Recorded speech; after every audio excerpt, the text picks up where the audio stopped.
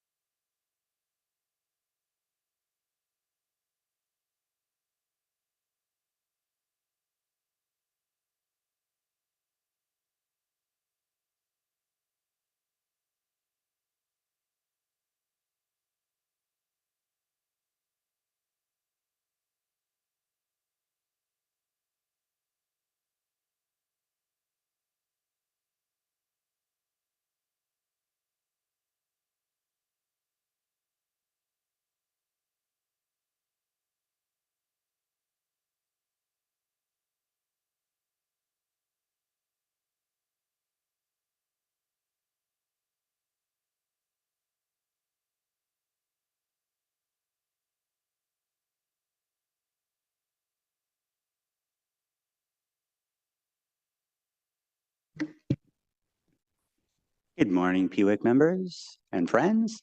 We're just going to be about 10 minutes. Our amazing clerks are dealing with some IT issues that are quite minor, but we want to make sure that we get this broadcast to everybody out there. So please hang tight.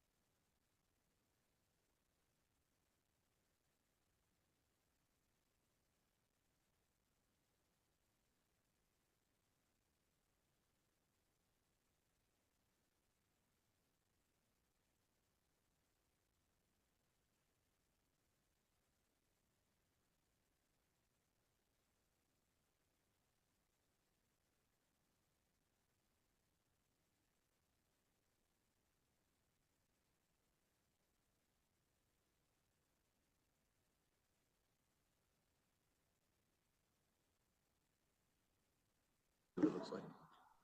Yeah, that looks great.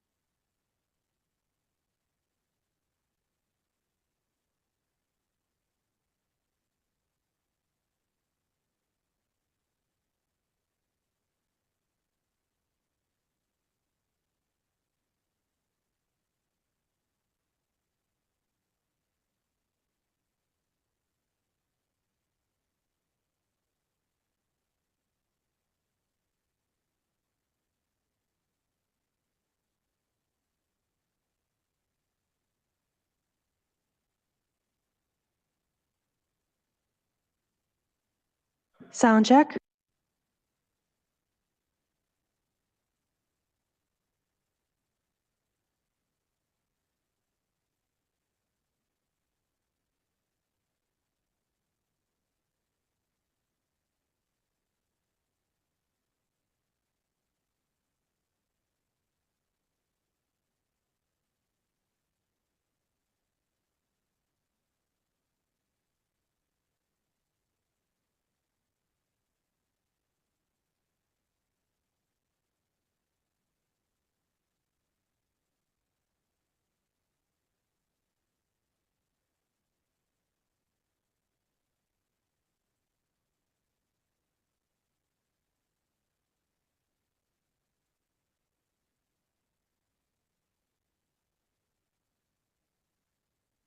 Test 1, 2.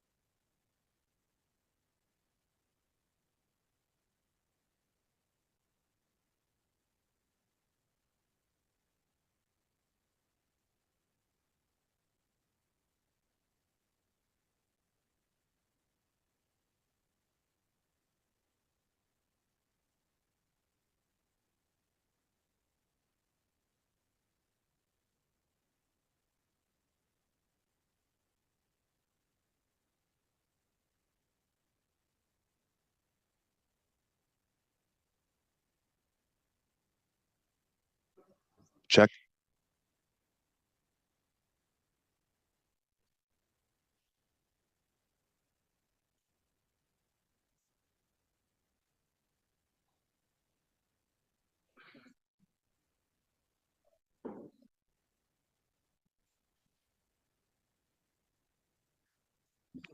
Test 1, 2.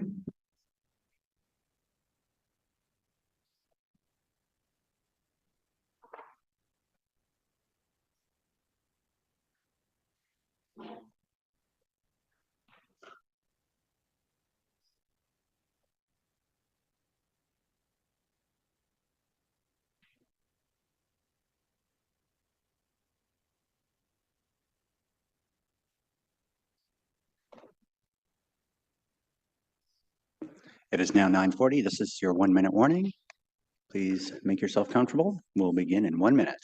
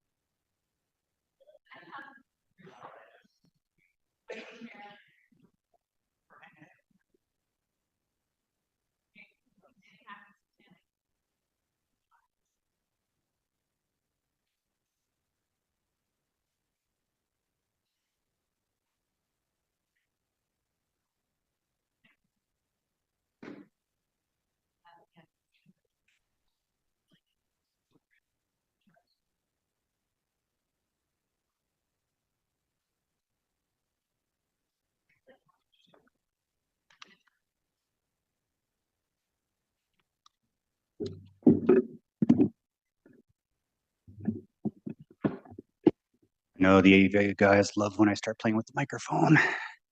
Well, good morning, everybody. First of all, Ottawa is built on the unceded Anishinaabe territory. The people and the Anishinaabe Algonquins who have lived here for millennia, their culture and presence have been nurtured, and we continue to nurture this land. The city of Ottawa honors the people of the Anishinaabe Nation. First of all, I'm going to start with a great ceremony, and thanks for your patience today. It is cycling month, so this is a great time to actually have the Bruce Timmermans Award. So before we begin today's meeting, I'm pleased to present the winners of the 2025 Bruce Timmermans Cycling Awards. This year's presentation marks the third annual celebration taking place on Let's Bike Month, a month-long celebration to promote and encourage, hosted by our partners, our friends at the Enviro Center. Throughout June, residents across the city of Ottawa take place in workshops, ride bikes, and participate in many events together that are very important for our cycling community. As chair, I've firsthand seen the strides that the city has made on active transportation. A standout achievement is Chief William Commander Bridge, our city's busiest cycling bridge, with over 300,000 cyclists using that bridge in 2024. And that's just in its very first year of operation. The Chief William Commander Bridge was named Project of the Year by the Institute of Transportation Engineers, National Capital Section, an achievement that strongly reflects our commitment to cycling within Ottawa. Active transportation is more mobility options. With climate change strategies helping reduce GHG gases and to build a more sustainable Ottawa, we see things, whether it's cycling, e-scooters, or mobile transportation as part of those solutions. Now, first, I would like to share some background on the Bruce Timmermans Award. Bruce Timmerman was a champion of the cycling community here in Ottawa. He's known throughout the Bike Ottawa halls as a hero, I guess you could say. A director of the Ottawa Bike Club, and taught biking, not only cycling itself, but the maintenance of bicycles. His passing in 1998, the Bruce Timmermans Cycling Awards have continued to be his legacy and passion that still lives on today. Members of the public are here as we've nominated some of these people that really stand out in the city. And for the awards themselves, we have some beautiful, and if you haven't seen the, I want to make sure I see this here, and it'll definitely be, you'll want to make photos of this stuff. This is great stuff, is the custom retro rides. This is by Jason Condonat, and he creates really cool cycling pieces that truly fit what the cycling community represents here in Ottawa. I'd also like to thank the members of the Bruce Timmermans family. Today, you always join us, Michael. Michael Timmermans. Michael is an avid cyclist that has done fantastic work representing his family's passion and keeping the memory alive. I'm honored to be a member of this award selection committee. I'm always inspired by the nominees that come forward. It is actually very difficult. I know the committee wrestles with it. There's many great people that have come forward and been nominated. But this year, it's now to award the individual winner, no stranger to the community, the 2025 individual winner of the Bruce Timmermans Cycling Award is Hans Moore. Yay! Come right up, Hans. Hans Moore is known to the community, and we all know him as Hans on Bike. One of the best leading bike advocates here in the city. You do a terrific job, Hans. And over the next decade, he'll continue to be the advocate for cycling advocacy. hansonbike.com has nearly 400 entries. You're very popular, Hans. People really like you and your cycling. So I would like to say thank you. And at this point, I'm going to actually ask our good friend Michael Timmermans to join us here today as we prepare to present the award. There he is. Great shirt, by the way. Good to see you again. So at this point, I'd like to take the opportunity to also call upon Councillor Devine to join me in presenting this award today as well. I did. He's very stealthy, this guy, I tell you. Even though I'm filming. Stealthy Sean. So at this point, I'd like to congratulate Hans as we present him the individual award today. Please join us for a group photo.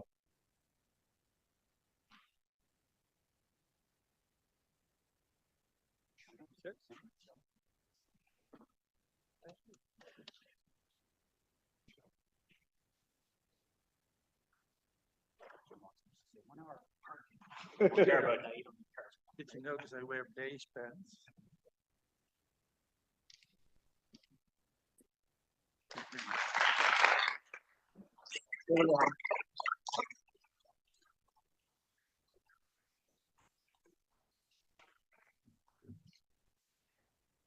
Now, thanks for hanging out with me. We will also continue about the organizational winner for the 2025 Bruce Timmermans Cycling Award. This year, it goes to Helping with Bikes. Please come on forward. I know these folks quite well. Please come right up. We want everyone to see your brilliance here. Good to see you. So since founding by Chris Taylor in 2014, a small but very dedicated, mighty group of volunteers have refurbished bikes, giving more than 3,000 bikes to members of Ottawa community that otherwise may not be able to afford and enjoy cycling. Helping with Bikes is entirely volunteer run, and those funds are raised by the community to do things like tune-ups, occasional bike sales, private donations. They all lead to ensuring the success of this organization that really truly helps people. The City of Ottawa provides the funding for helmets and locks we purchase But the financial support has also been received through the Kiwanis Club. I do want to make note of them. Cross Canada Cycling, and of course, we are thrilled to have them here as winners today. At this point, I'd like to invite, well, we have everybody up here already, so we're taking a major step in this speech. But I want to thank Chris and the entire cycling community of Helping with Bikes.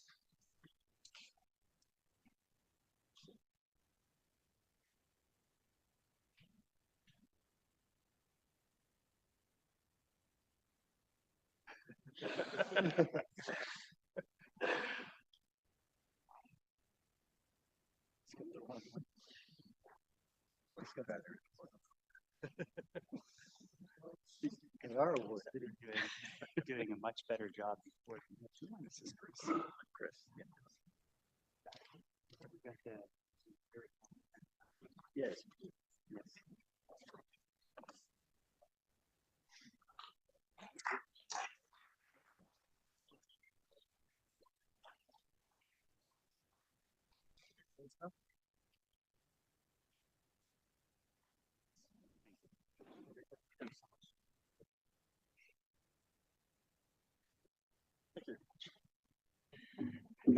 Michael, if I can ask you to stay here, we'll get Hans to come back up with the real certificate. Had the wrong names on them. Sean, did you want to come back up again? Thank you.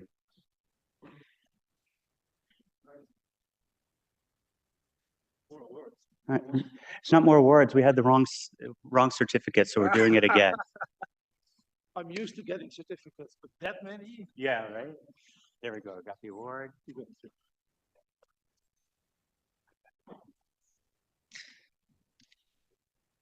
Great. Thanks again, guys. Thank you very much, everybody. Now we'll continue with the meeting.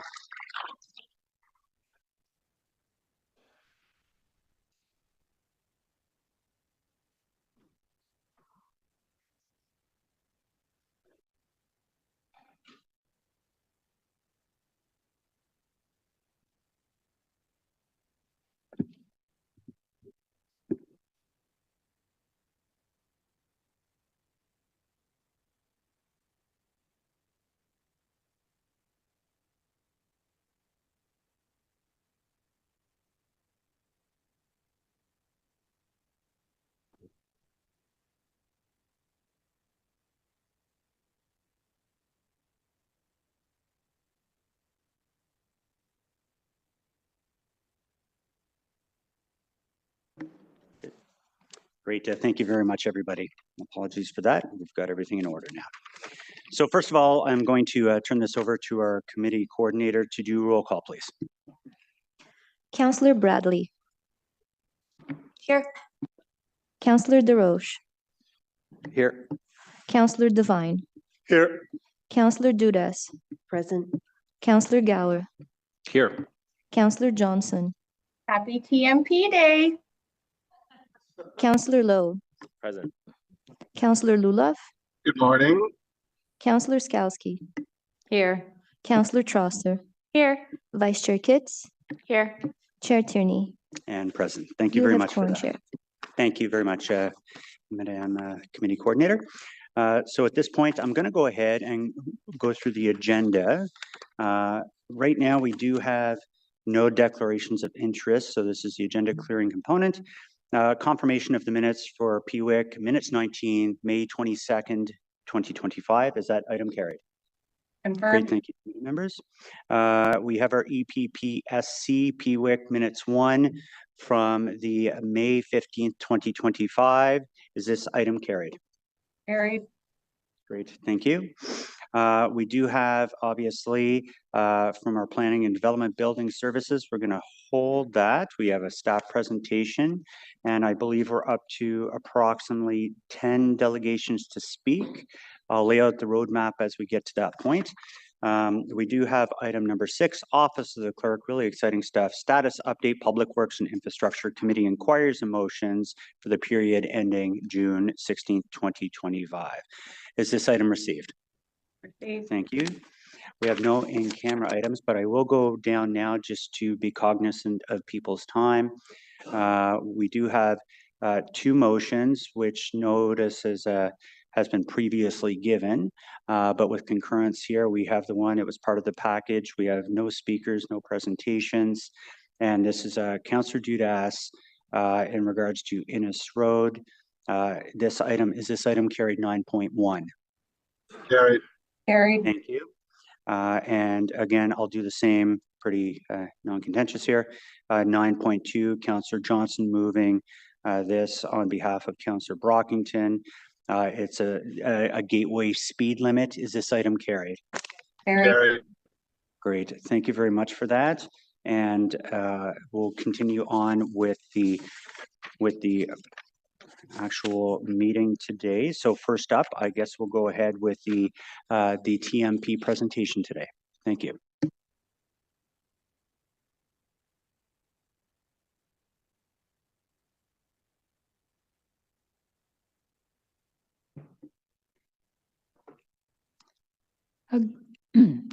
We've got rolling. Good morning, Chair, Vice Chair, members of committee. We are very excited to be here this morning to present to you our recommendations for the Transportation Master Plan. It has been a long road to get to this point. It was back in 2019 when Council approved the terms of reference for the Transportation Master Plan. And then we had a global pandemic, and that completely transformed the way that people travel, the way that people are working. And so we had to break the Transportation Master Plan into two parts. And in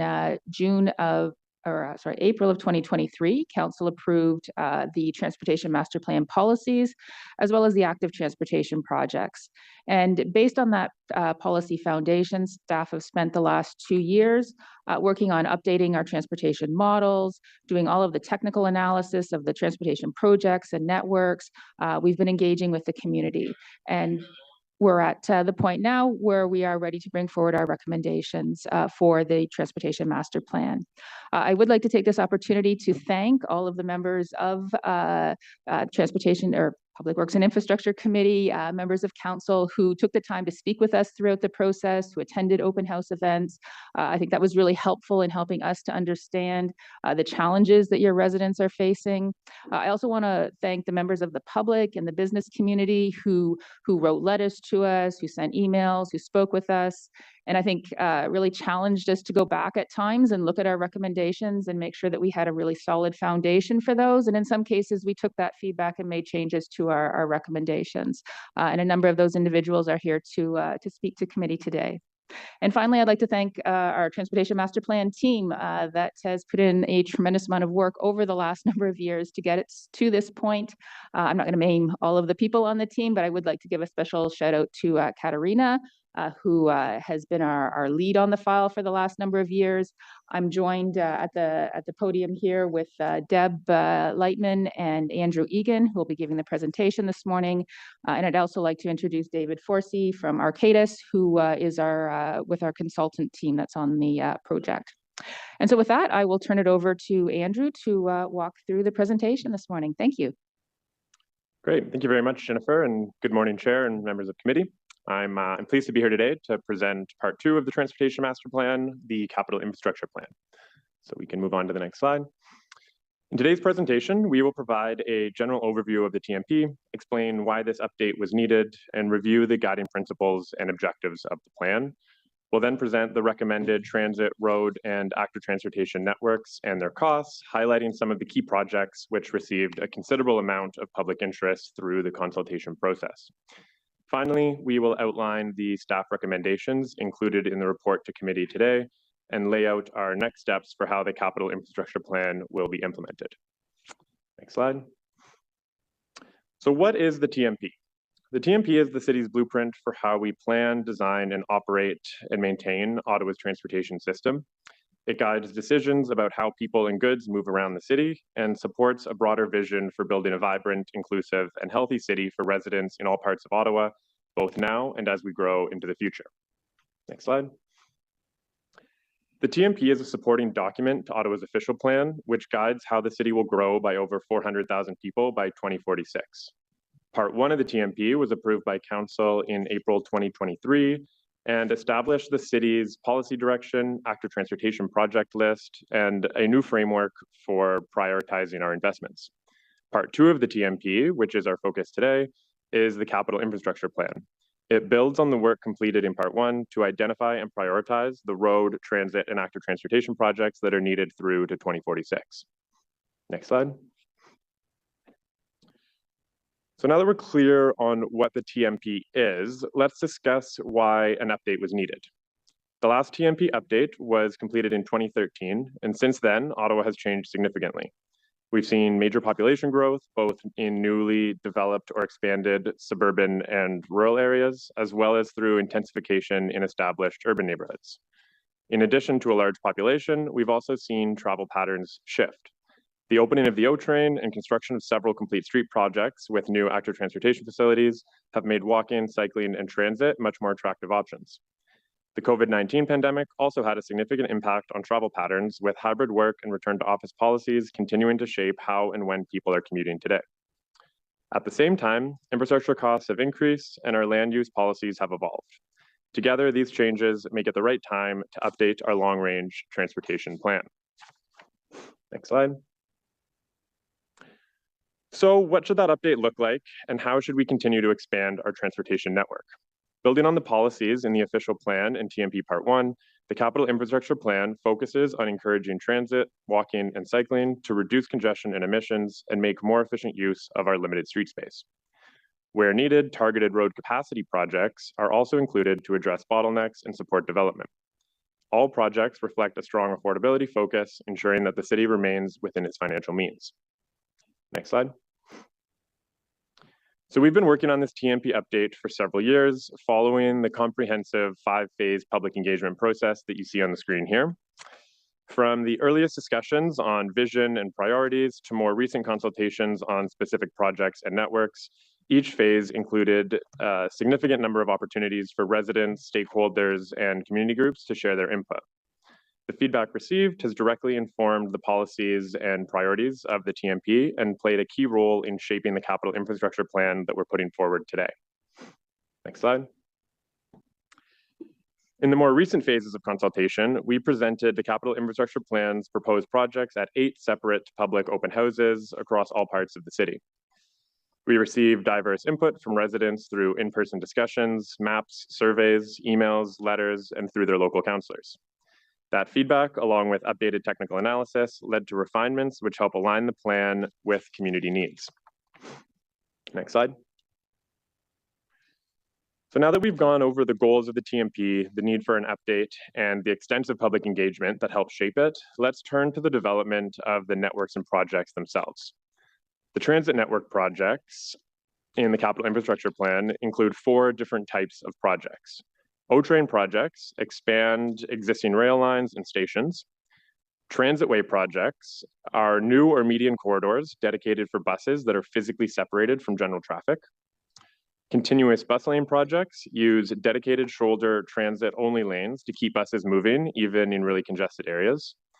And finally, transit priority corridors include localized improvements like signal priority, queue jumps, and stop upgrades to make existing bus service faster and more reliable. Next slide. The capital infrastructure plan also identifies different categories for road projects. Road capacity projects involve adding vehicle lanes or building new road connections, which increase vehicle capacity and support new development. Importantly, these road capacity projects also include new cycling and pedestrian infrastructure and often transit improvements in line with the city's complete streets policy. The TMP also identifies road urbanization and main street improvement projects. These projects upgrade existing streets, often in older or underserviced areas, to better support growth and intensification. They focus on adding sidewalks, cycling facilities, and enhanced transit features without increasing the vehicle capacity. Next slide. To build the road and transit networks that are included in this plan, we began with a transit-first approach. So what that means is that we identified all of the transit needs first and only added road capacity projects where they were necessary. This approach aligns with the official plan's focus on sustainable mobility by ensuring road capacity projects are only undertaken in areas where additional demand could not be met by transit alone. The first step in our process was to identify and analyze candidate projects to develop the needs-based networks. This was supported by technical analysis using the trans-regional travel forecasting model, which helped us evaluate where new infrastructure is needed based on current and projected travel patterns. Once the needs-based networks were identified, we applied council-approved project prioritization frameworks to determine which project should be included in the priority networks and implemented first. For transit, we prioritize projects with strong ridership growth, service improvements, and city building potential, whereas for roads, we prioritize projects only if they address significant congestion bottlenecks or provided access to new development. Recognizing limited funding, individual project costs were a key consideration in the prioritization framework. The priority networks include projects that can reasonably be delivered within our expected funding envelopes. The remaining needs-based projects represent longer-term investments required to fully meet the official plan objectives. Next slide. So we'll be showing you the needs-based and priority road networks map shortly, but first I wanted to ground the conversation in the context of affordability by highlighting the overall investments included in our priority networks. The priority networks include $4.25 billion in investment, excluding an additional $8.3 billion for the O-Train Line 1 and 3 extensions, which are expected to be funded by other levels of government.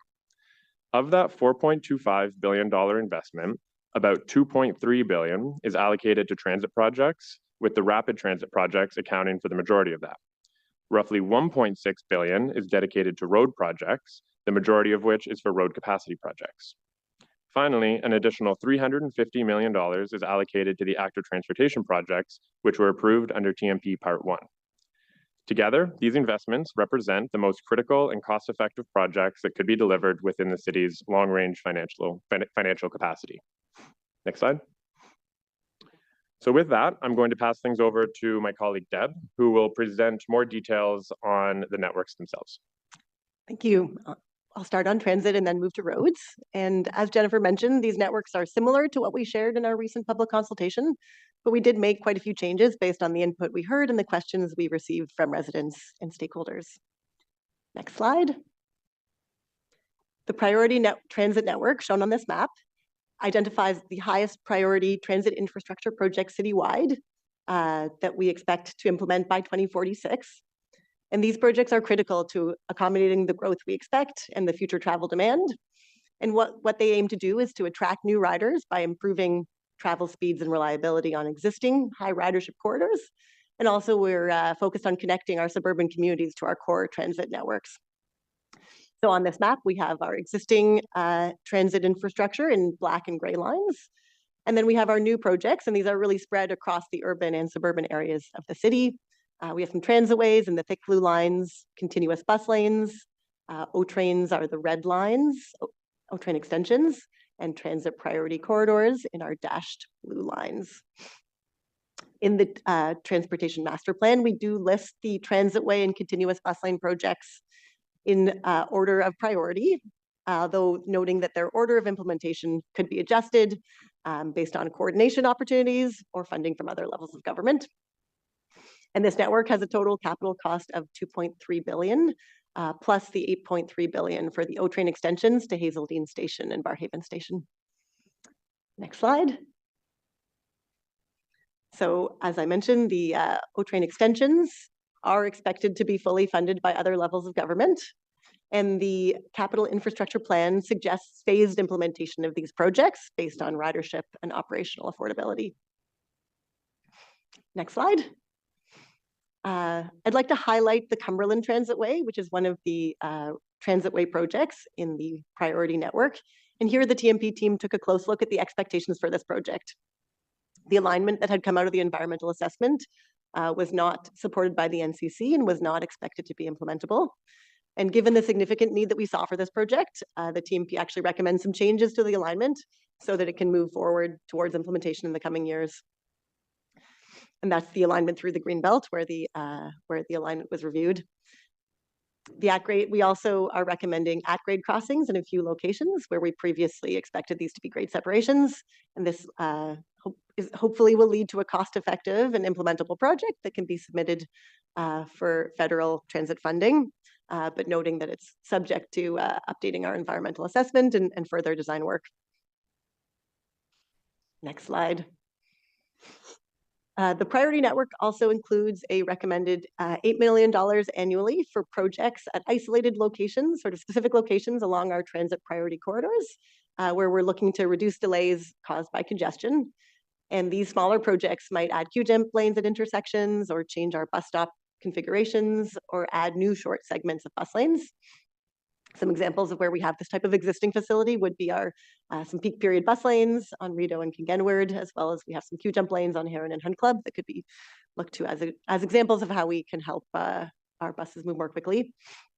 And our TMP package does include a list of candidate locations. These can be updated outside of the TMP, and the expectation is that they'll be brought forward for funding through our annual budget process. Next slide. Finally, on transit, the TMP does include a needs-based transit network that identifies all of the projects that are required to address travel demand and achieve our official plan objectives. This is a more expensive network at $4.5 billion plus the O-train extensions. And it delivers more transitway and continuous bus line projects, as well as some infill stations on our O-train lines and new station connections. And this full set of projects is not expected to be affordable within the 2046 horizon. A final note on transit before we move to roads. The infrastructure projects in these networks are expected to be paired with transit service hour increases to ensure that we have the service to support the projects and get the ridership growth. And yeah, these service hours are important to having the projects achieve their objectives. Next slide. So moving to our road and active transportation networks. Next slide. Here again, we have a priority network that identifies the highest priority projects that we expect to deliver by 2046 based on our current understanding of funding assumptions. On the map, we have new roads in purple. We have road widenings in sort of a black and white hatch pattern. The red is the urbanizations and the Main Street improvements. And then the map also shows committed projects in green. And committed projects are where we have new roads and road widenings that already have some funding assigned to them, and they're expected to be implemented first. They generally come out of the last transportation master plan. So with the new roads and road widenings on this map, the aim is to address congestion bottlenecks and enable access to new development. And with our road urbanizations and Main Street improvements, we're looking to support growth by providing multimodal infrastructure in our new communities and in our intensifying communities. The road projects are listed in 2 phases with the sort of overall expectation that phase 1 is the first half and phase 2 is the second half of the planning period. For the road capacity projects, we do have committed projects that will take a few more years to fully fund and deliver. So the start of phase 1 is not immediate. And we do intend to pursue the road projects in the order in which they are listed in the capital infrastructure plan.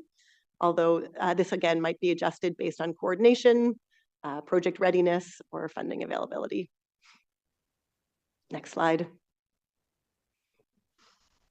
We did receive lots of questions and comments about the recommended widening of Airport Parkway.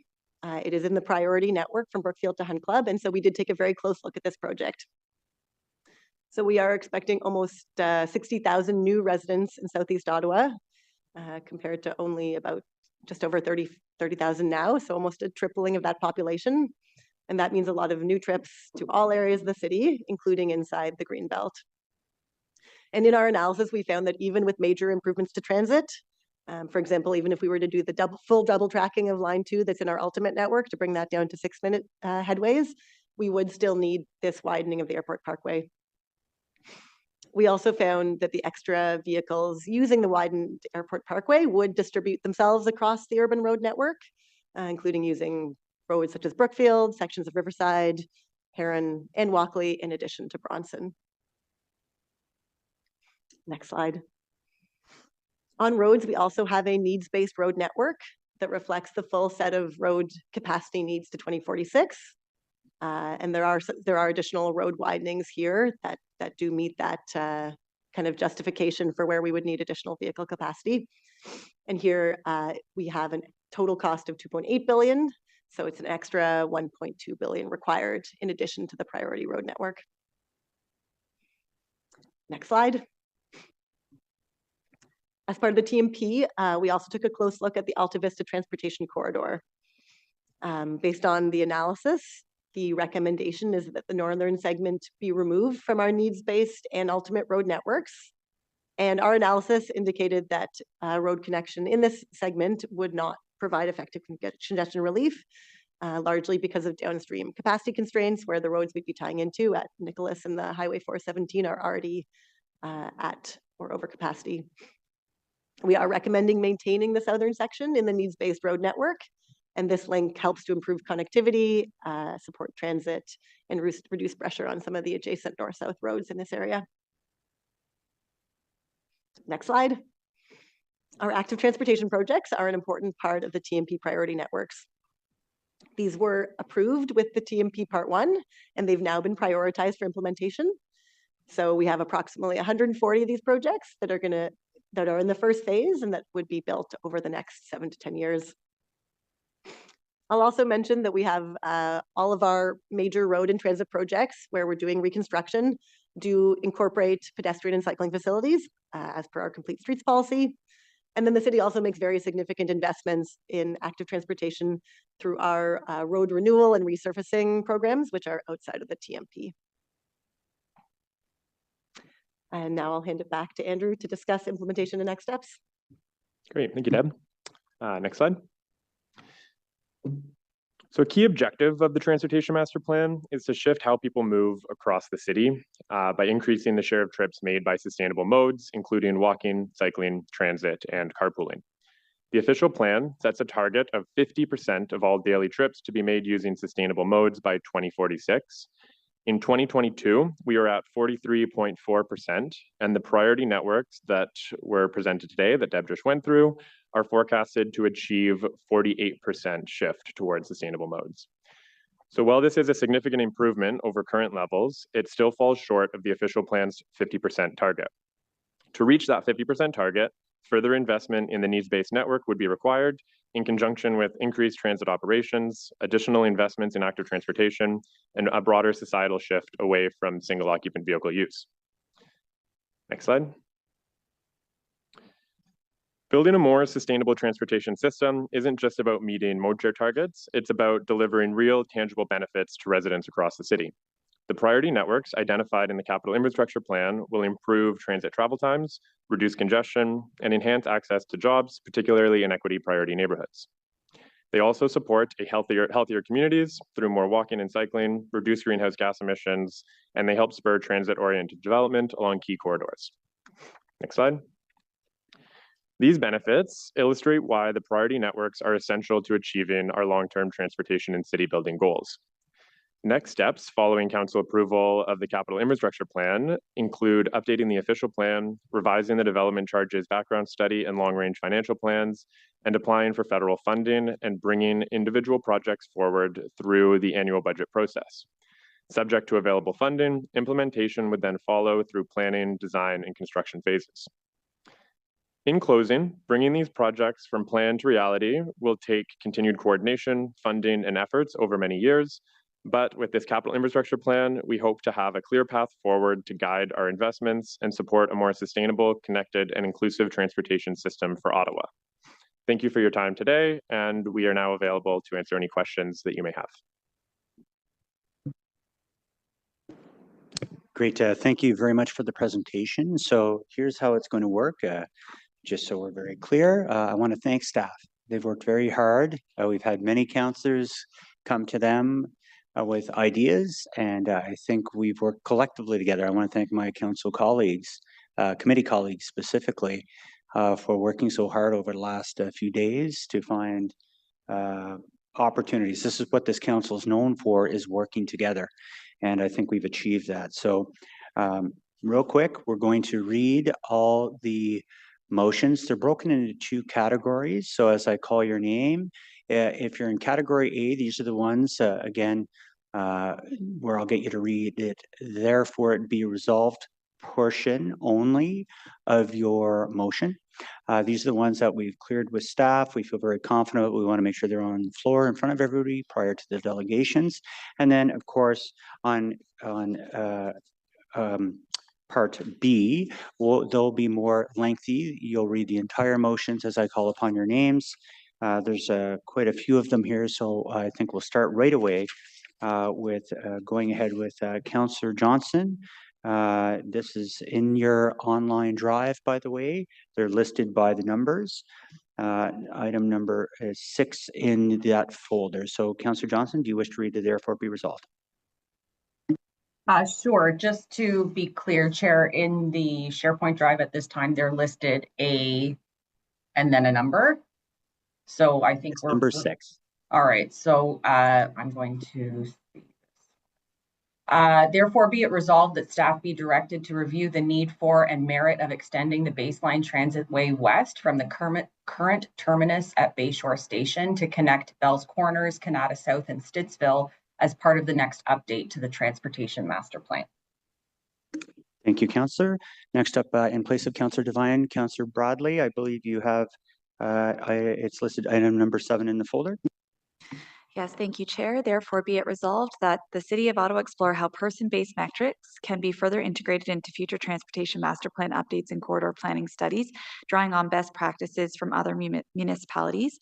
And be it further resolved that transportation planning staff identify and report back on the following as part of the next TMP update. 1, any data, technical, or policy gaps that must be addressed to enable the effective integration of people-based metrics into transportation planning. And 2, how person-based transportation metrics have been integrated into transportation planning to ensure continued alignment with best practices. Thank you, and thanks to our committee coordinators. I know they're moving fast and furious on the screen. If we ever do the TMP again, we'll put them in one sheet to make life easier for everybody. I apologize. That's my bad. Councillor DeRoche, item number 11. This motion is therefore be it resolved that federal funding and or necessary land transfers for the Leitrim Road realignment, Linebank Road to Bank Street, be pursued as part of the project planning. Thank you. Item 12, Councillor Lowe. Thanks, Chair. Therefore be it resolved that for the next TMP update, staff consider the addition of active transportation components to the Prince of Wales Drive crossing of the Jock River. Short and sweet. Right back at you. Item number 13, Councillor Lowe. Therefore be resolved for the next TMP update, staff consider the addition of active transportation elements to the Strandherd Drive Transitway underpass. Great. And just for connectivity issues, I believe Vice Chair Kitts, Councillor Ludloff's asked if you could read his item number 18. Thank you, Chair. Therefore, be it resolved that the city, in partnership with other transportation agencies in the National Capital Region, collect new origin destination travel survey data to provide insight into the ongoing evolution of travel patterns citywide. And be it further resolved that the Transportation Master Plan, Capital Infrastructure Plan be updated once the official plan growth projections are complete and new origin destination travel survey data is available. Thank you. Item number 21, Councillor Gower. The city recently completed a feasibility study for a pathway in the Pool Creek corridor, funded in part through the Government of Canada's Active Transportation Fund. This study identified a new pathway connection through a hydro corridor from Stittsville Main Street to the Amberwood community at Springbrook Drive. Staff are directed to ensure that this project is considered as a candidate active transportation project as part of the next TMP update. Thanks. Thank you. And item number 23 and 24, actually, Councillor Kitts. Thank you, Chair. That is part of the next TMP update. Staff be directed to review and score the widening of the segment of Brian Coburn Boulevard from 10th Line Road to Trim Road for potential inclusion in the needs-based and or priority networks of the Transportation Master Plan Part 2 Capital Infrastructure Plan. And that staff be directed to incorporate the following items for review and reconsideration as part of the next refresh of the TMP Capital Infrastructure Plan. 1, that staff evaluate a phased approach to the urbanization of 10th Line Road from Harvest Valley Avenue to the future E1 community with a focus on Phase 1, Harvest Valley Avenue to Sweet Valley Drive to accommodate near-term growth and the new school with frontage on 10th Line. Phase 2, Sweet Valley Drive to the future E1 lands, recognizing that these lands are expected to develop 5 to 10 years later and may be timed accordingly. And 2, that staff review the Navan Road widening project from Renault Road to the Blackburn Hamlet bypass, including urbanization, for reprioritization, including a strategy to address projected timing uncertainties related to the receivership of adjacent lands and the required sewer servicing works that may affect project delivery. Thank you. Great. Thank you very much, Councillor Kitts. Councillor Skalski. Thank you, Chair. That staff review the timing of the Albion Road widening currently in the needs-based network as part of the next Transportation Master Plan update in anticipation of planned growth in the south and potential traffic generators such as the newly expanding Hard Rock Hotel and Casino. Moving fast and furious, Councillor. Welcome. Councillor Devine, but Councillor Bradley on behalf of Councillor Devine.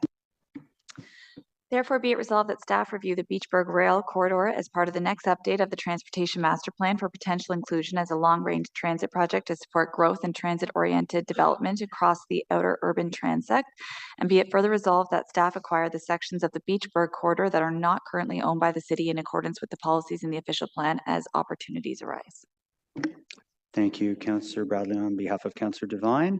Now we'll read in the more longer ones only because they, again, there's no issues with them, but staff have determined that we feel that they could require more context. So at this point, I'll get to Councillor Dudas, item number 4, please. And just for clarity, Chair, so we're not speaking to it right now, we're just reading it in? That's correct. We're reading it in. We'll allow the delegations to participate. We'll go to questions of staff, and then we'll get to the point where we deal with those. But if you wish to read in your entirety with the whereases for all the following ones, yours first, and then we'll proceed through there. Councillor Dudas. Yep, thank you very much. Whereas the active transportation networks provide vital connections between communities and increase access for residents to move around their communities. Whereas the East Light Rail Transit Extension will soon bring increased connectivity and access to transit in the East End. Whereas the Ottawa River Pathway in the north, Innis Road in the middle, and the future Brian Colburn Boulevard extension with cycling infrastructure in the south provide critical east-west connections for Orleans residents to and from the city. Whereas active transportation connections that run perpendicular north-south through Orleans are lacking. Whereas the continuation of cycling infrastructure along the Orleans Boulevard from Boyer Road to Innis Road would complete this connection and greatly bolster the north-south cycling connections through Orleans. Whereas separated or buffered cycling facilities on Orleans Boulevard from the Ottawa River Pathway to Boyer Road are included in the Transportation Master Plan. Active transportation projects have been prioritized in the first phase and planning is already underway. Therefore, be resolved that the Public Works and Infrastructure Committee directs staff to include a feasibility study of extending the cycling facilities to Innis Road as part of the current cycling infrastructure project along Orleans Boulevard, the Ottawa River Pathway to Boyer Road, and be it further resolved that staff be directed to consider implementation of this project as part of the next TMP update. Great. Thank you very much. And just before we proceed to the next B item, I'll call it, I believe I made I have Councillor Johnson. There is one, therefore be resolved. If I can get you, we'll pull it up on the screen there. Great. Councillor Johnson, therefore be resolved. Or be it resolved that as part of the next update to the Transportation Master Plan, staff be directed to review the road urbanization and Main Street improvement programs to identify potential opportunities to refine these programs to better support intensification in the outer urban transect and other areas of the city that are experiencing or likely to experience rapid intensification. And be it further resolved that the identification and prioritization of active transportation projects likewise consider the potential for intensification as one of the criteria in the next TMP update. Great, thank you. And since you're all warmed up, Councillor, for your B item in its entirety, item number 5. And we'll just pull it up on the screen.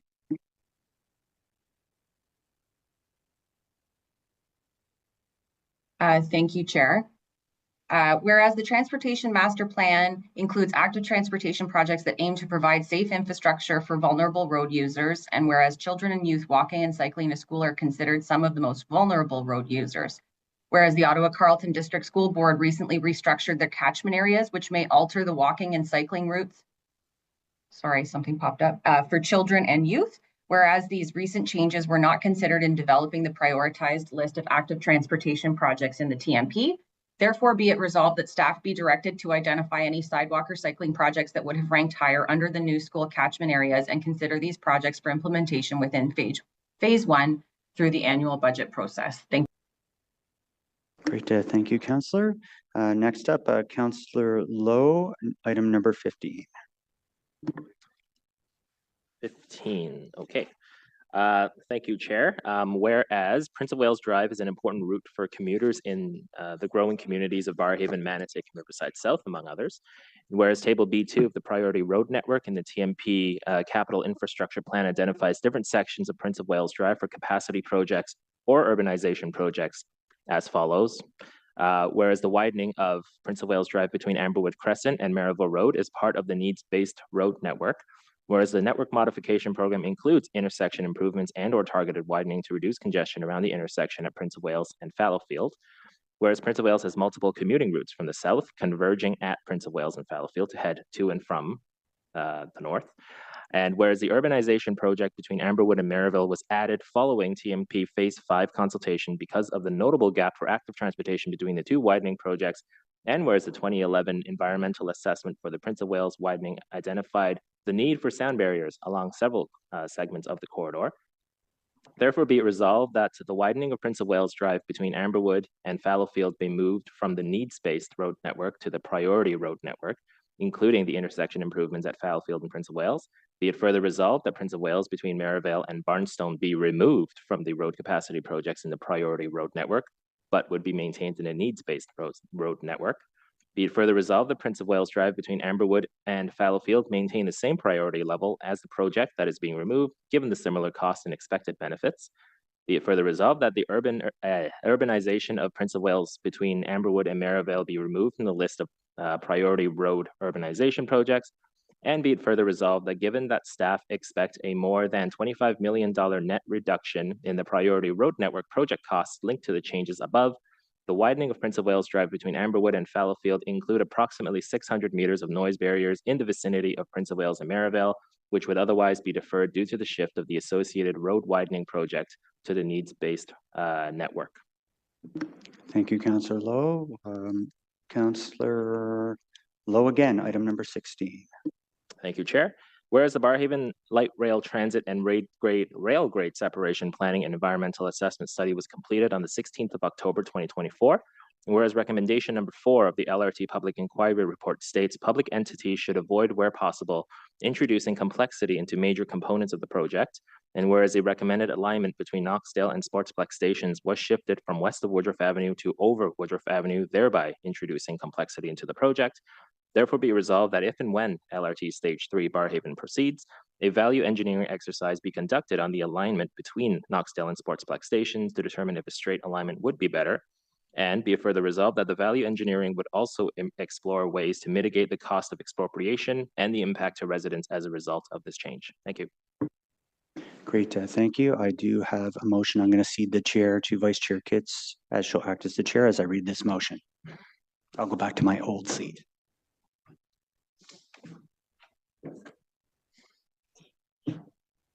Chair Tierney. Great, thank you, Chair. Whereas the City of Ottawa during the 2018-2022 term of council has acknowledged and voted in favor of the STO tram, currently in the planning stages and funded by the Government of Quebec and the Government of Canada, total projected costs of $3.5 billion, with the objective of reducing greenhouse gas emissions and rejecting the bridge-based option, which would likely induce additional travel demand, whereas the National Capital Commission is conducting a public survey concerning the potential interprovincial bridge crossing, yet concerns have been raised about the methodology and the integrity of the survey.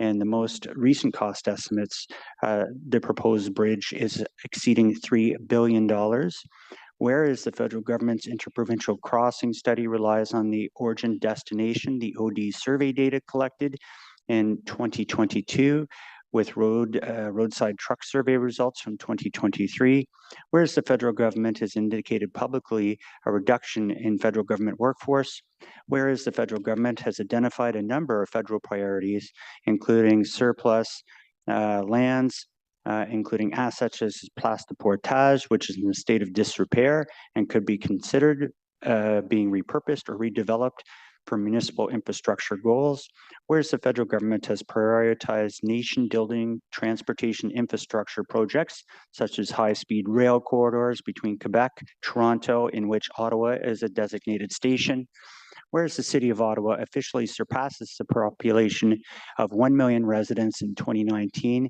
marking significant milestones that elevate the scale of infrastructure planning and reinforces the needs to respond to growth-related challenges, whereas the 417 serves as the city's primary east-west corridor with only the major through route concentrating regional and interprovincial traffic into a single corridor and contributing to substantial congestion and delays, whereas the incident on the 417 frequently results in the extended closures and traffic disruptions, exacerbating by limiting alternative route options due to the restrictions of the city's street designations for multimodal travel, whereas the provincial government released Connecting the East, a draft transportation plan for Eastern Ontario in 2022, which includes the action to explore the potential of Ottawa Ring Road to reduce congestion in the city core as part of the future MTO planning process study, and whereas such long-range vision document presents the appropriate opportunity to examine the feasibility and benefits of developing a Southern Ring Road in Ottawa to improve regional connectivity and reduce core area traffic pressures, and whereas the provincial government has received and reviewed prioritized lists of municipal infrastructure projects, which does not include federally proposed interprovincial bridge crossings.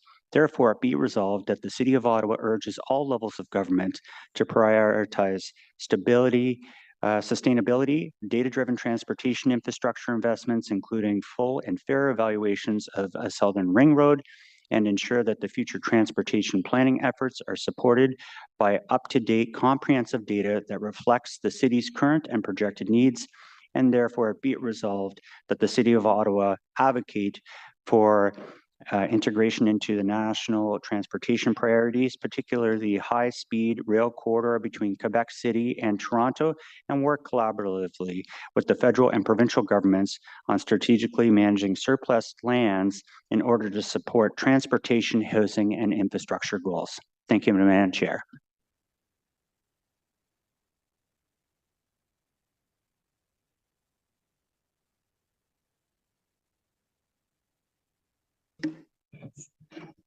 Thank you very much. I'll now return to the chair and I'll go to our vice chair for the next three items, 20, 22, and 25.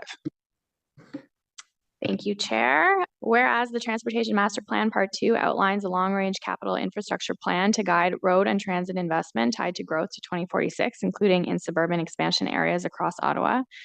And whereas suburban wards are experiencing rapid population and housing growth with multiple expansion areas advancing through the development approvals process. And whereas transportation infrastructure, including arterial roads and transit service, has not consistently kept pace with development pressures, creating congestion and impacting the delivery of complete streets and communities. And whereas approving growth in advance of transportation infrastructure delivery risks compounding long-term servicing gaps and undermining citywide policy objectives. Therefore, be it resolved that planning and development staff be directed to review and report on the feasibility of establishing transportation infrastructure conditions that must be satisfied before subdivision or high-density development applications can be approved in suburban expansion area lands.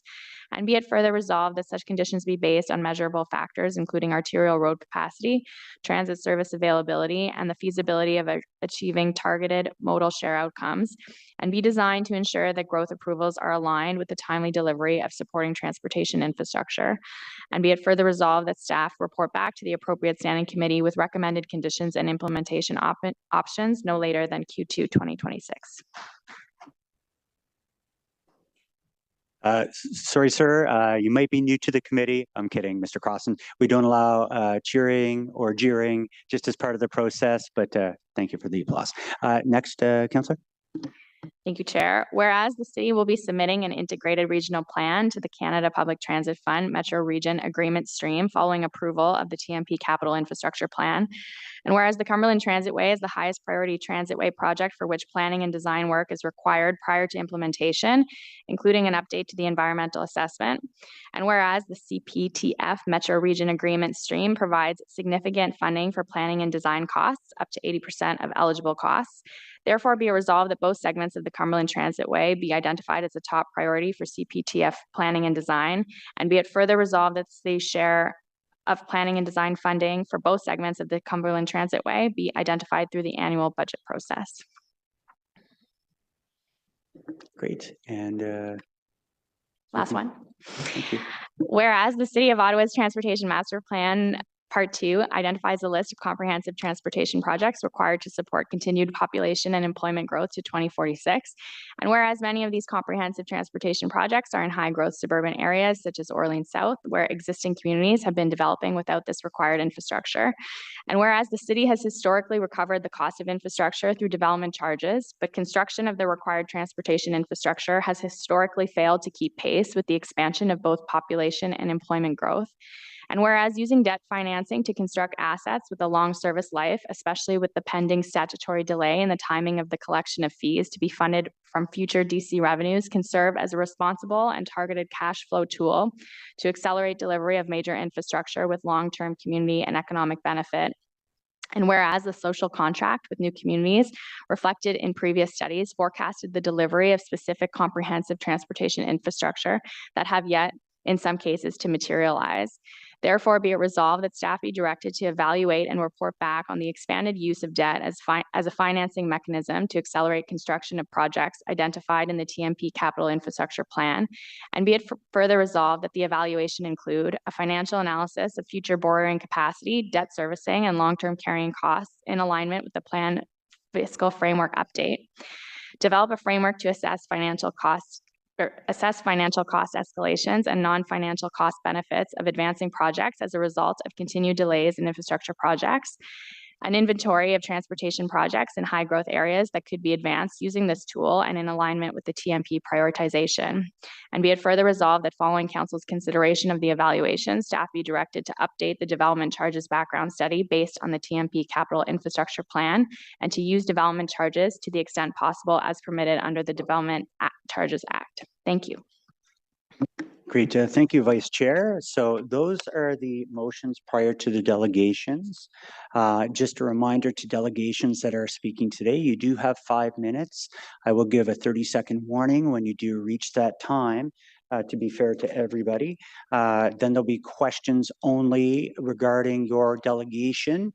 If there's questions to city staff, I've already reminded members of the committee that we'll reserve those questions for the city staff at the end. So please, committee members, if you could adhere to that, we can move through this expeditiously and be very cognizant of people's time.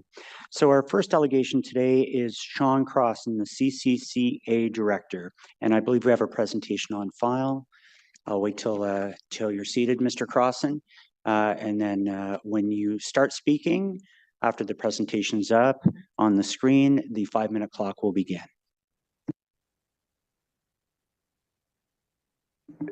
Is there a mouse to,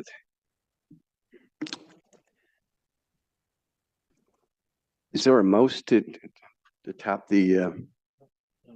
We're going to advance. Okay, for you. okay. Just stay next slide. Okay, gotcha. Perfect. Thank you, sir. Thank you, Councillor Tierney. It's been a while since I've been before this committee to make a presentation. Some of you remember me as I've been an active community leader in Orleans for 33 years. I'm the founder of the Cardinal Creek Community Association. I was president of the Fallingbrook Community Association, the president of the Orleans Chamber of Commerce, and have been actively involved in our community for many, many years. I just want to recognize a very friendly face across the room, Councillor Skalski, who used to sit on the Cardinal Creek Board of Directors, and congratulate her on her recent win for Osgood. Great news. So, Cardinal Creek is located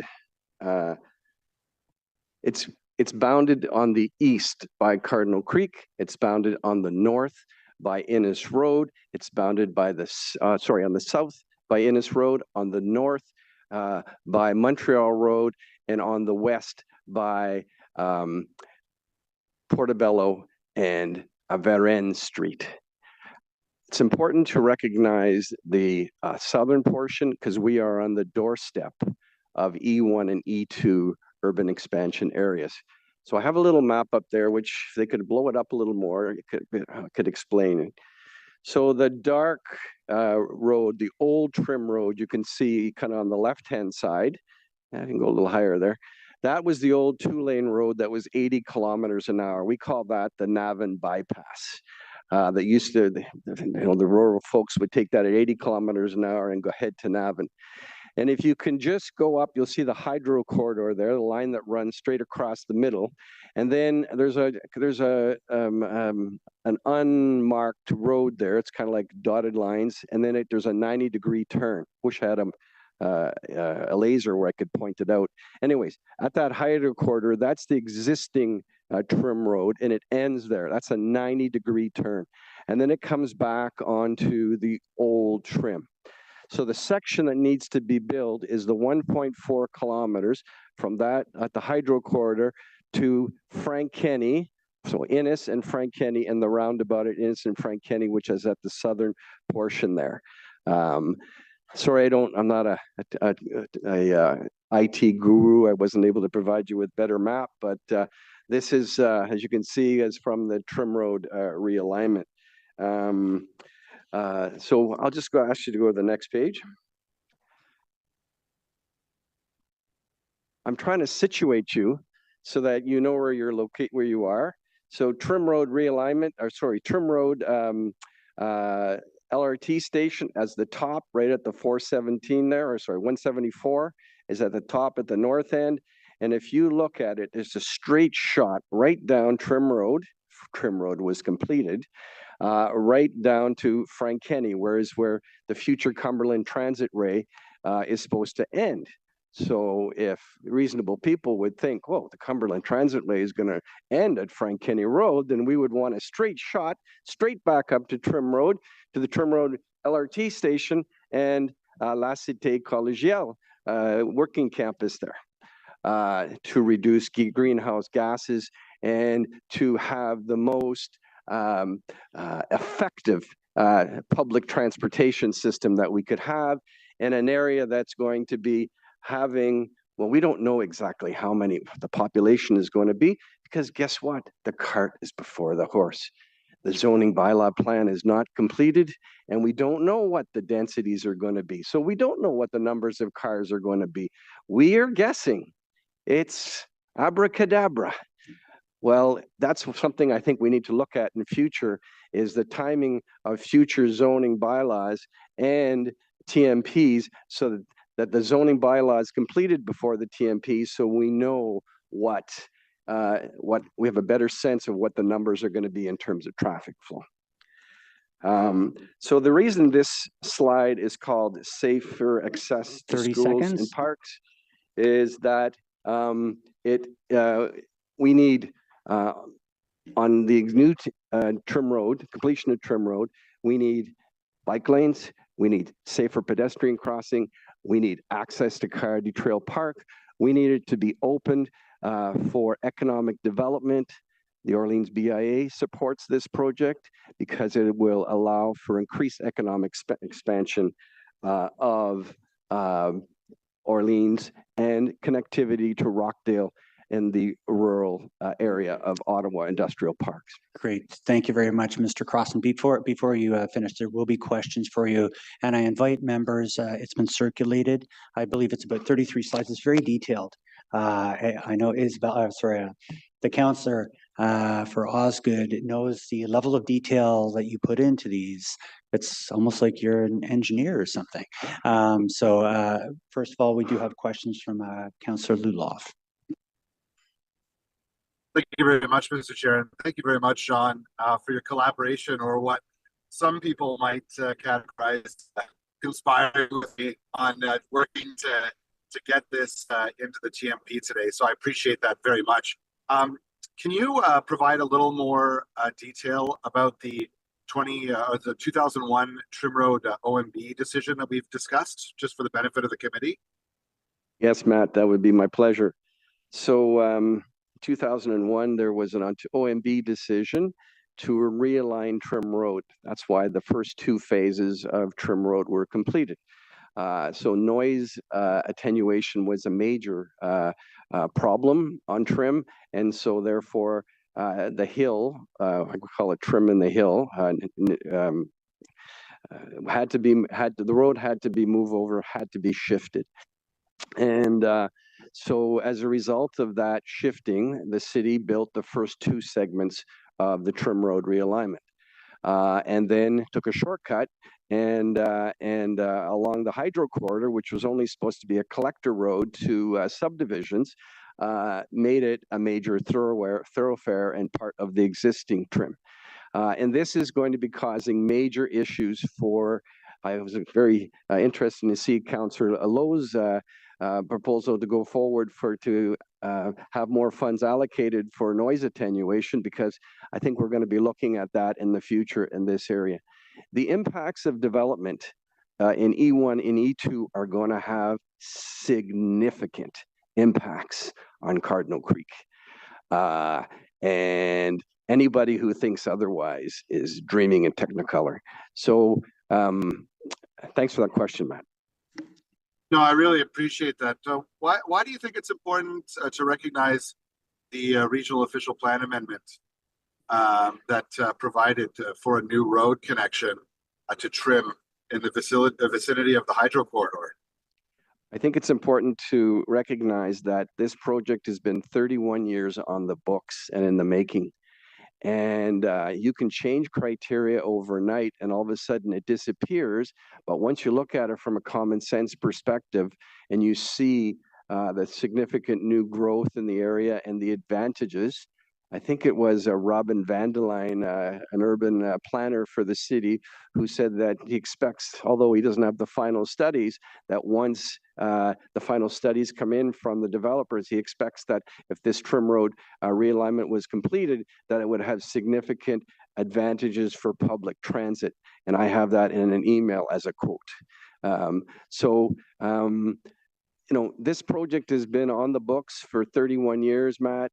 We've been trying to get it done. It has active transportation components. It has bike lanes. It has pedestrian walking paths. It has more safer pedestrian crossings. It will take traffic off the old Trim and reallocate it to Trim Road, where there's less people living in that area, and will allow for safer, somebody mentioned here, I think it was Councillor Lane, who had a proposal motion in to reassess the school boards. Well, the kids, more and more kids are walking every day to school, and all of our services, we all live on the east side of Trim. I shouldn't say all of us, but many of us, over 2,000 homes live on the east side of Trim, and all of our services, all of our school boards, all of our doctors, all of our shopping, everything is on the west side. So every day people have to cross Trim Road to get to those facilities. So it's not a nice to have, it's a must. That's great. One last question for you, Sean, before I cede the floor to my colleagues, because I know they have questions for you too. We're quite lucky in Cardinal Creek to have the connected Cardinal Creek and Coyote Trail parks. Can you describe the difficulty that residents like you and I have right now in accessing the amenities of Coyote Trail Park because of the lack of connection? Yeah, I'd be pleased to do that, Matt. Actually, there's a great map in my presentation. It's in the appendix section. I wanted to make sure you had everything. I'm an urban planner by background. If you haven't gathered, I tend to do my homework before I come to these committees. I spent 3 days putting this presentation together, speaking to experts to make sure that I had everything correct. So I think it's on page 30. If you could flip to page 30 of the appendices, this will give people a better perspective. Sometimes a picture is better than 1,000 words. Yeah, could you pull that up on the screen so Yeah, we can it's up see? on the screen, Mr. Crossen. If I could ask you to respond briefly, if that's Okay, okay. so Thank you. as you can see, the parking lot is situated about a quarter a mile away. So it's way over here on the left there. I don't have a pointer from the dog park and from the other facilities that are located. For example, there's an adult exercise area. There's a band shell and tennis courts, etc. So that's quite a distance. We were able to, I think it was under Mayor Watson, get $1.4 million allocated from provincial, federal, and municipal monies to get this service road put in so we could get this park built 10 years ahead of schedule, which we did. And the other thing, so it's quite a distance to get, Matt, to the park. It's currently lacking, has no electricity, so there's no electricity for the tennis courts. And the interesting thing, it's only 600 meters from E2, which is Frank Kenny and E2. So it could service the new growth area, E2, as well as continue to service Cardinal Creek. Appreciate that very much, Sean. Thanks so much for your continued work on this. Looking forward to continuing to work on this with you. And I would encourage my colleagues to go through this and support the motions brought forward today by your East End councillors to ensure that that we're properly planning our transportation system for growth. Really appreciate your time today, Sean. Thank you. Thank you, Matt. Thank you. Vice Chair Kitts. Thank you, Chair. Thanks, Sean, for being here. You've been in Orleans a long time, as have I, and you've seen it grow. And there has been a lot of growth and not a lot of additional road capacity. And that's not just for cars, personal vehicles, but for transit as well. You represent a more established area of Orleans, but you've been referencing the expansion lands in the south in Ward 19. The E2 original concept was 300 units. It's now 700 units. And as you said, not finalized yet. And E1 is about 5,000. Units. So I was hoping you could elaborate a little on your comment about putting the cart before the horse. So when I say putting the cart before the horse, you already saw that with density and with intensification, we've gone from 300 to 700 units in E2, and what is it now, 5,000 in E1? That's Wall Road versus Innis, right along Innis from Frank Kenny to Trim, which is right on my doorstep. So it's difficult to determine what the traffic levels are going to be, traffic patterns, when you don't know what the density is going to be. And the density, of course, is being clarified in the zoning bylaw. So if you don't have the zoning bylaw before you do the TMP, you don't have solid numbers to base your projections on and base the information on. So when I say the cart before the horse, that means we have the TMP before we have completed zoning bylaws. We need to switch that so that it works better moving forward, so we have more solid data, more solid evidence when we are doing the modeling and when we're doing all the number crunching that needs to be done.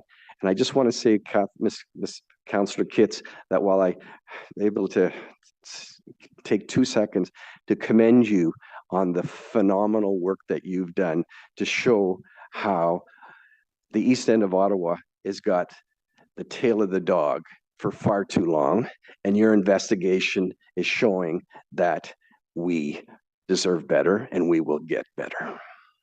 Thank you very much for that, Sean. And obviously, I agree, and I share your concern, is what I meant to say, about the growth pressures that our community is facing. So appreciate you being here today. Thank you. Thank you, Councillor Kitts. Councillor Dudas. Thank you very much, Chair. Thank you, Sean, for being here. Thanks for this presentation. You're right, you put a lot of thought into it. I actually wanted to just dig into a little piece of it and ask you to put your former Orleans Chamber of Commerce hat on. When we had the chamber, there was a lot of discussion about bolstering our economic prosperity in the East End, the lack of transportation networks, how that was a huge detriment to our ability in the East to be able to see that increase in economic boost. You mentioned about the BIA having ridden in support of this, and I was hoping you could just speak a little bit more about how this realignment would, see improvement for our ability to access, better prosperity. Thanks for that question, Councillor Dudas. As you know, the BIA has been extended to Trim Road. And now it has some industrial members who have businesses like they transport milk, for example, into the area, and other who making food and things like that. And what we started to discover is the connectivity to the Eastern Ontario marketplace and connectivity, better connectivity, enhanced connectivity to Quebec, Montreal, as well as the Rockdale Industrial Park, which is owned by the City of Ottawa, Advars, to allow for those synergies that take places between businesses. Currently, there's that lack of direct access. And Frank Kenny was widened many, many years ago. I think it was under Mayor Brian Coburn when we were in the Cumberland days. And so now there's this little gap in there, which is that 1.4 kilometers, which is about, according to my CPA friends, based on the figures that were done in 2023 and the 2025 figures, about $20 million is what it would require to complete it. The other aspect is, so the BIA has supported us because they believe this is a city building project. This is not just a little tiny road that needs to get done. It has tremendous benefits for our community. And yeah, so that's why they've supported it. Thank you, Laura. Thank you very much, Sean. Thanks for being here. Thank you very much today, Mr. Crossen, for coming out. There is, again, a large, very detailed analysis that you provided. I want to thank you for all the effort. People don't realize you're not paid for this. You're putting many, many hours in. So thank you for coming out today and delegating. Thank you very much, councillors. Next up, we have Ken Holmes, and I believe there's a presentation on file. Oh, Mr. Holmes, great.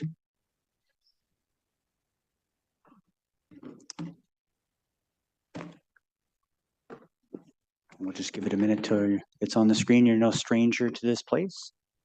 Thank you for taking time to come out today. You have 5 minutes and it begins when you begin speaking.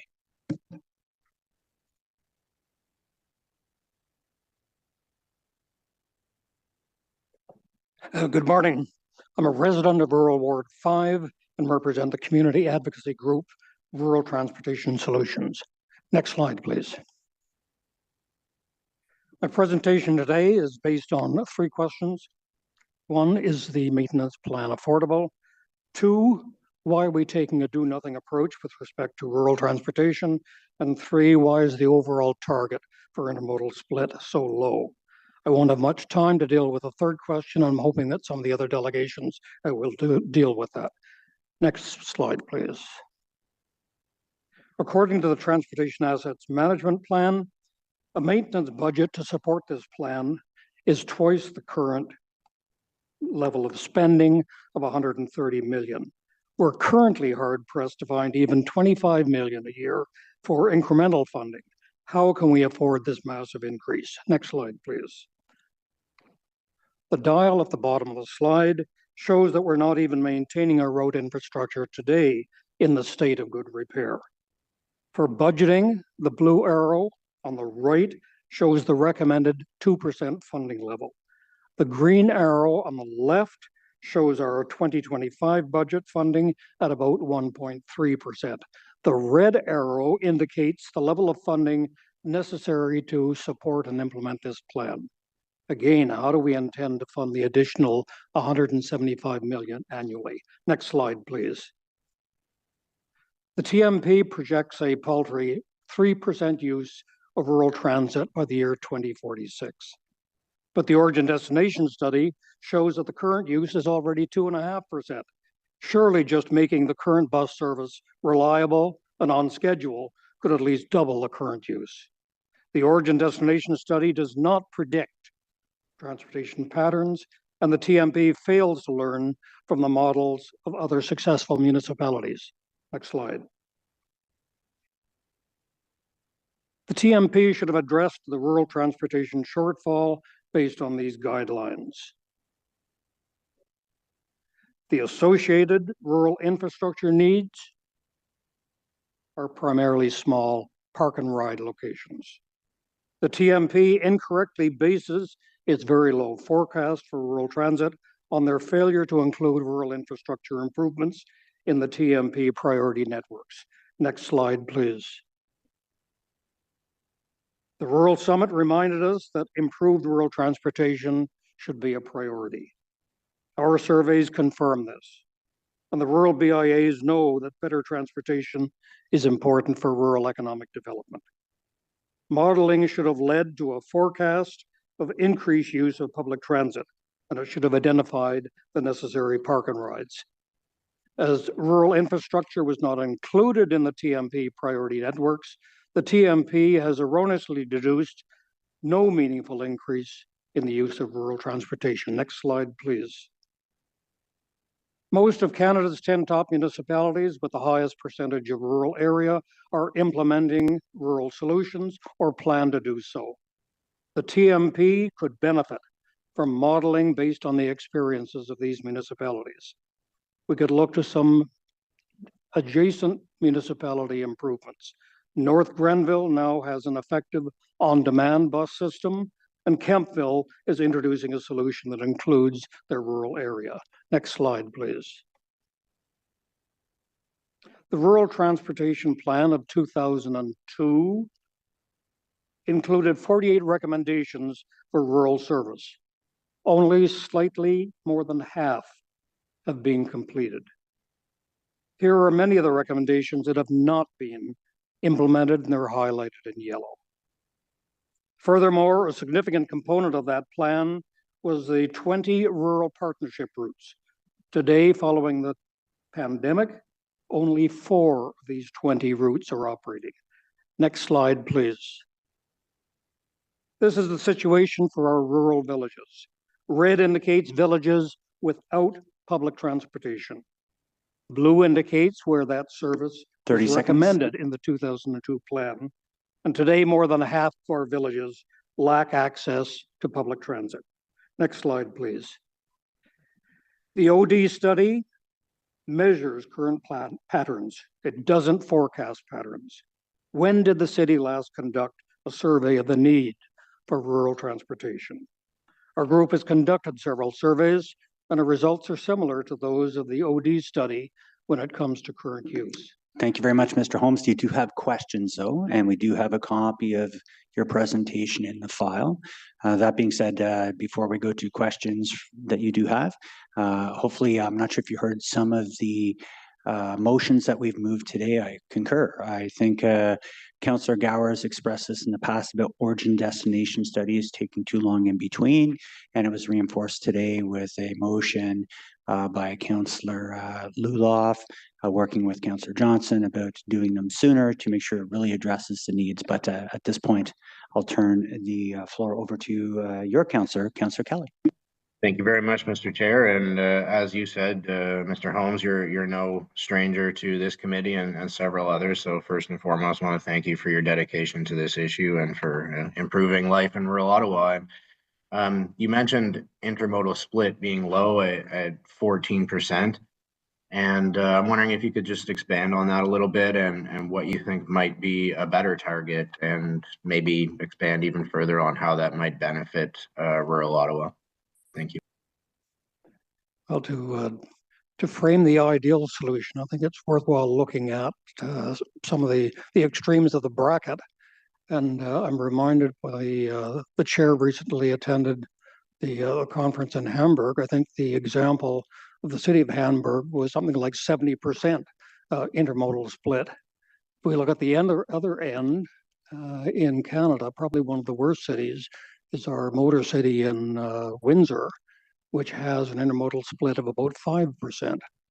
So the answer is somewhere between the 5 and the 70, but I suggest it's closer to the 20 than it is to the 14 that we're currently looking at. I can recall this committee talking about 15 years ago about targets in the high 20s. So we've gone from the high 20s to the 17 to the 14. No particular explanation as to why it keeps dropping, but we keep investing huge amounts annually to try to improve public transportation. So the answer, in my estimation, is probably closer to 20 than it is to 14. But one of the key aspects is not just picking a number, it's sticking with it long enough that we can make sure it's working because it's going to be driving our investment in infrastructure incredibly powerfully over the next decade at least. Thank you very much for being here today, Mr. Holmes, and thank you to the chair and to my colleagues for indulging a non-member of the committee today. Thank you. Absolutely. And forgive me, Councillor Gower. Thanks, Chair. You mentioned the survey that was done.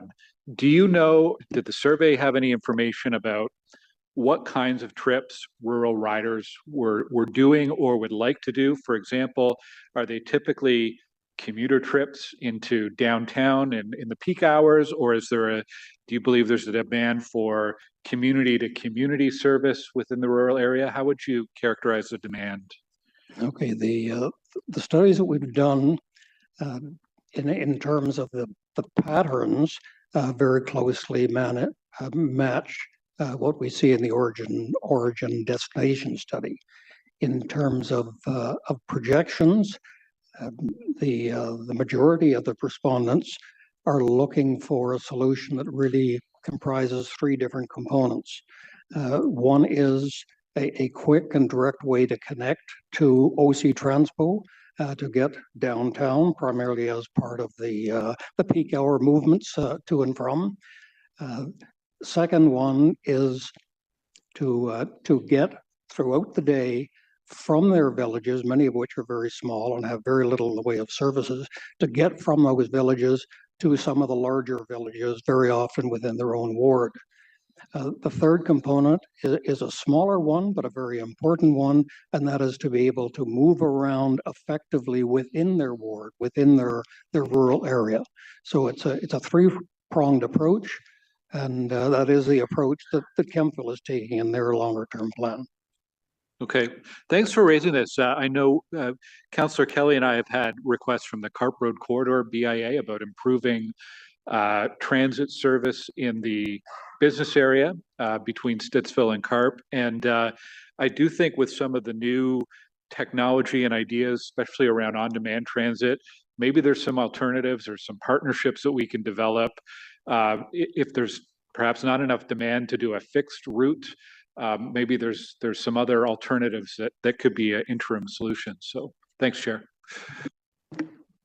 Do you care to respond, Mr. Holmes?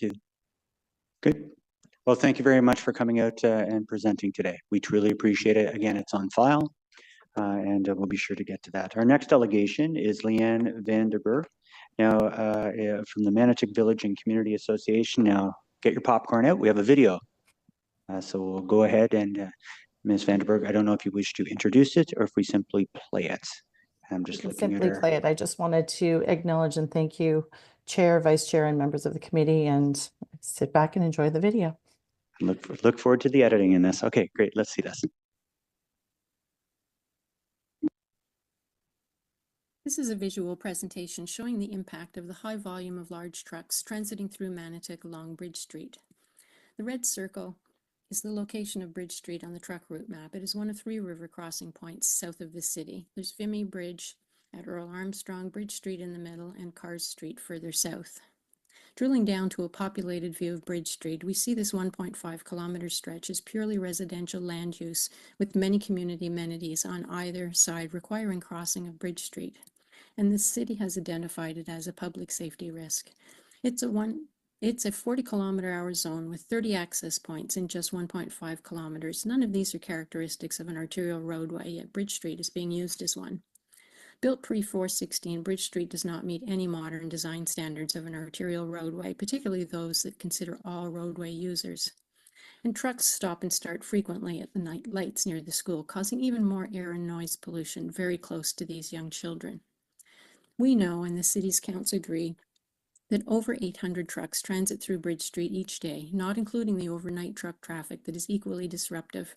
These are the types of trucks transiting our residential area, and it's clear that their size, noise, and pollution levels are dangerous and inappropriate for the infrastructure and setbacks. And they come through at speed. They frequently carry loads that overhang into narrow or non-existent bike lanes and come within one pace of pedestrians. This gross mismatch of high volumes of large trucks within the older compact residential area along Bridge Street creates frustration, which leads to dangerous environment for drivers, pedestrians, and cyclists.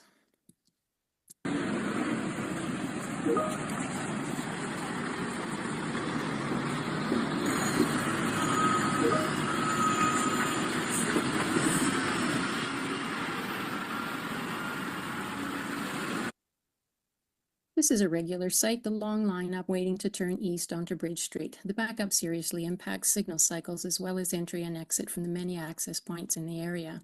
Facing north, this is the other half of the backup, often extending well beyond Bankfield. Note this white truck. Here he goes through on the red light, a regular bad driver behavior due to frustration. And here goes another truck minutes later, and here Bridge Street is completely locked up and nothing is functioning as it should. Now, sharing this small infrastructure with all these cars and large trucks is an active rural community. Everything is within a couple of kilometers and reachable on foot or by bike. Pedestrians should not have to yield the sidewalk to trucks, nor walk within arm's length of them. With nearby schools and seniors' residents, there is vulnerable population all along Bridge Street. The car and truck volumes transiting through are at least double the acceptable threshold for a residential area. This situation is robbing the residents of the safe and peaceful rural quality of life they chose. And here is this awesome thing right down the road, built to design standards that meet the definition of an arterial roadway. And compare that to Manotick's old compact infrastructure with inappropriate land use for these volumes of through traffic. The numbers don't lie. The city is fully aware of the traffic volumes on Bridge Street versus Vimy. Single-lane Bridge Street running through a residential area carries as many trucks as the 5-lane Vimy and almost half the total vehicle volume. The negative impact of this overburdening of Bridge Street is huge when compared to the impact of temporarily redirecting heavy trucks up to Vimy. In fairness, it is the city's failures that have caused the situation on Bridge Street, and the city can no longer ignore this growing problem. Minor tweaks are not the answer. The Bridge Street infrastructure is no longer appropriate for the evolved traffic volumes south of the city. By current provincial standards, Bridge Street would not be characterized as, nor should it continue to serve as an arterial roadway. Yet despite this knowledge, there is not any sense of urgency for the city to initiate plans for diversion or the creation of a new bridge south of the city. Our ask: accept and act on your responsibility to correct this harmful and inappropriate situation now, not 20 years from now. Set aside the politics and work together to deal with the threats of the trucking industry. And given there are clear grounds for Bridge Street to be removed from the truck route, implement the viable alternative as soon as River Road is back open. Thank you. Great. Thank you very much for the presentation today, and I truly appreciate that. It really encapsulated it, and the visuals certainly helped. I'm looking on the board. I don't see any questions for you today, Leanne, but thank you very much for your video presentation, and we'll share that with the rest of members of council. Thank you for coming out today. Thank you. We do have next up Michael F. Wolfson, and we do have a presentation on file. I'm just seeing if Michael is online.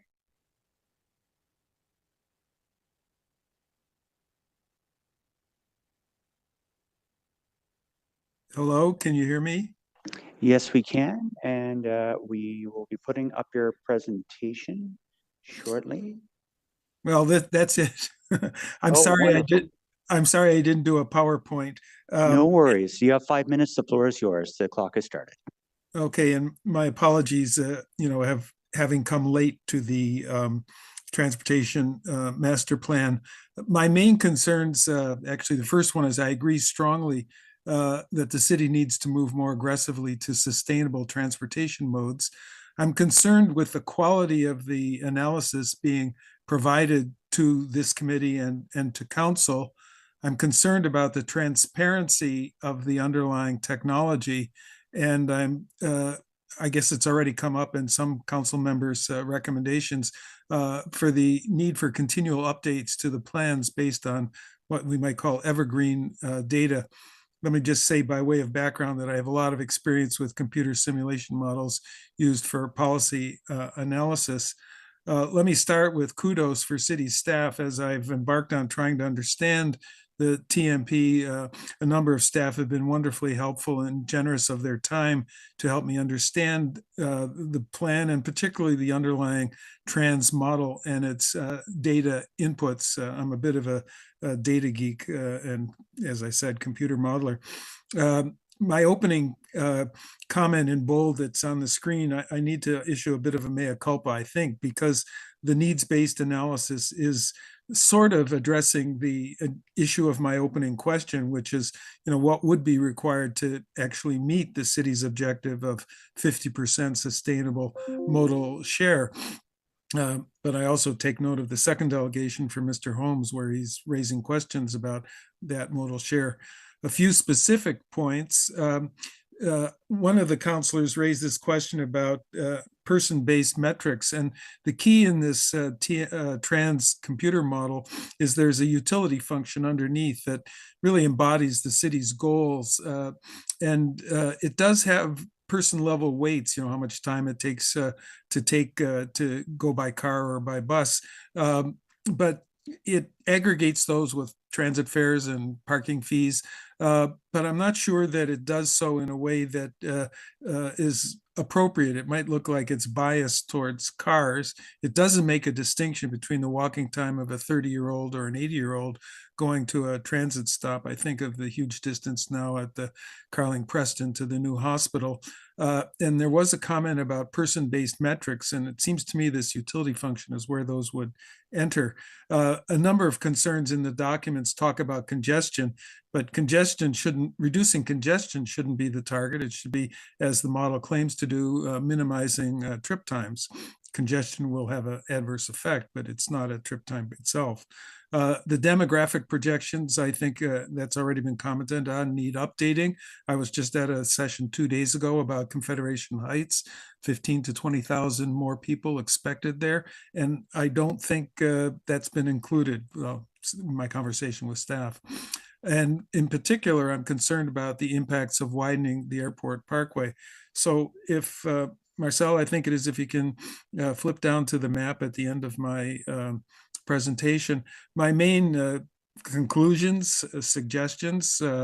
First, it would be fundamentally important for you to direct staff to be much more transparent, including the technical details of the trans model and its detailed outputs. I had to go through my counselor's office to get some of the information, those 3 maps that you see, because I was told that they were too complicated to be released to the general public. Well, they may be too complicated for a lot of people, but there's, I'm sure, many more folks than myself who are able to dig in and understand these kinds of things. Before embarking on the airport parkway widening, which is, as already been noted, is quite controversial, the modeling should be updated, and we should have more detailed estimates like the 3 maps that I managed to dig out of city staff. And I think finally, there's been talk about the budget. We could cancel the airport parkway and the wasteful Lansdowne 2.0 and use the funds to meet better the modal share target and the sustainable transit objectives of the city. And I think I've come in well under 5 minutes, or hopefully. Thank you. Thank you very much for your delegation today. Can you scroll down briefly on the screen there? Just, I don't know if you showed that, the 3 maps.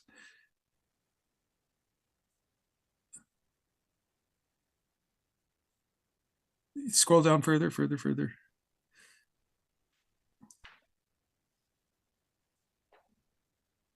Oh. Oh, maybe it's disappeared or not in the version that you have. Sorry. Thank you. Great, and we'll be sure to add that to the drive. I don't see any questions to the delegation today. Thank you very much for coming out to speak. Our next delegation on the list is John Dance from the Old Ottawa East Community Association. We do have a presentation on file. We'll get that put up. Is Mr. Dance online? I am. Great, wonderful. Mr. Dance, you're no stranger to this place. Yes. Thank you very much, Chair Tierney. And the presentation's up on the screen. Please proceed. Thank you, John.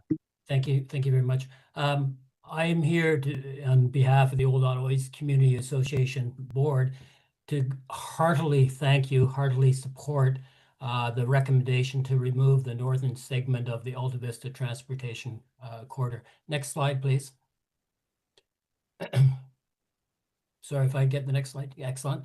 So 40 years ago, our then Councillor Nancy Smith said that AVTC will just bring traffic faster to the corner of Nicholas and Laurier, where we'll come to a crashing halt. Well, over the last 40 years, obviously, with the exception of the hospital link, the AVTC has not been built. On the other hand, it's remained on the plan. Next slide, please. What's now before the committee, and hopefully the council in another month, is that recommendation from the excellent staff of the TMP team that the travel demand modeling for the TMP indicates that a road connection within this northern segment would provide no effective congestion relief, primarily due to downstream capacity constraints. And indeed, that's what Nancy Smith said a few decades ago. And it proposes the removal of the northern segment from the ultimate road network, given that the northern terminus is already congested with limited capacity to add capacity. So it's a superb recommendation. We thank you very much, but I think you need to look a little beyond it just to know that you're really on the right track by removing this from the TMP. Next slide, please. If I could, yes. It's not just that it would lead to congestion failure and really not allow traffic to move once it was dumped onto Nicholas. It's that with the construction of the northern segment, it would have destroyed the green space, now known as People's Park, a park that's for Old Ottawa East, Sandy Hill to some extent, the two MTSAs, Herdman and Lees, and also used by a lot of Central Ottawa sports groups and others. It would have been a direct competition with the city's LRT investments, a stone's throw away at Lee Station. It would have been a barrier between the two parts of our community, Old Ottawa East. It's the whole idea of the AVTC. It's a relic and bringing it into the core. It's the thinking that car is king, and you want get everybody who can drive downtown without any difficulty. It's a pre-climate change proposition. It's contrary to the official plan, numerous provisions of it, including building 15-minute communities. And frankly, city couldn't afford it anyway. It would have involved a 4-lane bridge over the Rideau River, a 6-lane bridging over the parkland and over Lees, and then an utterly bizarre and very expensive 417 interchange. Next slide, please. To some extent, AVTC is Ottawa Spadina Expressway, and Toronto canceled its Spadina Expressway in 1971, but it had been on the books for a long time too.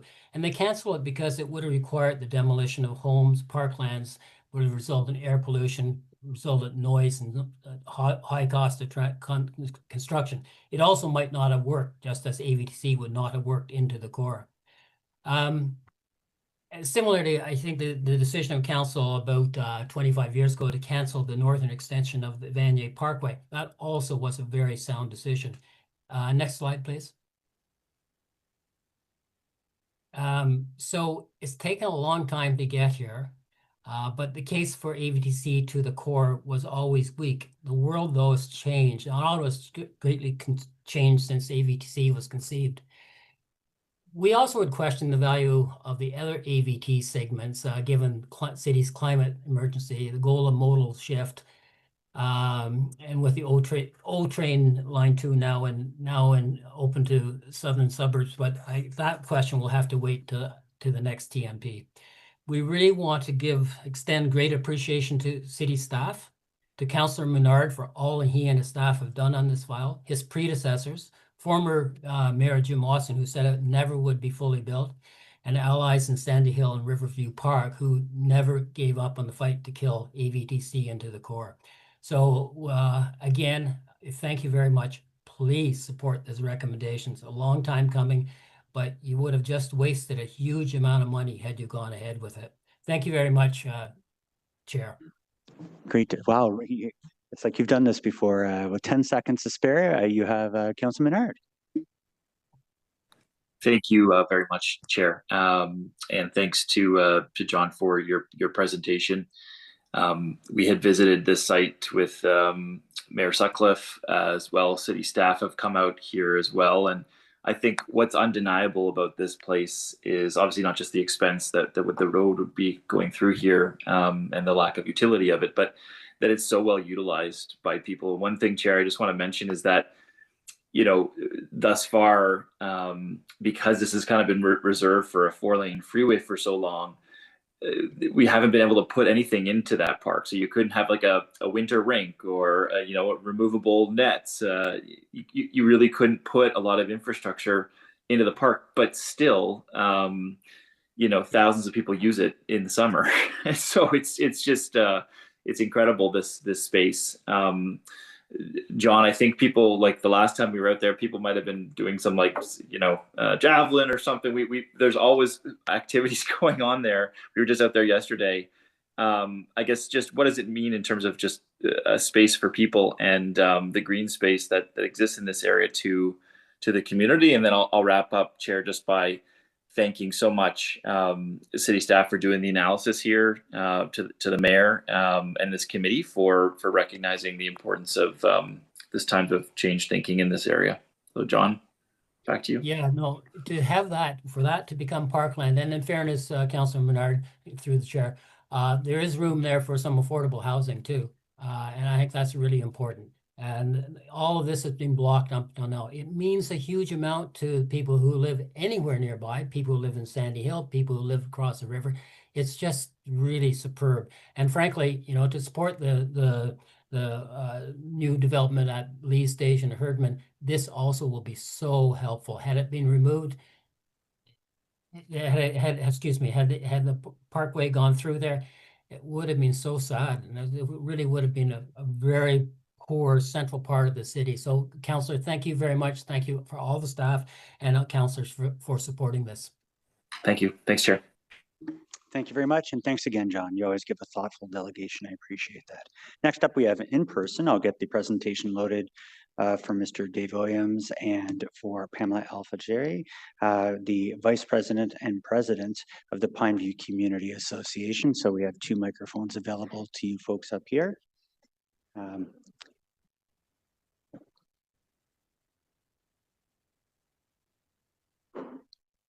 And before you start your 5 minutes, congratulations to the president of PCA. Clearly, I'm a bit of a homer on this one. Pam is from my neck of the woods in Ward 11. So thank you. You have 5 minutes. The floor is yours.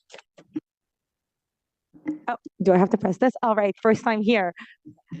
Okay, perfect. So good morning, Chair, committee members, councillors, and staff members. My name is Pamela Alfagali, and I'm the president of the Pineview Community Association. And my name is Dave Williams. I'm the vice president of the Community Association. Longtime listener, first time caller, so happy to be here. Next slide. We represent the Pineview Community Association. For those of the councillors that don't know where that's located, we're basically the gateway to the East End. If you're going to Orleans, driving down the 417, the 174, Innes Road, taking the LRT, you're passing through or next to our community. So as you can imagine, we're very invested in how the regional East End is going to evolve. Next slide. So traffic can be a little bit of the Wild West in Pineview. Next slide. But what it actually looks like is a bottleneck. Blair Road, which connects the 174 to Innes Road, is a 2-lane country highway with your estimates putting the 1,000 to 2,500 vehicles going through and peak hour transit services, and the buses are stuck in this. They're not helping.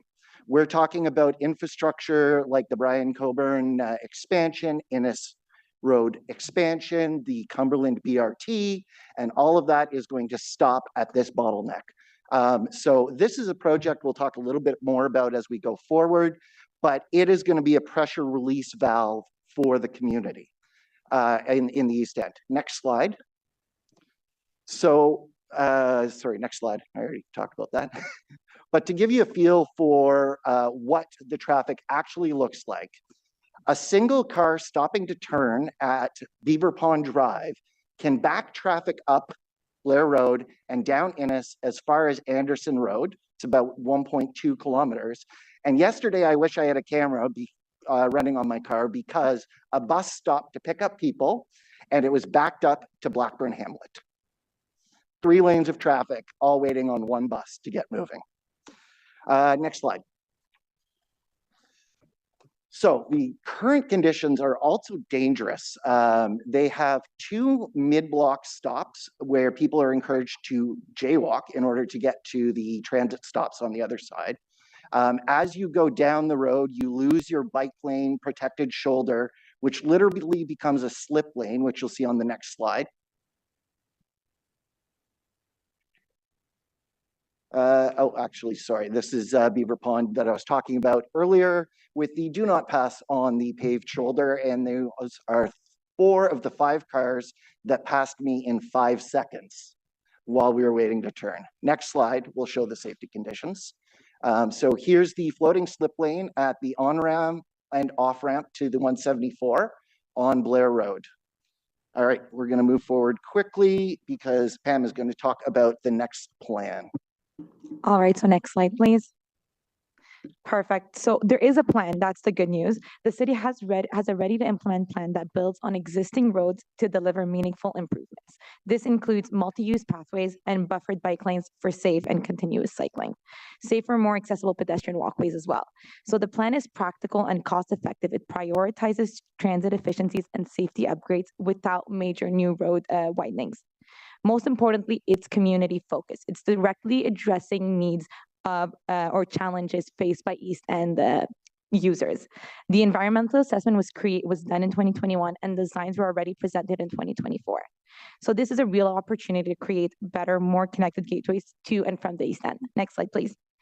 So just a few examples. We've got Laura, a private intersection where a new signalized pedestrian crossing will connect residents to the East Side bus stop. This creates safer, more accessibility to families, seniors, anyone using transit. Next, please. Same thing on Stonehenge is the next one, where we'll have signalized mid-block crossing that will eliminate the need for jaywalking, which we see quite a bit right now. Next, please. We get to Beaver Pond, where we will be rebuilding a protected intersection for all users. So this is a new turning lane to reduce congestion and signalized crossing that will give pedestrians the right of way. Next, please. I'm going pretty fast, sorry. And then there is a protected intersection at Gloucester Mall, sorry, that was the one before. That provides access to the LRT, to OC Transport Loop, as well to the Gloucester Center in a safe way. So why does this matter? It's not a Pineview issue. It's an issue for everyone. And we want everyone on the East End to be able to be connected safely. Thank you. Good fist pump there and great visuals. I was just speaking to some colleagues that really illustrates, and I'm looking on the board, Councillor Dudas. It's funny when you showed that backlog of traffic. I'm pretty sure my car was in there. I'm just teasing. It's sort of. I'm kind of sort of teasing. It's interesting you bring up Blair Road because you mentioned that we do have a solution coming, which is incredibly positive. The dilemma is, and to your point, is that if we do not have that solution, as well as other release valves in the East End, the extension of Brian Coburn and every other opportunity we can, the uploading of the 174 and any improvements with that, we continue to see everything back up east. So a good example is, to your point, Dave, you actually mentioned this, if I got on my bus in Blackburn Hamlet, which I often do, and I think I'm going to speed to Blair Station, as we now offload onto now, you're stuck on Innes because everything on Blair is backed up.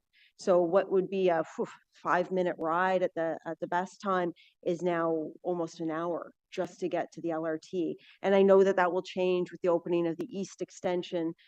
But once again, there's still going to be folks from South Orleans and other areas of our community who need to access that. So to have it backed up onto Innis, it's just not a solution at all. So I am grateful that you came here today. You highlighted the work that Councillor Tierney has been doing with staff as well as me, because this is my furthest western portion of my ward, but Councillor Tierney really has been taking the lead on this to have Blair widened to include those HOV lanes, the pedestrian infrastructure that we deeply, deeply need, as well as those connections for those other streets along, including Laura Private. So I love the name of that one. So I do want to thank you for being here today and talking about this positive improvement in our community. And, you know, once again, I look forward to seeing it implemented so we can take some of that congestion off of our street. Well, thank you very kindly, Councillor. And I would like to point out that those 2 unsafe bus stops technically are in your ward. Okay, don't point that out. I know. This is why we need these types of improvements, is because we need to make sure that not only drivers and cyclists are safe, but even folks who are using transit, because I'm on the transit system all the time. And once again, we need to make sure that all users are not only safe, convenient, and effective modes of transportation. So thank you for pointing that out. Sorry, I still need to figure out how to use this. I will add, Dave took a little more time, so I didn't get to go through all of mine, but part of it was also about making it safer for everyone wanting to get anywhere, really, pedestrians, bikers, people on transit. It's about everyone and how we can help people get place A to place B in the East End. Thank you. Thank you very much, Councillor. Councillor Kitts. Thank you, Chair. Yeah, just wanted to kind of echo what Councillor Dudas said. I think, you know, this is all a network that works together. And obviously, you know, you're hearing a lot about the pressures that our community is facing in terms of growth, and it's funneling all the way down into your community. So definitely we need all those pieces to work together. And I just wanted to highlight as well that I think, you know, something that helped speed this along was separating this project from the greater project, which Chair Tierney did. And also expediting the EA. So I'm encouraged by those moves that have been made. I think that's, you know, sped things up. And I'm hoping that you're sort of seeing that progress as well. Thank you, Councillor. Yes, and you know, as you've advocated for the East End, especially your article this week showing that deficit that we've got in the East End, we see this being a very potential bottleneck. And the best part is with the shovel-ready project, right, we've got protected intersections for crossing. We've got segregated lanes for biking, for pedestrians, for transit and cars. I think this is a beautiful example of the kind of streets that we want in every ward across the city. And being this a very short segment, like, let us be the guinea pigs for you. Let us show that these designs that staff have worked so hard to come up with work, and then we can move them everywhere. Great. Thank you for being here today. And thank you. And I know if Councillor Luloff was here, he would say it as well. And I want to thank my Eastern colleagues. It's when you have this many, and I'm certain you'll acknowledge this, when you have this many cats around the table, it's really hard to hone in as councillors on specific areas. And working with your community association, working with Laura, I'm happy we advanced so much of everything. Certainly, I guess the next question is we passed many of the hurdles. We separated it. We want to see safer passage, which Councillor Dudas and Councillor Kitts truly appreciate. At this point, are you seeing a lot of good work out of this council, the Eastern part of the council, all of council, by the way? I'm just saying this because it's directly tied to us. Are you satisfied that we're representing you well and pushing your needs forward? No. Yes. Yeah, I'm joking. Yes, absolutely. Well, thanks for coming out, man. No, absolutely. We're really grateful, and we're definitely seeing the move. And absolutely, thank you. And on that, I do actually have Councillor Luloff on here as well. So, Councillor Luloff. Yes, I am here, Mr. Chair, and want to express my appreciation to the Pineview Community Association for coming out today. It is so important to highlight the interconnectivity of all of these plans and how even small changes can make massive differences all the way across our transportation system, not just in the East End, but across the city. So to both of you, thank you very much. We really appreciate your advocacy and continued work that you do with us in the East End to improve our transportation issues that we've been facing for quite some time. So thank you both. And thank you, Councillor. We really do appreciate you and all the East End councillors who have supported us, given our location being that gateway to Orleans over the years, not just in transit, but so many other like social programs. So yeah, we really appreciate you folks. Thank you. Great, and thank you for coming out today. Save some cake for the Canada Day festivities. I may buy that one. Anyway, thank you very much for coming out today. Next up, we do have delegation number 7, Rob Atrell. Rob, is Rob online or in person? Hey, He's yes, online. I am here. Can Hey, you hear there me? you are, Rob. Great, good to see you again. Oh, is that a sound wall behind you? That's terrific. I like what you're doing. It's not sound, it's just a visual barrier. Excellent. So you have 5 minutes. The floor is yours. Great, thank you. Thanks a lot for giving me the time to speak with you today. This is my first time here delegating, so this is great. So my name is Rob Atrell.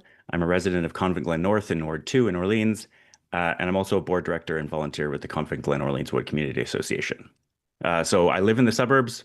I have 3 young kids, and along with our minivan, my second vehicle, our family's second vehicle, is a cargo bike. So I'd really like to spend a lot less of my time and my money on driving. And the research that I've looked into consistently shows the only way to reliably reduce car dependency and traffic congestion in the long term is to enable and prioritize viable alternatives to driving. So that's what I'd like to talk about today. So first off, I'd like to acknowledge all the work that city staff and my councillor, Laura Dudas in particular, has put into the Transportation Master Plan. What I've seen so far, I think is really great. I strongly support the vision that this plan puts forward. So the policies in both our official plan and in part 1 of the TMP, I think really correctly identify what's needed, which is a sustainable transportation network, supporting more efficient land use, more housing, and mixed-use walkable neighborhoods. So the problem that I have is that the investments that I see laid out in the capital infrastructure plan for Orleans in particular, and for the suburbs in general, don't come anywhere close to funding that vision fully.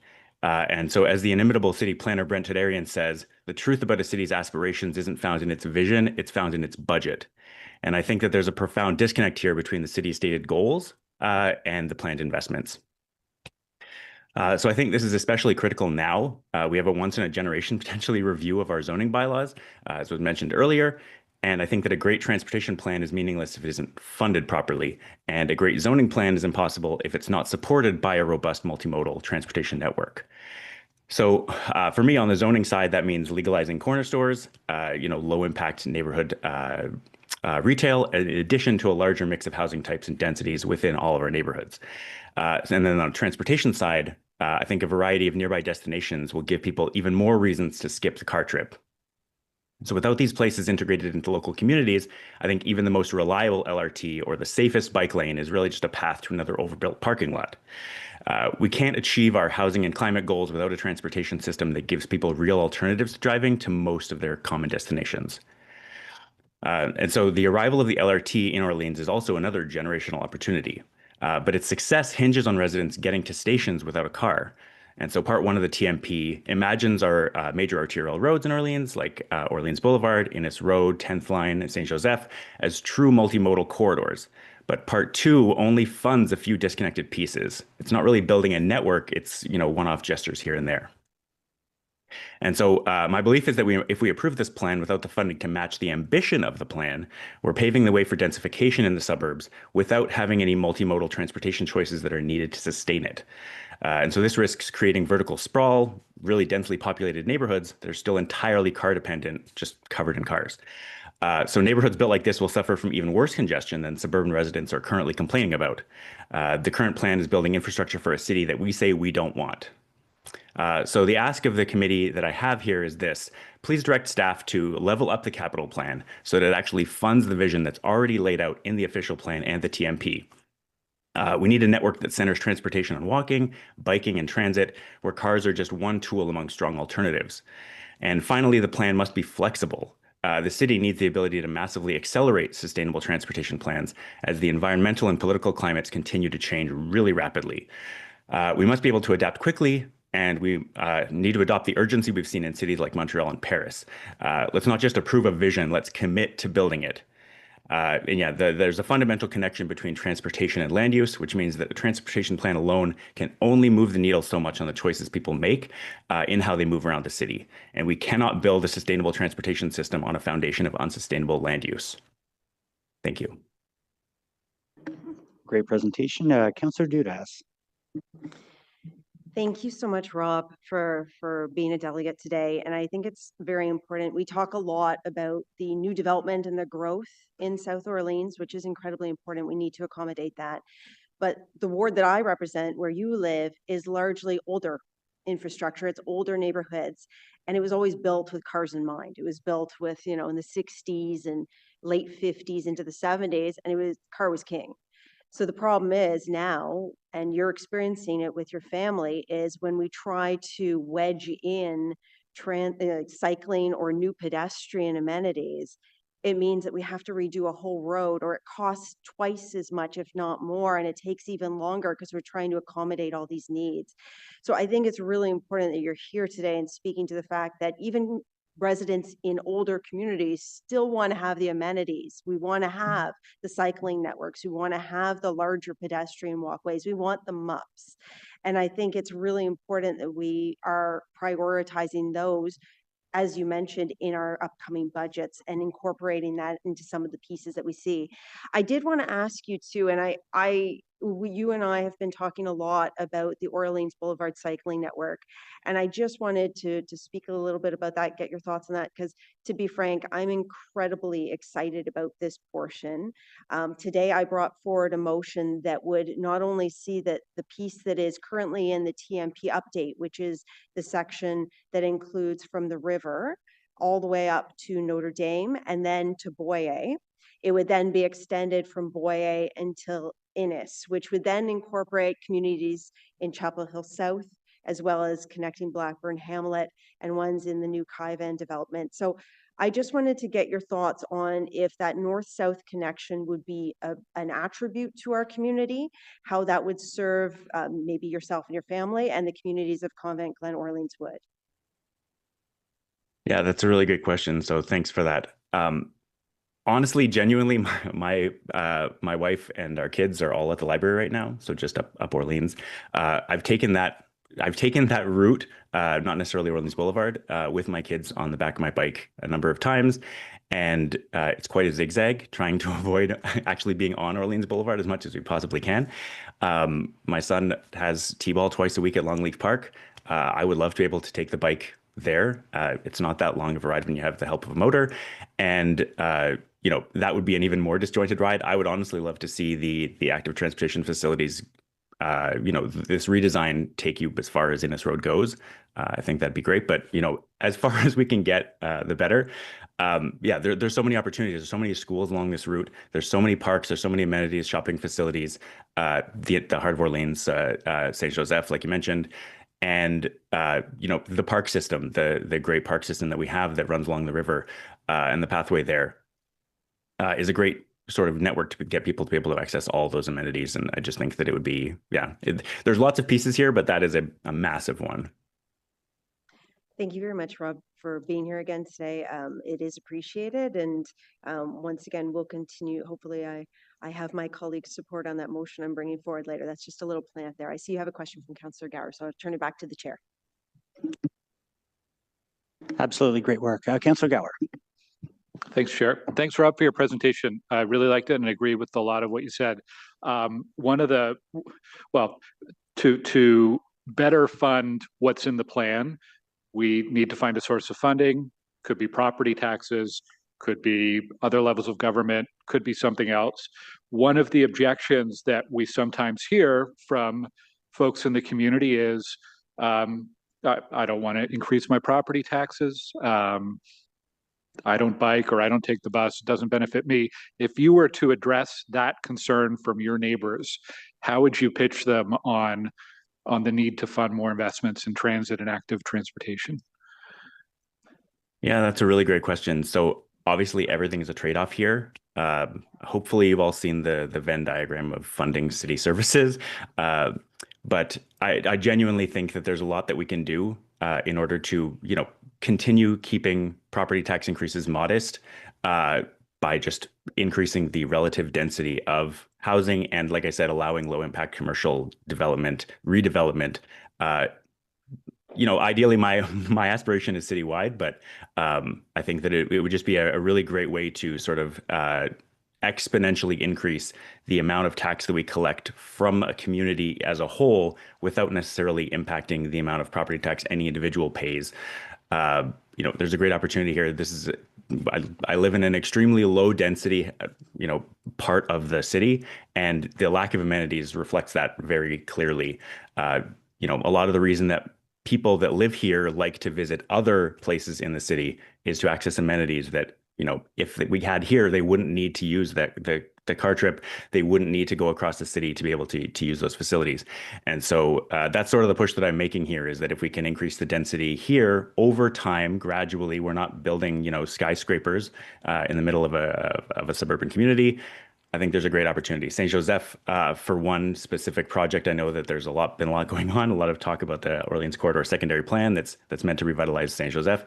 I think that, if we can make that much more like a center town-ish, Bank Street, Preston Street, if we can do that here, I think that we have an opportunity to, again, massively increase the tax base without impacting individuals nearly as much as it would if we just said, yeah, you're paying for the amount that you want. Okay. Thanks, Rob. Thanks for being here today. Thanks, Chair. Thank you. Great. Thank you. Great questions. And Councillor Lulot. Thanks so much, Rob. Really, really appreciate everything that you said today.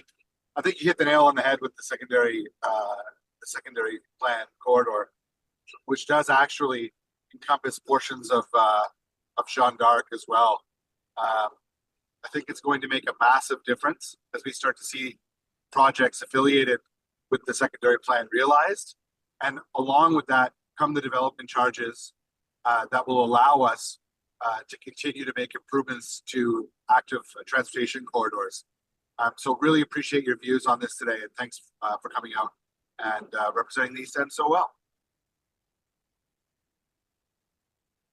Thank you. Yeah, the one thing I want to say on the Saint Joseph, the secondary corridor plan, is that we are already starting to see applications come in for larger residential apartment buildings and condos coming in, and as I said before, if we start to see these towers come in before this revitalization of Saint Joseph comes into place, a lot of these people are going to be wanting to buy cars to get around the city, and I think we have a really, really great opportunity to promote the use of the LRT, our transit system, to get these people where they need to go without requiring a car for every trip, or using car share, or using these other modes that we have that we know that work without increasing congestion and traffic. Entirely fair comment. Really appreciate it. Thanks. Thank you. Yes, I concur. Well thought out presentation, and thank you for coming out today, Rob. Our next delegation is James Mutchinson. And there's a presentation, I believe, that is being pulled up on the screen. Is Mr. Mutchinson online today with us? Yes. Are you able to hear me? Hi, James. Yes, we can hear you loud and clear. Is this the presentation here? Perfect. Yep, that's it. The presentation's on the screen. The 5 minutes will start when you begin. Thank you. All right. Thanks for having me. I understand that the transportation master plan, there's a lot of work has been put into it, and not much is going to change from where it's at right now. So I went to all the consultations, had my say, and it is where it is. But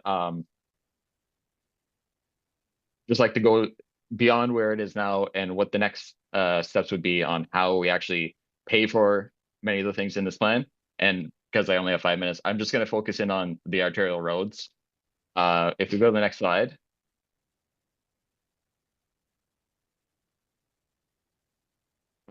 They are going to be paid for with development charges. And there have been a bunch of motions on the table for changes to the way we collect those development charges or funding things with debt.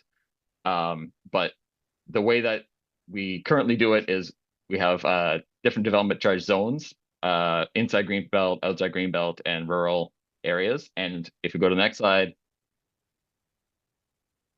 different parts of the different bits of infrastructure are collected either on those areas or on a citywide basis. So things like water and sewer, collector roads, those are all collected just by the areas. So if you have a new suburban subdivision, that subdivision will pay towards their roads and water, but not arterial roads. Arterial roads are in the citywide section, and it's been that way since around 2009, I believe. Prior to amalgamation, that was collected area specific, and it was changed a little while later to collected citywide. If we go to the next slide, taken the arterial road, the new arterial roads and the widened arterial roads, and just map them out here without anything else, and all just one color. This is the priority network. That's your $1.1 billion worth of roads. And if we go to the next slide, this is just the needs-based network. So that's your 2.8 billion worth of roads. But you see, these are not the ones that are getting built. It's just to show off where they are being built and what parts of the city the growth is occurring in that necessitates these roads. But, you know, those are the roads that are identified for the transportation needs. It's just who's actually paying for them. If we go to the next slide, that's what my concern is. And these different projects have the rationale listed for why we need to build that road. So, you know, provides connectivity and access for development in Stittsville, provides access to new development lands in South Nepean, provides access and capacity for development in Stittsville, and so on. These are roads that are needed to allow for that development to occur in the suburban areas, and not something that's needed for infill development, you know, inside the Greenbelt. Going to the next slide. This is the vehicle kilometers traveled from the development charge background study. The number of kilometers driven in by the residents inside the Greenbelt do not increase over this 10-year period, or this is a 20-year period on this one. And going back to the older 2009 VKT numbers, they've actually decreased. So we're seeing fewer and fewer car trips being made inside the Greenbelt, yet those developments that get put up are still expected to pay for those citywide roads, which the residents will not be using. And that, if we go to the next slide, is a pretty big portion. It's $17,000 on a single family home just for that roads. Going to the next slide. This is, everyone's probably familiar with the collapsed parking garage downtown. I just calculated out what they're paying in development charges. It's a 538 unit building that's going up on that site. And the number of parking spaces is only going to be 128 spaces, reduced from the 400 that was originally there. But they're still expected to pay $3 million exclusively for those suburban arterial roads out of the total of $13 million in DCs that they're going to pay. And if we could just go to the last slide here, or actually, sorry, there's one more before the last one. This is just 30 seconds. Yeah, this is what was proposed in 2009 to move arterial roads to the area specific zones of DCs. And if we go to the next slide, just to wrap up here. There have been a number of, sorry, you go to the last slide. Just to meet the policy objectives in the official plan, I don't think that the urban infill should be paying for suburban roads. I've got notes on which policies in the official plan, but I'm out of time, so. Thanks for your delegation. It will be, Councillor Devine. Thank you, Chair. I'll be really quick. Hi, Jamie. Just wanted to say thank you for the delegation. I know that this is a conversation that you and I have had before, and it's a conversation that has certainly made the rounds publicly. So I just wanted to let you know that it is a conversation that myself and several councillors are very curious about, and we've already begun some very preliminary conversations with city staff about this. I think you'll notice that in the recommendations for the TMP, one of the recommendations is to go back and renew our development charges background study. And so I think there's an opportunity to see what we might be able to dig out from this. I just want to let you know that we will be taking a peek. But thank you for bringing that information. I think it's really useful. Thank you, Chair. Great. Thank you for your presentation today. Next, number 9, Sarah Sheroff for the kids. And I'm just great. Hey, Sarah. Good to see you again. It's you. You have 5 minutes. The floor is yours. Thank you so much. So thanks everyone for giving me the opportunity to speak with you today. I'm Dr. Sarah Sharon, and I'm representing For Our Kids and also my family. So For Our Kids is a national network of parents and families taking climate action for the future. We have a really thriving chapter in the Ottawa-Gatineau region with almost 800 people in our action group. And I'm here today because parents and children are concerned about our future. Transportation accounts for almost half of our community greenhouse gas emissions in Ottawa. And we know that urgent action is needed to reduce it, and your own climate plans call for a reduction of 43% by this year, but I'm just not sure I see that happening. And in fact, I'm not even sure I see it happening by the end of the 2046 horizon set forth in the plan before us today.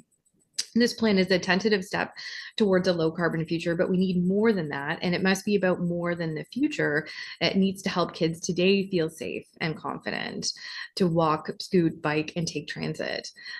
This transportation master plan is spending over $1 billion on roads, but only $350 million on sidewalks and bike facilities. And not a terrible ton of mention about traffic calming. And so our school, the school that we attend, my kids attend, is the Alta Vista Public School. We've had some particular challenges there about parking and traffic around drop-off and pickup times. We've also had trouble obtaining bus drivers, and so we don't always actually have school bus routes, which has affected us and my kids personally. So that leads to more people dropping off and picking up their kids. So a lot of congestion around there at that time. And then the parents of all of the local kids that walk and bike have expressed concerns, and it's come up at our school council meetings a lot. It's come to the attention of the city councillor in that area as well.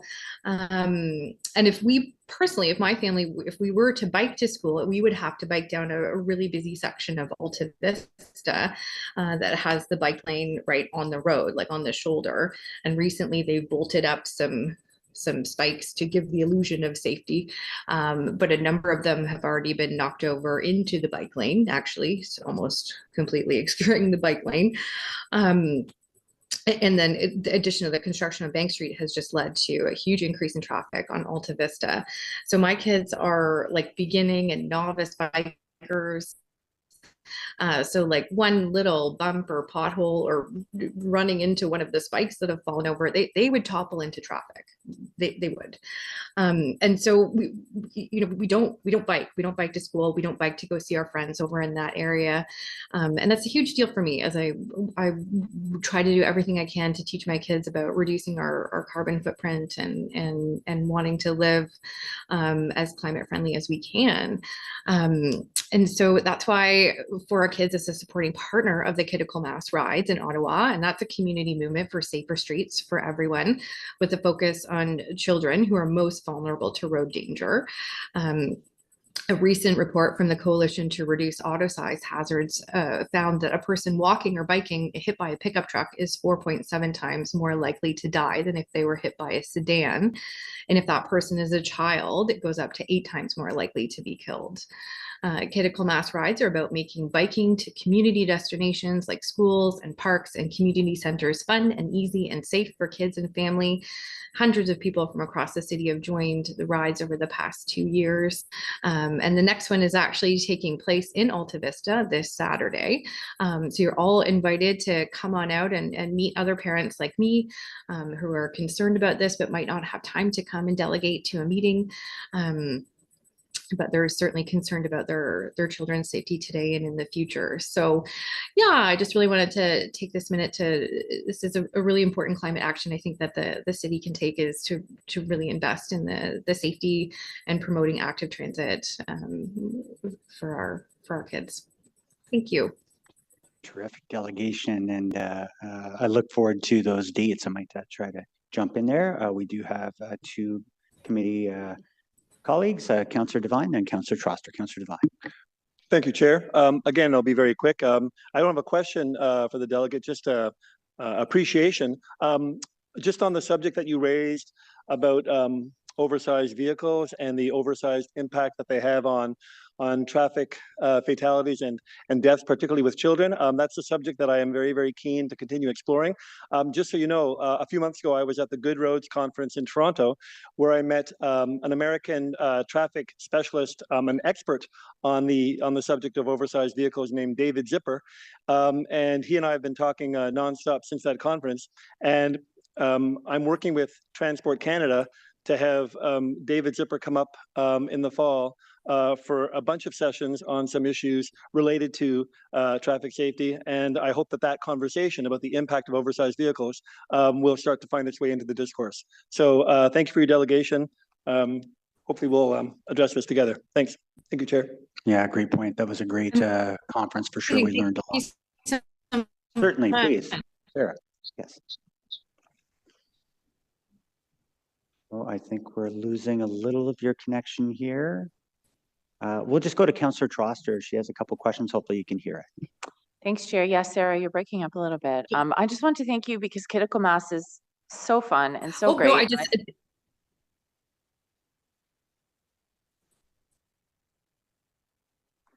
Okay, now you're totally frozen. Oh, too bad. Okay.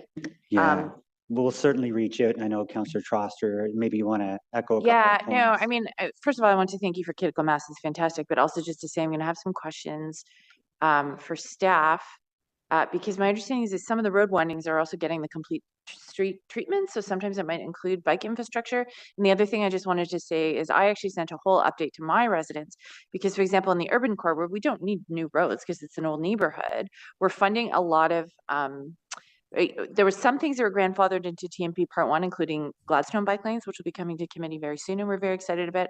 And there's other cycling improvements we're able to achieve through infrastructure renewal, like the sewers that are being redone. So I just also wanted to make it clear to residents that this document doesn't give the complete picture of the level of investment that's actually happening. Great. Okay, thank you. Thank you very much, and thanks for those. And we know Sarah quite well, so we'll pass those along. Next delegation is no stranger. It's Cassie Smith. Hey, IRL in real life. I love it. Bright and colorful today. Yeah, just a little further over, Cassie. And one more. There we go. That's the VIP seating. That's what that is. Never been in this room before. Very intimidating. Yeah. It's better air conditioning in here. It's good. All right. So you have 5 minutes. Your presentation's on the screen. Great, thank you. Good morning, Chair, Committee. Thank you for the opportunity to speak with you today. And thank you, staff, for your hard work on this document. And echoing some of the other delegations, very much appreciate your willingness to answer questions and explain and continue to help everyone to understand what is before us today. Next slide. My name is Cassie Smith, and I am here on behalf of EnviroCenter. EnviroCenter's mission is to scope, design, deliver, and scale practical solutions to dramatically reduce emissions in our community. And when it comes to transportation, we all know that there is a lot to be done. Next slide. We want to see Ottawa become a place where more people can move more affordably, efficiently, and safely for more trips through robust, low-carbon transportation options that prioritize walking, cycling, and public transit. The plan before you today is a step towards that future. We are pleased to see the transit-first approach to planning and investments in sidewalks, pathways, and cycling facilities. We are pleased to see plans to improve main streets and create more complete streets. And we look forward to more frequent data collection and measurement so we can all understand what is working and if the plan is on track or not. For example, we already know that intensification is happening faster than expected. It will be useful to understand what this means for transportation on a more regular basis. Next slide. but we don't see the urgency required to achieve GHG emission reductions. We don't see an action plan or scenarios that show what it would take to reach the city's mode shift and climate targets. This plan is a good step, but at this point, it needs to be a leap. The public consultation report and all of the other delegates today are emphasizing that Ottawans want to see more action and investment in sustainable transportation options. Next slide. So I think we all have heard this a few times today, but the overarching mobility goal of the official plan is actually that more than half of trips in the city will be made by sustainable transportation. The majority of trips. So I just wanted to emphasize that a little bit. And on the next slide, urge you that this is the time to make the shift. A shift in how we get around, a shift in thinking, and a shift in spending. It's time to make sure that the mode shift targets that the official plan and energy evolution call for actually happen. Today's capital infrastructure plan was supposed to outline what it would take to achieve the mode shift target. Instead, the plan shares the outcomes of modeling the proposed priority network, and those models do not achieve the mode shift target. We appreciate that the TMP Part 2 is clear. The goalposts are not moving. The target is 50%, but this plan alone cannot make it happen. This leaves a gap and uncertainty. We were expecting to see targets, not modeling outcomes, by Transect. Just last week, the 2023 official plan update referenced that targets by Transect would be provided in TMP Part 2. This is important for decision making. Where should the city or an organization like EnviroCenter focus efforts? Where do we need and want to see the most change? We also expected to see more in this plan about how other supporting measures such as increased transit frequencies, transportation demand management, and pricing tools will be part of achieving the mode shift goals. The TMP Part 1 is an excellent policy document. We want to help bring it to life, but much of it relies on funding that is not part of this investment plan. The table 18 in the presentation earlier shows the breakdown of costs, not including the stage 3, which relies entirely on other levels of government funding. Those costs added up, 68% are on sustainable transportation. That's actually down from 78% that was planned in the 2013 TMP. I don't know if there was a federal funding tied to that, and if that is why that is lower, but I think it is concerning. We were expecting to see it move in the other direction. Investments in infrastructure that support safe, convenient, and connected walking, cycling, and transit networks are essential for mode shift. They also create more jobs and support local growth and make life more affordable for residents. TMP Part 1 provides the vision, but by looking at today's trends and using that to predict the future, this plan is building for a future that looks just like today, not a world that's experiencing rapid change. In the future, I hope the TMP will better anticipate and deliver on the changes that result from implementing policies leading to increases in intensification, a more comprehensive cycling network, a larger O-train network, and transit-oriented development. The International Transport Forum recommends a more proactive approach to long-term transportation planning called Decide and Provide.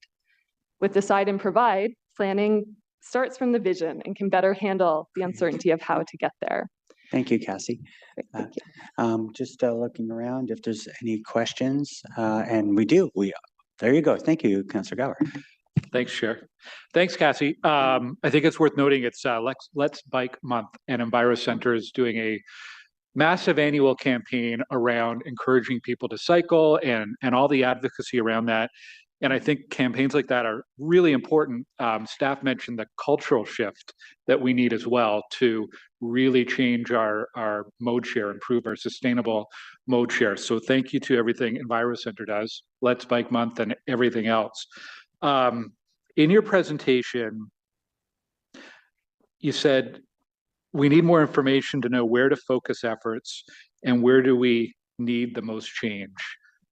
Based on what you have in front of you, the capital plan and the policy that we approved a couple of years ago, Are there certain areas that you want to highlight for the committee where you think would have the biggest payoff in terms of delivering more sustainable transportation in Ottawa? Yeah, I think this is where it would be helpful to know where most of that change needs to happen. Is it mostly in outer urban communities? Is it mostly in suburban communities? What should we be putting our efforts towards that can change? You know, should we be looking at more programming for e-bikes, for example, that can help people traverse a longer distance? Or should we be focusing more on things in kind of inner urban community, if that's where the biggest shift is feasible based on this plan? And I don't think that we have the targets to understand how to do that.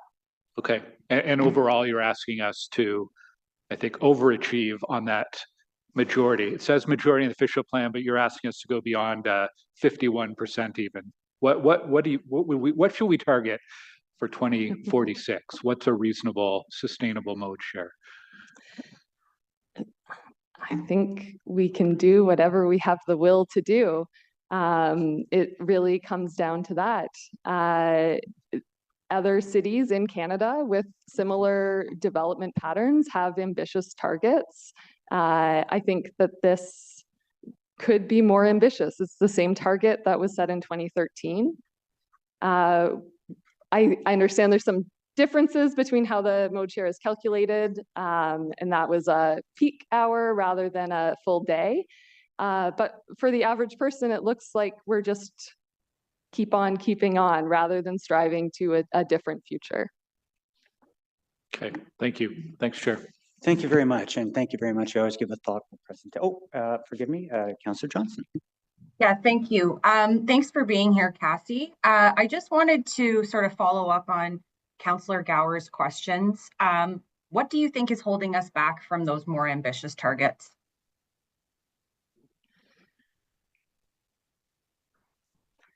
That's a very big question.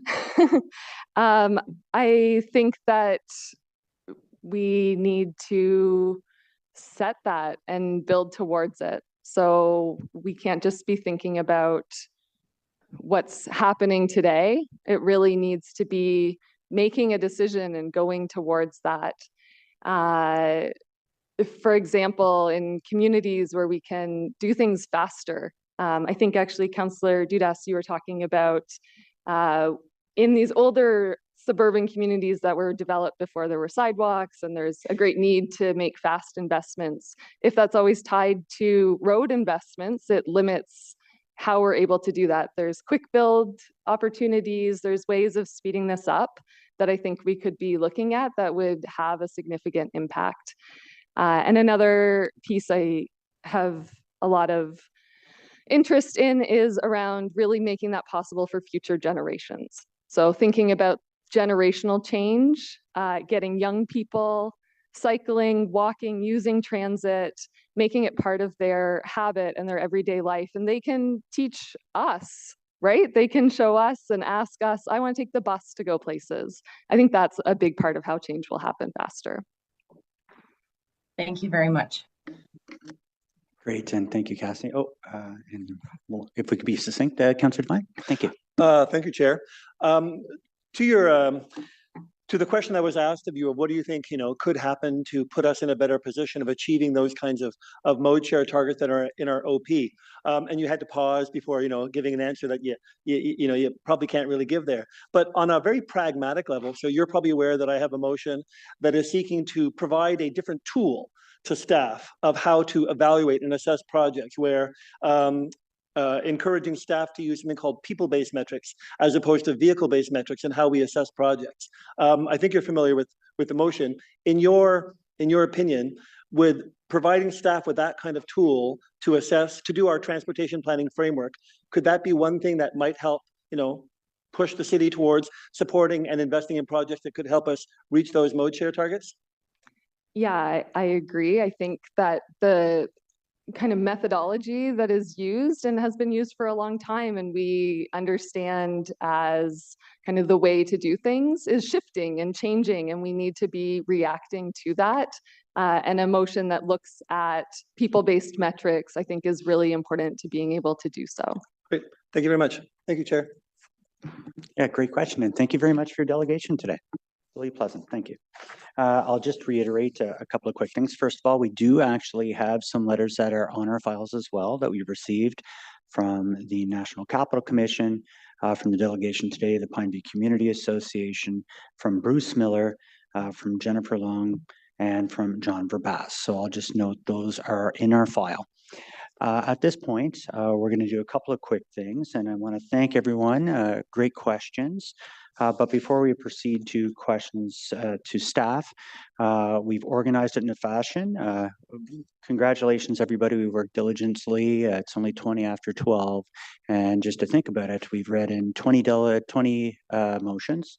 We've gone through 10 delegations, and now we're getting to the part where I think collectively working together, we have an opportunity. So all the ones that were listed of A category that were, it was therefore be it resolved, I'm going to go through these. If we have concurrence that no further debate is required on those, we'll carry that. Then following me reading those, and if that does occur, for the following ones, we'll take a 20-minute break. There's 8 in category B. If people wish to actually acknowledge that they want to lift one of those following 8 items in category B, to let the clerk know during the 20-minute period, because maybe there's no further debate on some of those, and we can really take that 8, maybe whittle it down a little further for the ones that require a little more discussion. If that's satisfactory, I'm going to go ahead and read out the category A. Item 6 by Councillor Johnson, item 7 by Councillor Devine, item 9 by Councillor Johnson, item number 11 by Councillor DeRose, item number 12 by Councillor Lowe, item number 13 by Councillor Lowe, item number 18 by Councillor Lowe, item number 21 by Councillor Gower, item 23 by Councillor Kitts, item 24 by Councillor Kitts, item 26 by Councillor Sasky, item 27 by Councillor Devine. That accounts for 12. These are staff supported.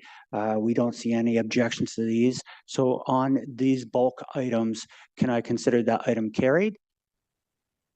Great, wonderful, thank you. So that leaves us with the remaining 8 of category B. And to ensure that there's enough opportunity and time for people, we will take a 20-minute bio break because of course our washroom is very far away down the hall. And we'll take that 20-minute break and we'll reconvene. You know what, I'm feeling generous today. We'll go 25 minutes and we'll reconvene at 12:40 back in this room. Thank you very much, everybody.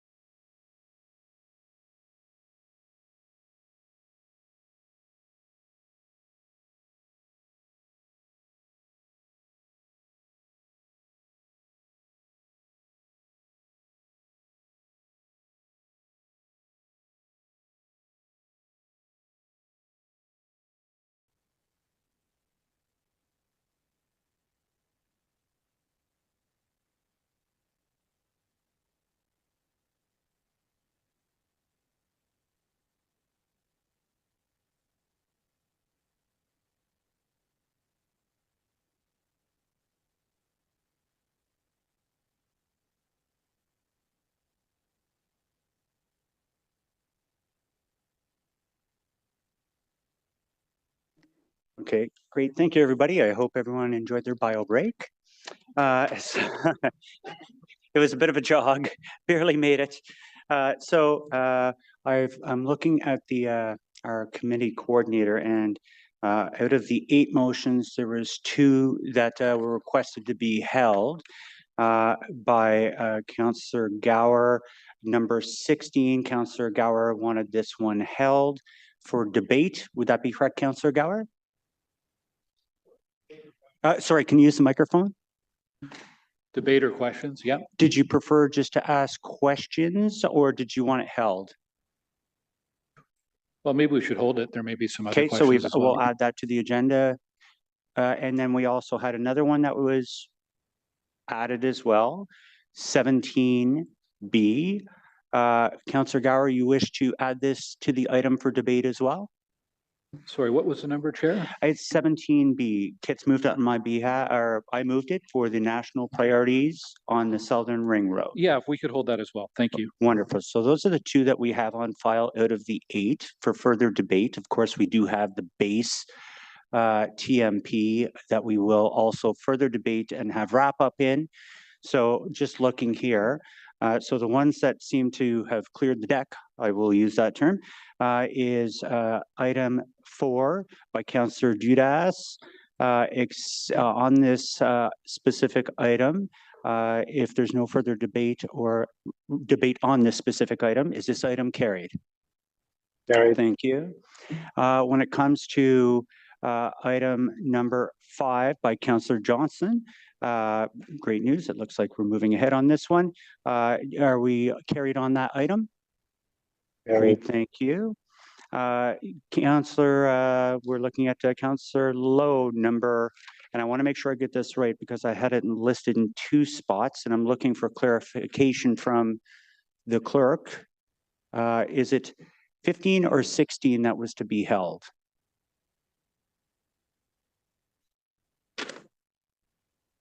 So it was 16 and 17. So 15 is good, Councillor Lowe. Oh. So if we're good. Just a quick question on 15. Sure, absolutely. If it's a quick question, yeah, for sure. Yeah, so for Councillor Lowe and I were able to have a quick conversation about 15. So 15 affects, there are many segments of Prince of Wales being widened, including a couple of the segments that are in Ward 9. And so I was able to have a quick conversation about this with Councillor Lowe and with staff as well. There's one item of the motion that talks about the removal of urbanization elements, I think from the segment of Prince of Wales, correct me if I'm wrong, from Amberwood down to Fallowfield. And I just want to confirm and get clarity because those urbanization elements that would have been part of the project had there not been a road widening for that segment, that would have included multi-use pathways, cycling lanes for that area. And I know that that has been one of the big trade-offs in my ward for people who are frustrated with the project. They at least want to know that those elements are built in. So just to clarify, if in the Lowe motion you are removing the urbanization elements of that project, but replacing it with road widening, that road widening would certainly include all of those urbanization elements. Thank you. Thank you, Chair. Great, thank you.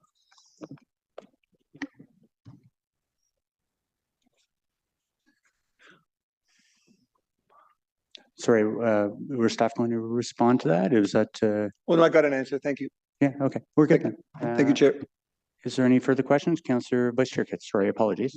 Yeah, sorry. I'll just ask a quick one. I just wanted to confirm with staff, like, do you see this as queue jumping at all? Because I know there's some movement from the needs-based network into the priority network. So yes, this would involve taking a project that's in the needs-based network and swapping it for one that's in the priority network. So it would be altering the order of the projects as they were presented in the staff report. Okay, thank you. Great, thank you. Seeing this one here, not being needed to the, did anyone wish to hold this for further debate on this item, or are we satisfied with this item? Correct. Apologies, Councillor Lowe. So we have 15, 16, and 17 will be the ones that will be debated. For the final three, I guess you could call it, is 20 by kits. Is this one anyone wishing to hold and further debate this item?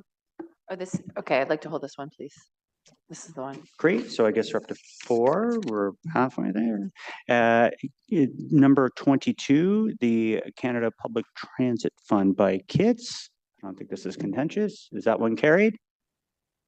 Great. Thank you. And then the final one is item 25 by Councillor Kitts. Again, not really contentious here. Is that item carried? Great. So just to reiterate, we'll go back to the 3 that are held, which would be number 15, 16, 17, and I believe 18 now. So 15, 16, 17, 18, those 4 specific items. Since we'll go in the order, we'll get the people to reintroduce their motion, explain it in its entirety. We'll do this for all of the 4 items that are held. Then we'll allow people based on committee member status and then councillor status to speak to 5 minutes. You can always go back on the board, but I want you to treat them all about the 4 items being debated. We've got it down to 4. That's amazing.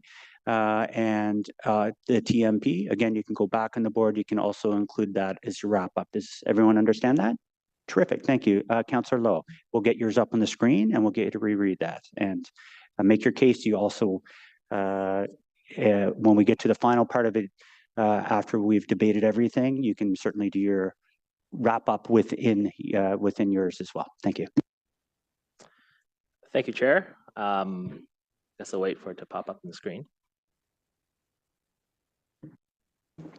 No need to. You've already, apologies. You don't have to read the whereases. Maybe you just want to introduce why this is important to you. Sorry, but we don't want that either. Trust me. That's great. Thank you. Thank you very much, Eric, for keeping me on my toes. Okay, thanks. Thanks very much, Chair. So the first motion is about reprioritizing different sections of Prince of Wales. So Prince of Wales, as Councillor Devine said, is divided into a number of sections for different types of projects, road widening and road urbanization, essentially. Within the staff report right now, the section to the south, so that's from Maryville to Barnstone, is listed in the capacity projects portion of the report, whereas a section north of there from Maryville up to Amberwood is listed in the road urbanization. If we were to carry forward in that fashion, we would have a road that is widened to 4 lanes, back down to 2 lanes, and then back up to 4 lanes. And so I worked with staff to flip those 2 sections around, so the northern section gets widened and the southern section, well, basically gets kept in the needs-based list. So, you know, if I were to use a comparable example, this would be like widening Navan Road from Reno to Orleans, and then leaving the rest of it to Blackburn Hamlet Bypass undone. I don't know if that's the greatest example, but that's the comparison that comes to mind. So it flips the sections around, but it doesn't really prioritize anything. Sorry, it does. It keeps it at the same priority level as Amberwood to Maryville. Sorry, Maryville to Barnstone would have. My apologies. It keeps the same priority level as the southern section that was earmarked to be widened, so that we can, you know, have a Prince of Wales that makes more sense rather than simply shifting the bottleneck up to the north. Great. Thank you very much, Councillor Lowe. Then I guess again, are you on deck again for number 16 as well? I believe Councillor Gower wanted that put on the agenda. So if you wish to speak to that item. Thanks very much, Chair, again. So last year, the environmental assessment for Stage 3 LRT down to Barrhaven was completed. And it looked at, it included a change in the alignment from a previously straight alignment on the west side of Woodruff to a modification in the alignment between Knoxdale and Sportsplex stations that would run over Woodruff Avenue. The intention at the time, I think the environmental assessment was directed by previous term of council, but the initial intention of changing that alignment and therefore the EA was to save a number of low-income family homes that are in that are within the alignment. To my knowledge, most of them were renovated anyway, and you know the reason that pushed for the realignment is no longer there. So this basically asks staff, when the stage 3 LRT would go ahead, whenever that is, that they do a value engineering exercise to see if the conditions at that time still warrant the change in alignment, and to see if it'd be better, and also to find ways to mitigate the impact on both the cost of land expropriation as well as impacts on whatever residents may be there at that time. Thank you. Great. Thank you very much for that. Now we'll go on to, and since I don't have to reread it, I guess it's my motion, oddly enough. Councillor Gower wanted this held. So I guess I could start the 5 minutes. So I think we all have recognized in the previous term of council that there was much concern about the fact we debated very heavily. Greg Fergus actually came to us, if you're hopping the time machine, you might remember, and he wanted to talk about electrification, about getting people between our good friends in Gatineau over to Ottawa. And that was, I believe, unanimously supported by the term of council, saying, yeah, that makes sense. It's a $3.5 billion scoped project today that they're continuing on, with support from both mayors from both cities. Most recently, and why it's incorporated in the whereas clauses, we look at what's happening with our destination studies as they stand today. We're seeing very different traffic patterns, and they've based a lot of the decisions for a $3 billion interprovincial bridge based on some old data, something that we really, thankfully, for some of the great motions we've moved today, will be expediting and looking at doing them more frequent where we can use that data. Furthermore, when it comes to the data that we've collected, we also have to look at the fact that the government has been very public, that they're looking at changing how their workforce works or the size of it. These are all major considerations for our city when we talk about how we want to work with each other.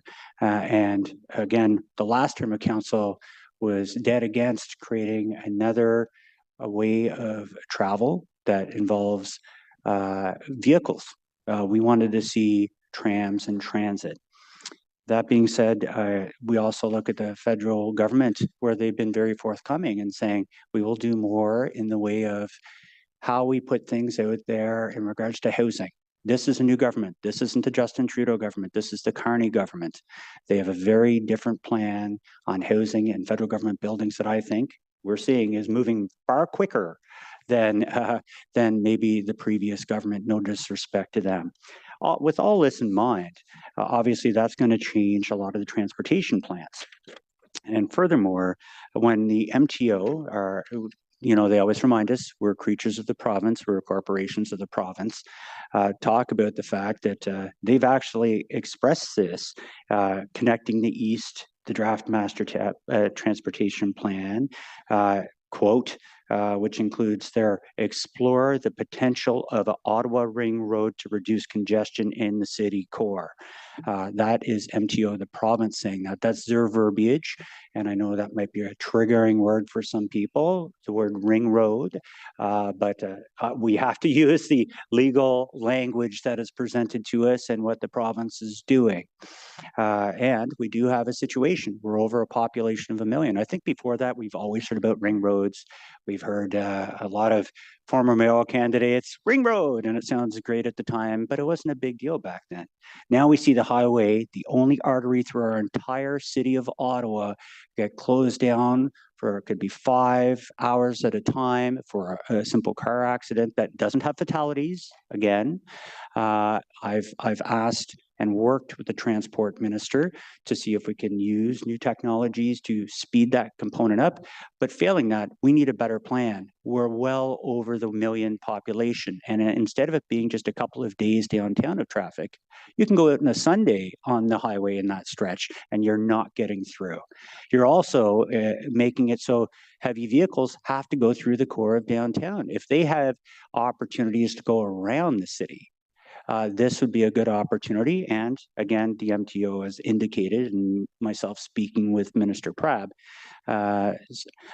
is very interested in this. The final part is, I think we just really have to say, we think as a municipality, as municipalities in general, we could do a heck of a lot better with $3 billion than going out and investing in a bridge that's just going to see more cars and pollution and encouraging more vehicles to come downtown. This is the opportunity we have. From a nation building perspective, we also see the Toronto to Ottawa to Montreal corridor for faster speed service on the trains, something that is supported by our mayor and supported by both councillors on both sides of the river. No one's in favor of an interprovincial bridge. We want to really put the hammer down and say, municipalities know best. We want to do things that will benefit the country from one perspective, but also has a major benefit to our citizens of Ottawa. I encourage my colleagues today to really think about that. Thank you.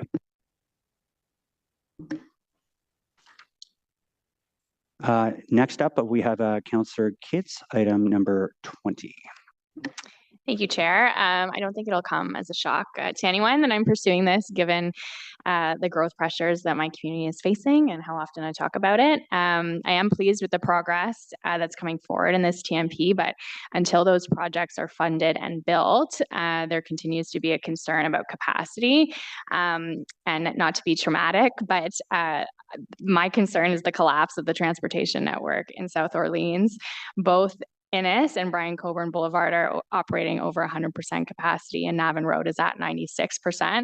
And we're expecting 20,000 new units in the planning horizon that we're talking about. And I know that's a South Orleans specific example, and that there are other communities across the city that are experiencing similar growth pressures. But, you know, we can and do use holding provisions when it comes to other infrastructure like, you know, water and sewer. But I think my thesis on planning and development is that transportation capacity and having options really impacts quality of life.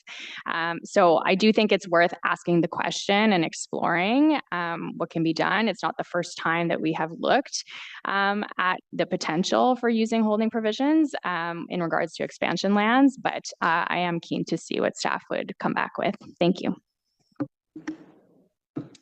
Great, thank you for that. So I think those are the four, am I correct? Perfect, thank you. So just to reiterate, because I have had a couple of colleagues just making sure. So at this time, we're going to go to questions to staff. We've seen the 4 motions in front of you.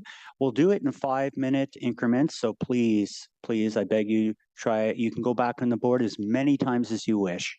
But think about it that way. I know there's a bit in front of us, but you can go back on the board. And we'll start off with Councillor Troster. Thank you so much, Chair. So I have questions for staff, but they also could be potentially to the movers of the motions. So maybe I'll start with you, Chair. Can you explain to me how an interprovincial bridge would promote more cars, but this ring road idea would not? Like, I'm just trying to understand why you think this is a better alternative. Certainly, and this is something that was heavily debated last term of council. We want to see people use electrified rail to go back and forth across, and that's where, you know, when we said we'll certainly work with the province of Quebec, they would be the funder along with the federal government, and they've invested a lot of money in the studies already. They have an office opened that would promote people to go back and forth between both provinces using electrified rail. That's why we voted in support of that, but we made it very clear last term of council, investing in a car polluting bridge would not be advantageous and would really not support our environmental goals. Right, but how does the ring road connect to opposition to that? That's like, I'm just not understanding the connection really well. Well, again, we don't see the priority being an interprovincial bridge, and the connection is having those heavier vehicles not having to go on the 400 series highway that could take opportunities if they have a load in a warehouse in Canada and they have to get out to maybe Orleans, for example, instead of going through your neighborhoods, for example, and having to go down through the middle section of the highways. If they have the opportunity to go around the city, and this is something MTO has indicated in the past too, we've hit that threshold now. That's what the impetus of putting that in. Okay, because I was going to also ask how this connects to the extension of East-West LRT, which would be another way to get in that direction. So you're thinking about a ring road more specifically for trucks. It would be for all modes of transportation, but certainly there's a lot of people, and I think we learned the lesson very hard during that 5 hours where nobody can move anywhere. And even in your neighborhoods as well, I think we heard many people that were quite upset. If those people had alternative routes to get around the city, it would have been less congestion through your neighborhoods, even through mine. I had traffic backups in Beacon Hill related to that, which was Yeah, no, I understand where you're coming from. I mean, I just think the goal should be to get people out of cars. I'm not sure how I feel about constructing another road like that, but I'm willing, I'll listen to the conversation for sure. Certainly. Now I have a question for staff about Councillor Kitz's motion, because also I understand that this is asking a question potentially for a future TMP, but am I correct that if we placed a condition of a certain feature of transportation infrastructure on development in a particular neighborhood, or specifically the suburban transect, would that not serve as a barrier to growth in those areas, or to growth in general in our city and meeting our targets?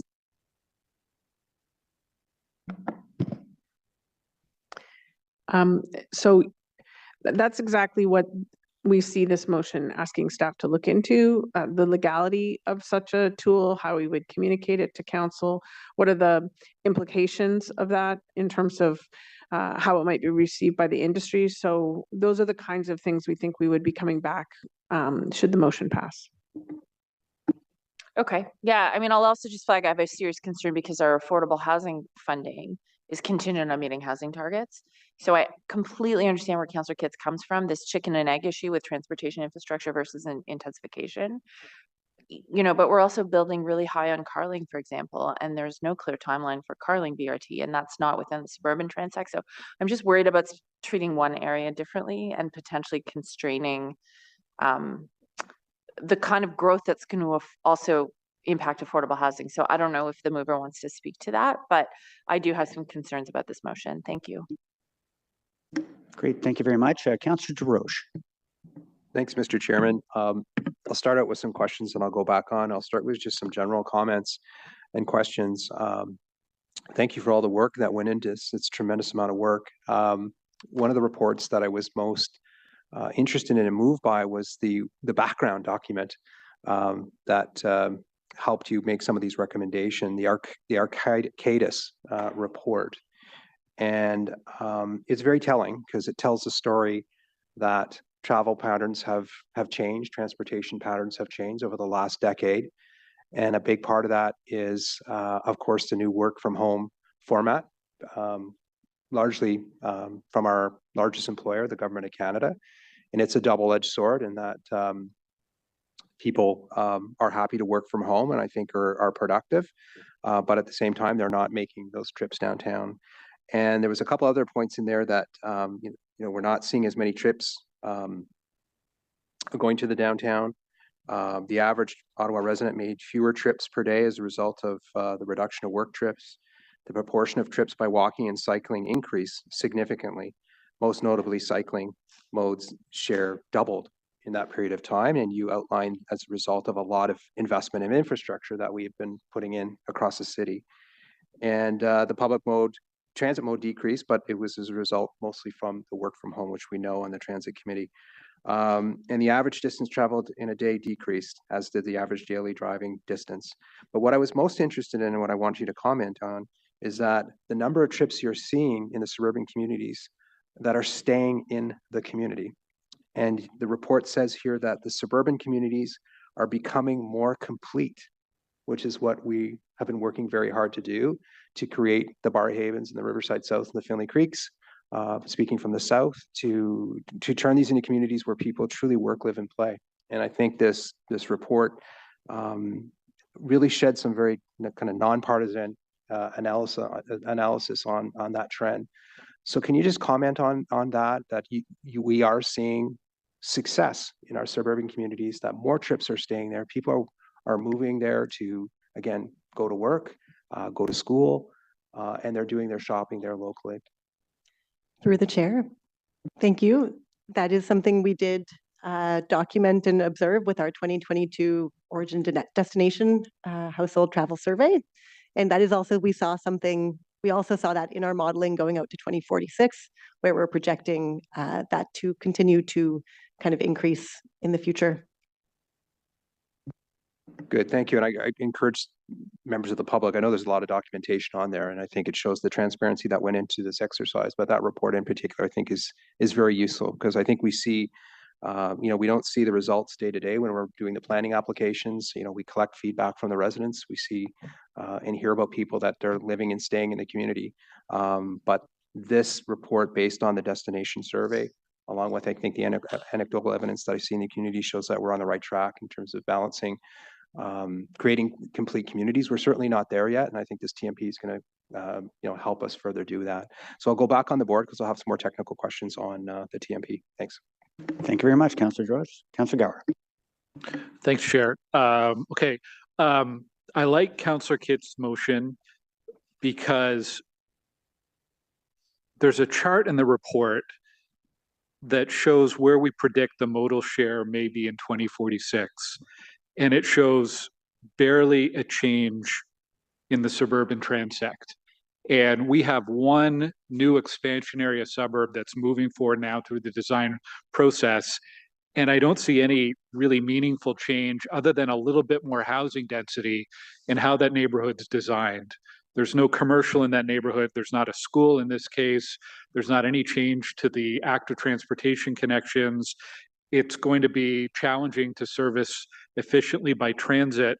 And I thought the point of the official plan was to try to move us to a better place in the suburbs. I'll come back to some of the other motions later, but I want to ask staff about that chart. There's change in each of the downtown, inner urban, and outer urban transects, but I'm seeing like a sustainable modal share go from 37.5% in 2022 to 37% in 2046.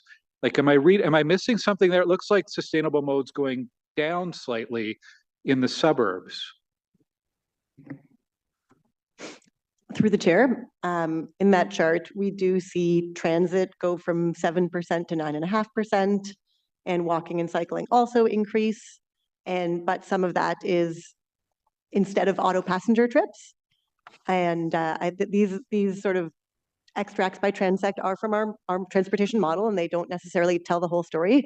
But one of the challenges is that there are a lot of new trips that are internal to the same suburb, as Councillor Desroches was mentioning. And these are trips that are hard to move away from driving compared to when you're going downtown across the Greenbelt, for example. So yeah, a lot of the auto driver trip growth is actually where people aren't going very far necessarily, or they're not traveling on over long distances between different areas of the city. So I mean, I think that the model doesn't capture everything about how we are building our communities, and that increase in transit, walking, and cycling is still a positive change coming out of our recommendations. But with those kind of internal trips that are harder to flip being the kind of driving feature there.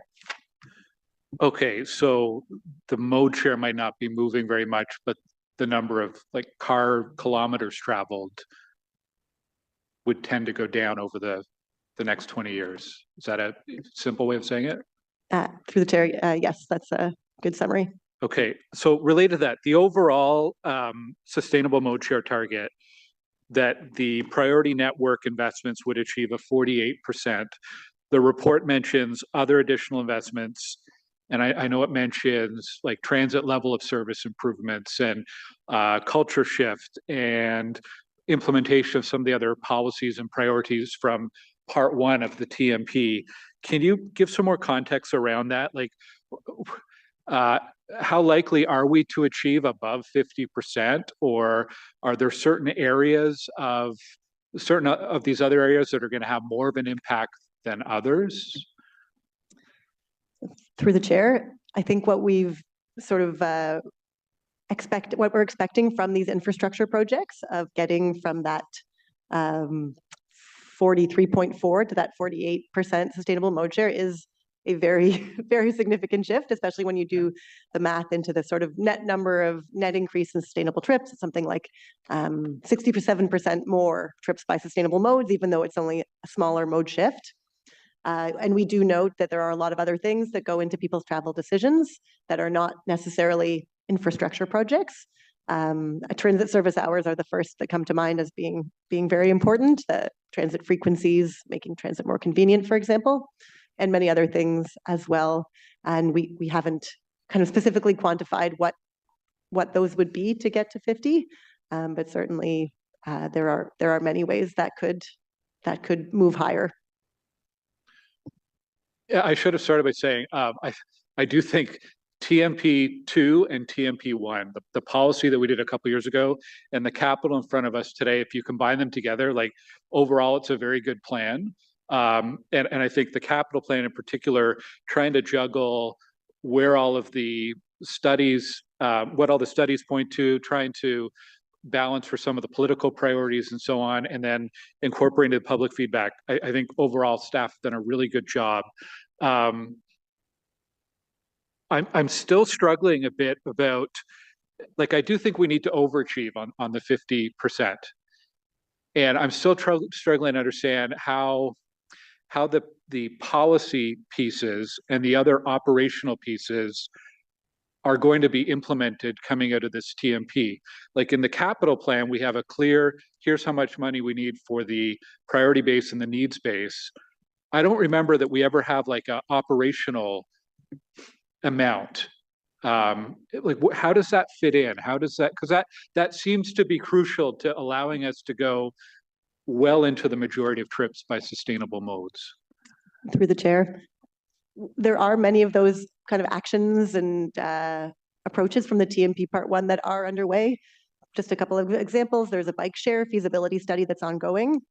We are updating our transportation impact assessment guidelines.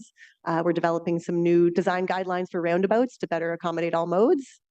And we will be updating our TDM, or transportation demand management strategy, in the coming years as well. Mm-hmm. So, and these items come forward through the annual budget process, annual work plans. Many of them are already in our work plans to advance.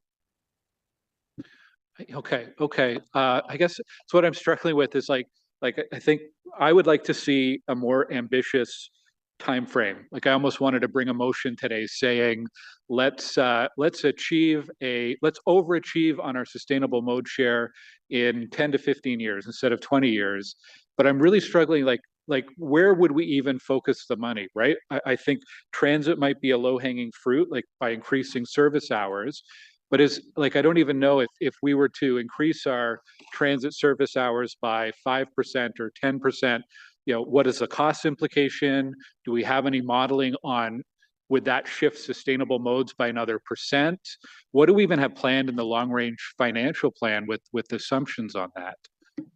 Yeah, so in terms of the transit, we do include all operating projections for the 30 years. So changes that are being made in the TMP and the increased bus hours are now being incorporated into the long-range financial plan and the operating expectation. So that's an increase in bus operating hours and cost to operate those buses, and also additional buses. So that's all captured in the transit. For roads, it's much more difficult. That's part of the tax LRFP, and that's very much just focused on the capital. We can't look at all the tax operating costs and impacts. That would be very onerous. Okay, so I'm running out of time, but so on transit, what is the projected increase in service hours, for example, in the LRFP? We're still working through those details. Okay, and to make it affordable. So that'll come through the long-range financial plan that comes to council soon? Correct. Okay, because I still think that's really important to get a handle on, and as it relates to meeting the official plan targets quicker,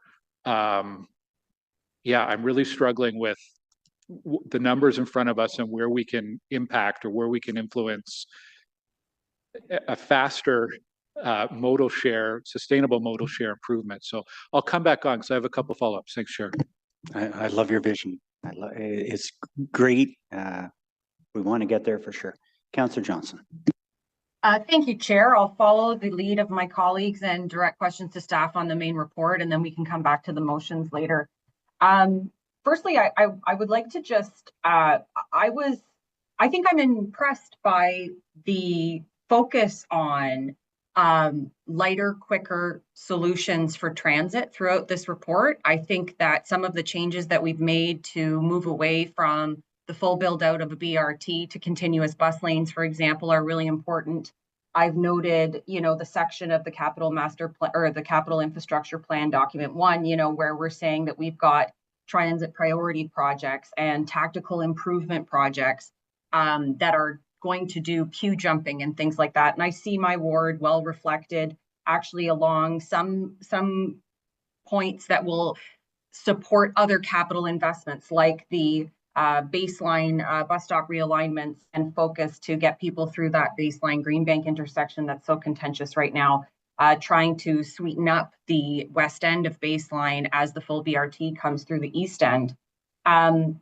I'm also very interested in the improvements to Greenbank and Iris. I think that intersection is very dangerous for all users, and I'm excited to see what we can do in a shorter term to make sure that people are moving across safely, especially to their LRT stops that we want them to use. My focus, as always, is the network modification program. So I see this as a big highlight of the report, where we are going to be using the network modification program as described to do intersection improvements that will alleviate congestion so that we do not have to do larger road widening projects. And although I am supportive of that move in terms of both its capital costs and the principles in the TMP Part 1, I don't see any mention, and it actually came up through one of the delegations, about what other improvements we're making to those intersections at the same time. So we have a 2-lane in either direction maximum for road widening, but in intersections, we're allowed to create additional lanes to alleviate congestion, which I find is a bit of a tension. Can you please answer how those intersection modification projects will consider road safety for all users, given that intersections are one of the most conflict-ridden areas for our users? Through the chair, through the network modification program, we do implement the walking and cycling facilities to our current standards. So we do generally end up with full protected intersection features at the same time that we're adding road capacity. Okay, I just like to check in on that every chance I get. Another question would be, I just wanted you to help me to understand on page 11, when you're talking about road build outs for residual auto demand, where people can't effectively use transit. And I just wonder, how does the calculations for residual auto demand interact with our current operating funding challenges for OC Transpo? Is this an exclusively, capital project analysis, or are there limitations on what we can do because of our operating deficits that would then be, supplemented by capital infrastructure for cars?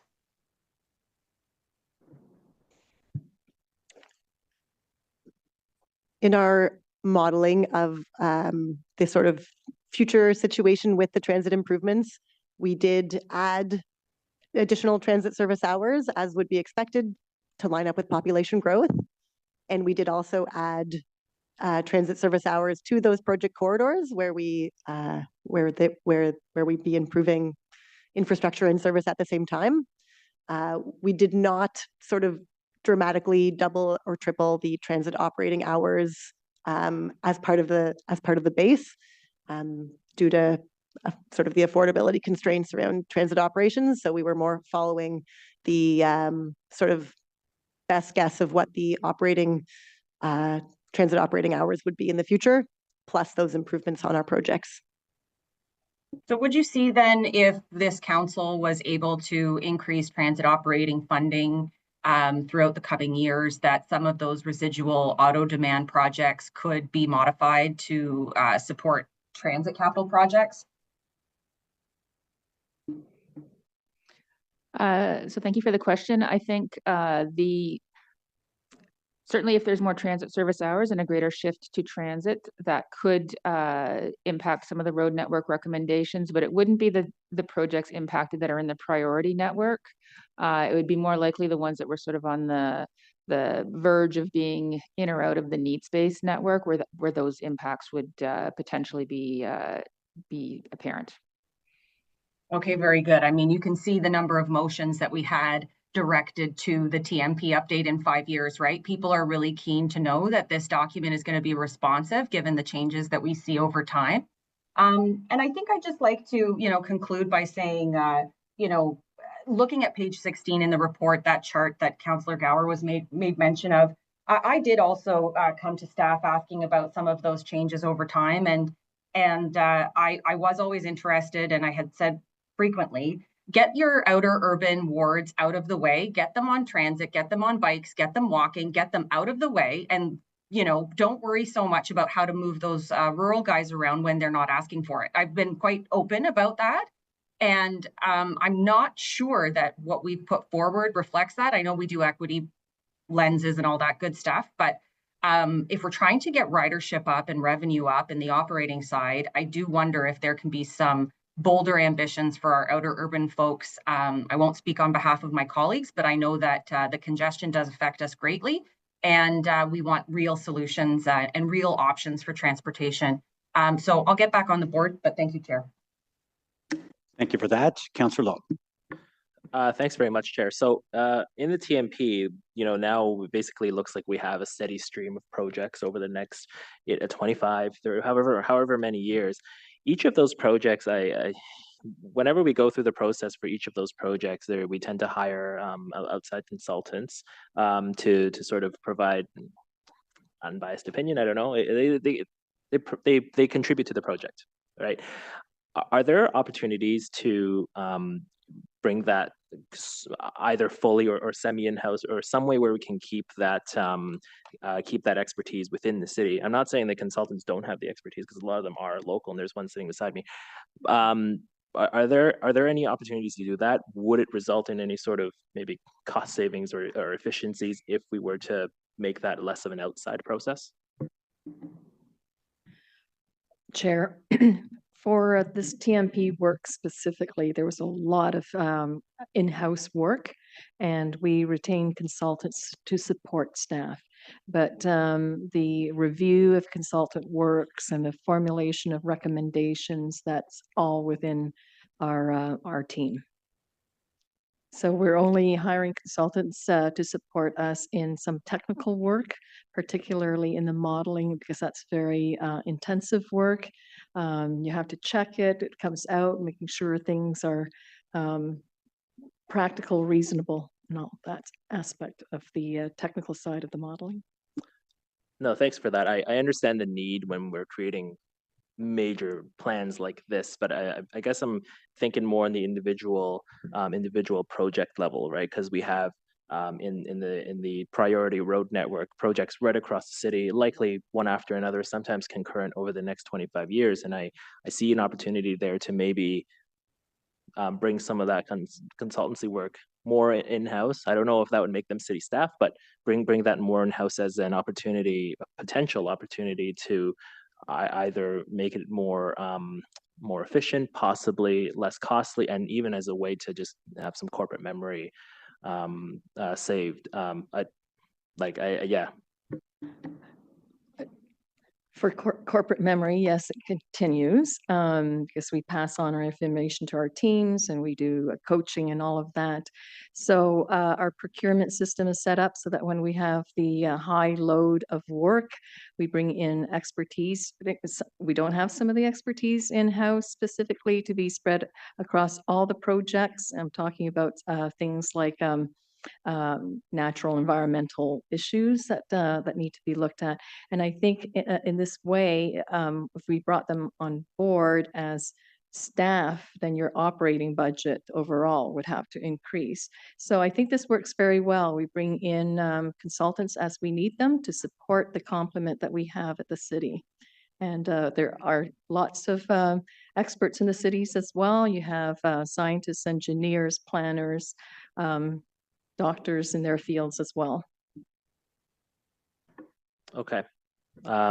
Sure, we can probably discuss this more and more offline. So I'll come back for a second round for some more specific questions about the motions. Thanks. Great, thank you. Councillor Dudas. I just wanted to quickly weigh in on the motion that pertains to the ring road that Councillor Chair Tierney has brought forward. I'm very glad that this has come as part of this conversation. The transportation master plan to me is about the vision for our city in the future, not just today, but also where we want to go in terms of how we move people and vehicles around, cyclists, pedestrians around our city.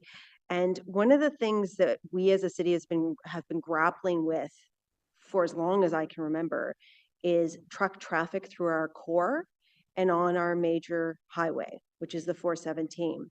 And for me, a conversation about, I'm stealing words from the motion, a full and fair evaluation of a Southern Ring Road would really open up the conversation about what do we do with trucks. Right now, we're funneling them down King Edward, which is not a sustainable or viable option. We know that that is detrimental to the impacts of the communities that are adjacent to that, as well as our economic development in that area. And then the conversation that the federal government has brought up about having an interprovincial bridge, whether it's at Kettle Island or 2 minutes ago, they were talking about funneling it just at the end of Greens Creek. Wherever they put it, it still just means trucks continue to block up the 417 or the 174.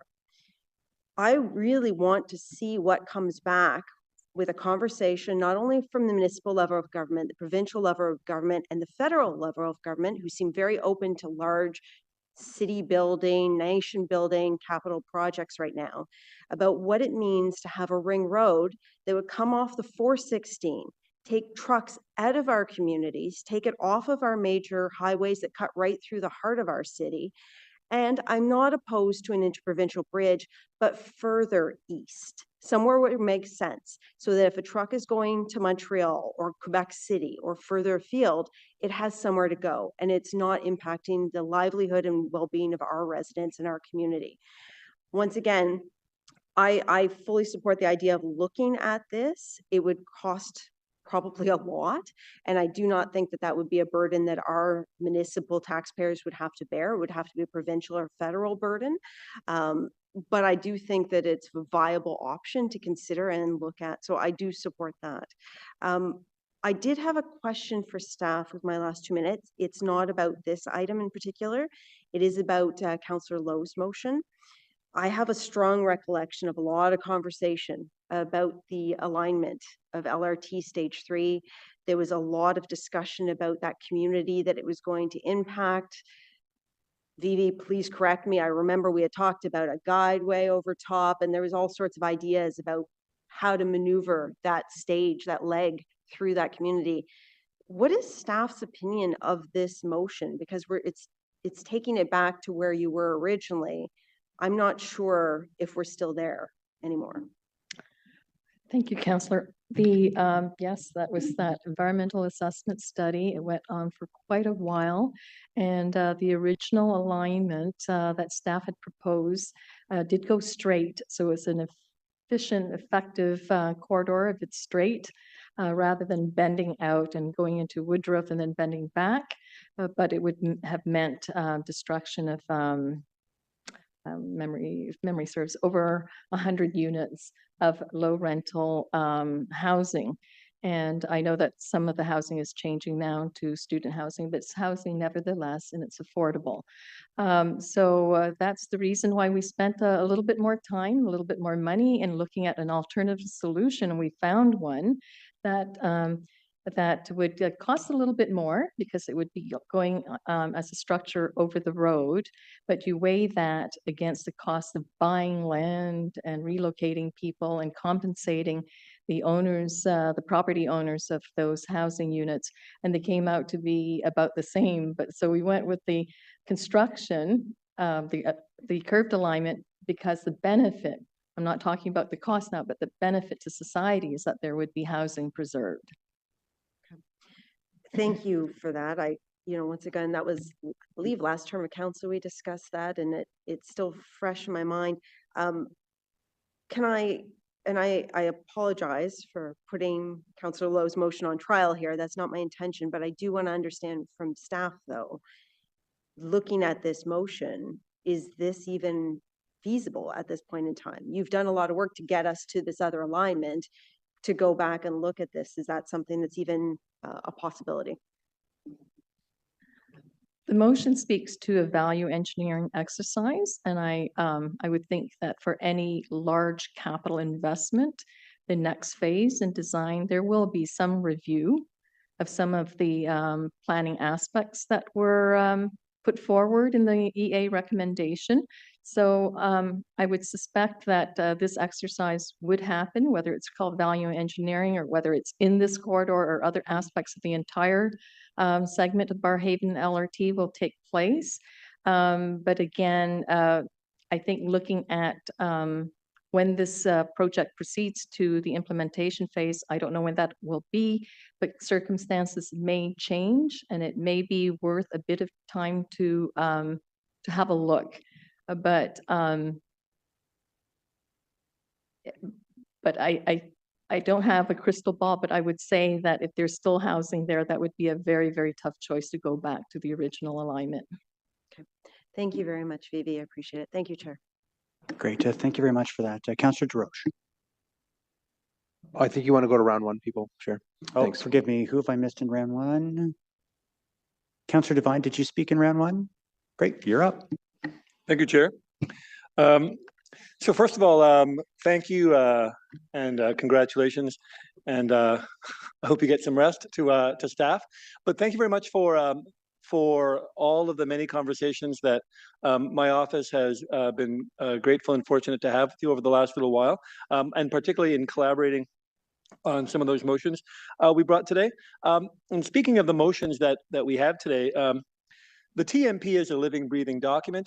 So many of these motions are, therefore be resolved that at the next TMP update. And I think that's likely because we want, as a city, to continue innovating and striving for what we expect and know Ottawa will need 20 years from now, and not only focused on what our constituents are most comfortable with today.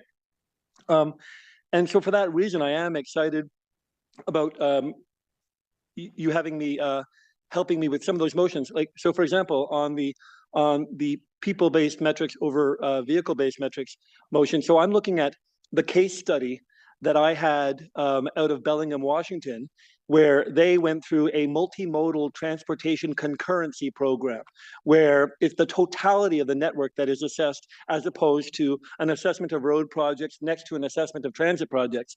And the outcomes that came out of their shift were things that I know that we here in Ottawa would love to strive for. For example, the city could approve infill projects without triggering costly road expansions. Investment shifted towards sidewalks, bike lanes, and transit improvements. The planning process became more aligned with environmental and equity goals. So I certainly look forward to, at the next TMP update, and hopefully by that point, you will have had these new tools through which to assess projects that we might see a different scoring, a different value-based system of what kind of projects the city needs. And then also to speak to what my colleague, Councillor Johnson, was saying about, please, for the outer urban wards, of which I am one, and possibly even for the suburban wards, just get us on transit, please. And I recognize that we are not having one-size-fits-all policies. What our colleagues and constituents need out in the rural wards is certainly different than what we might be able to do in the more densely packed areas. And for that reason, I am very, very thankful to you for being supportive of that Beachburg Rail Corridor exploration. I'm a big, excited believer in what might be the potential of that possible east-west corridor. So now I have a few questions about the motions that are right now before us. And I'm begging your pardon to my colleague, Councillor Lowe. They both speak to some of the motions you have here today. With the So Councillor Lowe, with the motion that you have on the reprioritizing of the segments of Prince of Wales, and I am very, very, I definitely see the logic to what you're trying to do there, whereby rather than have a widening down here and a widening here, why not we just try to keep the widenings together to relieve the bottleneck? And I guess I'm just concerned because our staff went through a lengthy process to assemble this. So my question to staff, can you let me know why the southern segment of that Prince of Wales widening, i.e. the Barnstone to Maryvale segment, why was that originally recommended by staff as a higher priority? Or possibly if staff can expand on their support or lack of support for that element of the Prince of Wales project? I can speak to the rationale for the staff recommendation. That is from our technical analysis of where we expect congestion to be the capacity pressures of the congestion to be most significant in our future modeling. And that is from the Barnstone to Maryvale, sort of roughly Strandherd to Maryvale in 2046. And existing traffic volumes are a bit higher in that segment compared to the northern segment from Maryvale to Amberwood, as there are some vehicles that kind of split off at Maryvale. However, both segments are identified as needed in the 2046 horizon. Does that mean that if you don't proceed with that segment, the Barnstone to Maryvale segment, with that widening, we don't necessarily know what might be the outcomes of not providing that greater capacity for any kind of traffic, truck traffic for that segment? We would expect it to be more congested in the future. All right. Thank you. My next question. So on Councillor Lowe's motion on the realignment of the LRT, and I certainly wish I had time to go to the two housing communities that may be impacted by it to get a sense of where they might be with it. But knowing that the motion addresses the issue of housing, so my question to Councillor Lowe, and we've already discussed this, but I want to propose a friendly amendment to the motion. So may I just read that in, Chair? So Councillor Lowe, would you be open to accepting the following friendly amendment as a new clause? Be it further resolved that the value engineering exercise also evaluate the impact of a straight alignment west of Woodruff Avenue on the potential for future housing development, particularly at the municipally owned greenfield at Woodruff and Knoxdale, and also seek to preserve opportunities for residential intensification in the area wherever possible. And the reason being, I've been working very hard to see what we can do on housing for that segment, and I just don't want to close a door that may still be open to me. Do you accept that as a friendly amendment, or do you wish to think about that and go back on the board at some point? No, I'd be willing to accept that as a third operative clause.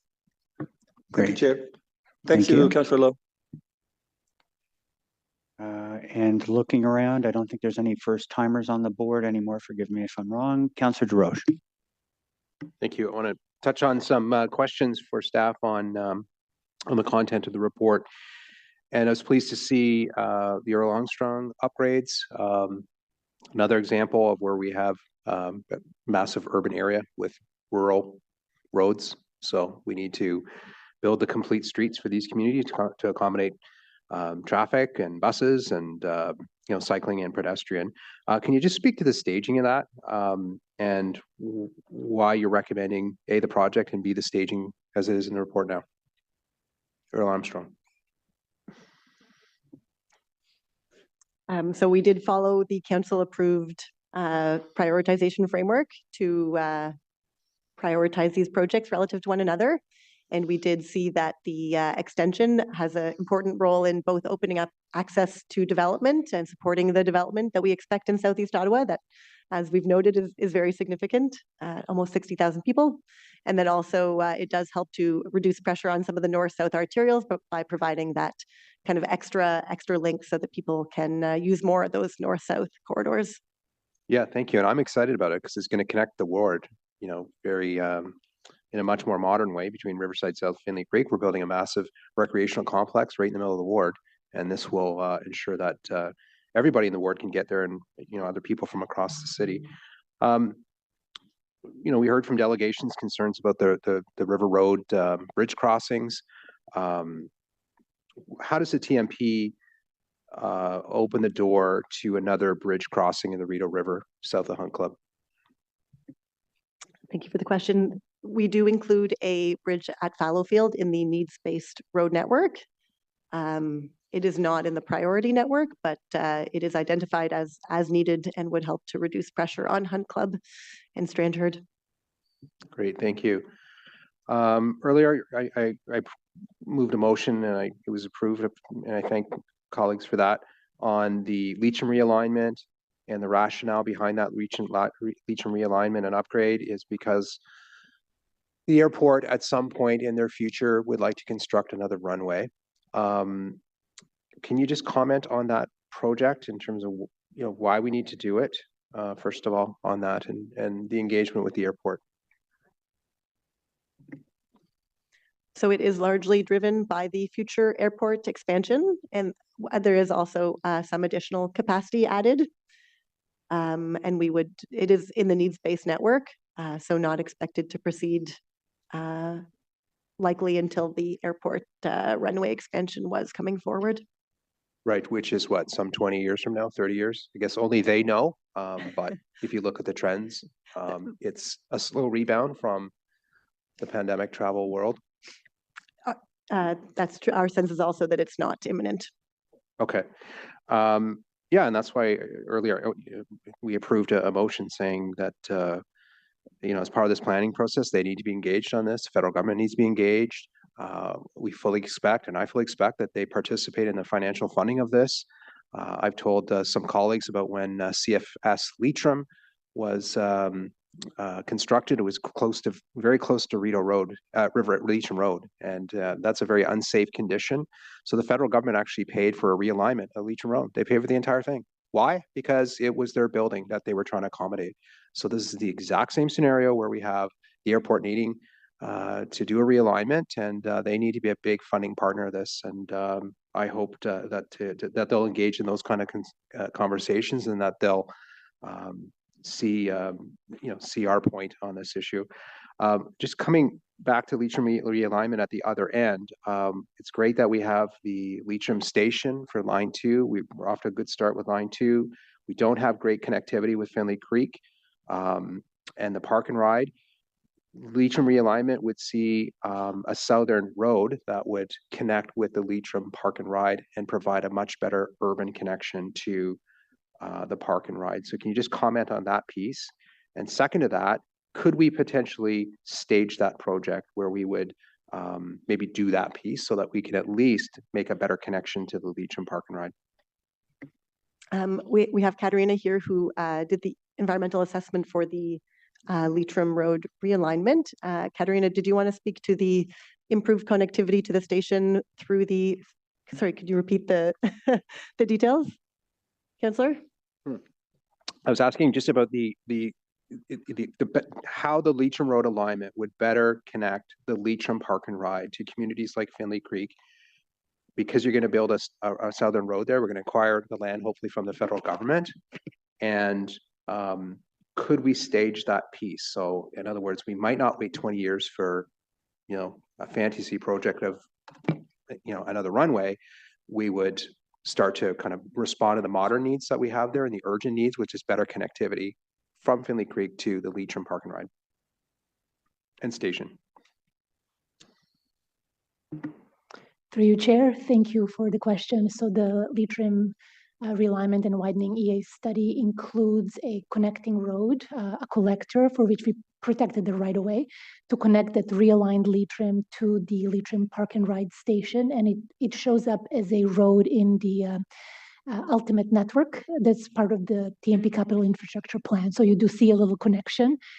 So we are protecting the land, the right of way for it. And that's exactly the purpose of it, to make a direct connection to the station and the park and ride. So I'm confirming that it was part of the EA that's recommended, and that the right of way is protected for that connection. Okay, well, I'd certainly like to see that portion at least advance. So we'll continue the conversation, but pleased to see it's in the TMP. A lot of talk of the 400 series here in a ring road. I'll speak more to it later. The provincial government, as I understand it, is doing a review of their transportation for Eastern Ontario. So this is not new, that they're looking at how they contribute to our transportation network in Eastern Ontario, specifically the 400 series. So can staff confirm that that's an ongoing analysis, that's ongoing work by the province? Yes, that's correct. Okay, which we expect of them, and it's not new. If you look at the growth of Toronto, you see expansions of the 400 series to deal with the growth and the congestion in that area. Airport Parkway is part, at least the portion that is the most congested, I think, at this point, is in the TMP. Can you speak to that? Thank you. Yes, the widening of Airport Parkway between Hunt Club and Brookfield is part of the priority network in phase 1. Great. And as I said yesterday, you want to help the airport, support this project. That's critically important, not only just for the passengers, but also for the freight and for the taxi industry. Bank Street Transit priority lanes. Just when I think I know everything, which I don't, I will say here, this one surprised me that there was some Bank Street Transit priority lanes going northward into inside to the Greenbelt and further from the Finley Creek community, Leitrim. Can you just speak to that and why you think that's needed and why you think that it's helpful? Thank you for the question. This is the project is called the Conroy Continuous Bus Lanes, and it's 2 segments of continuous bus lanes where we saw that congestion would be expected and there's an opportunity to improve travel speed. In terms of the actual new alignment, this would be a sort of new rapid transit corridor to supplement or complement O-Train Line 2. It would serve Finley Creek and Taywin.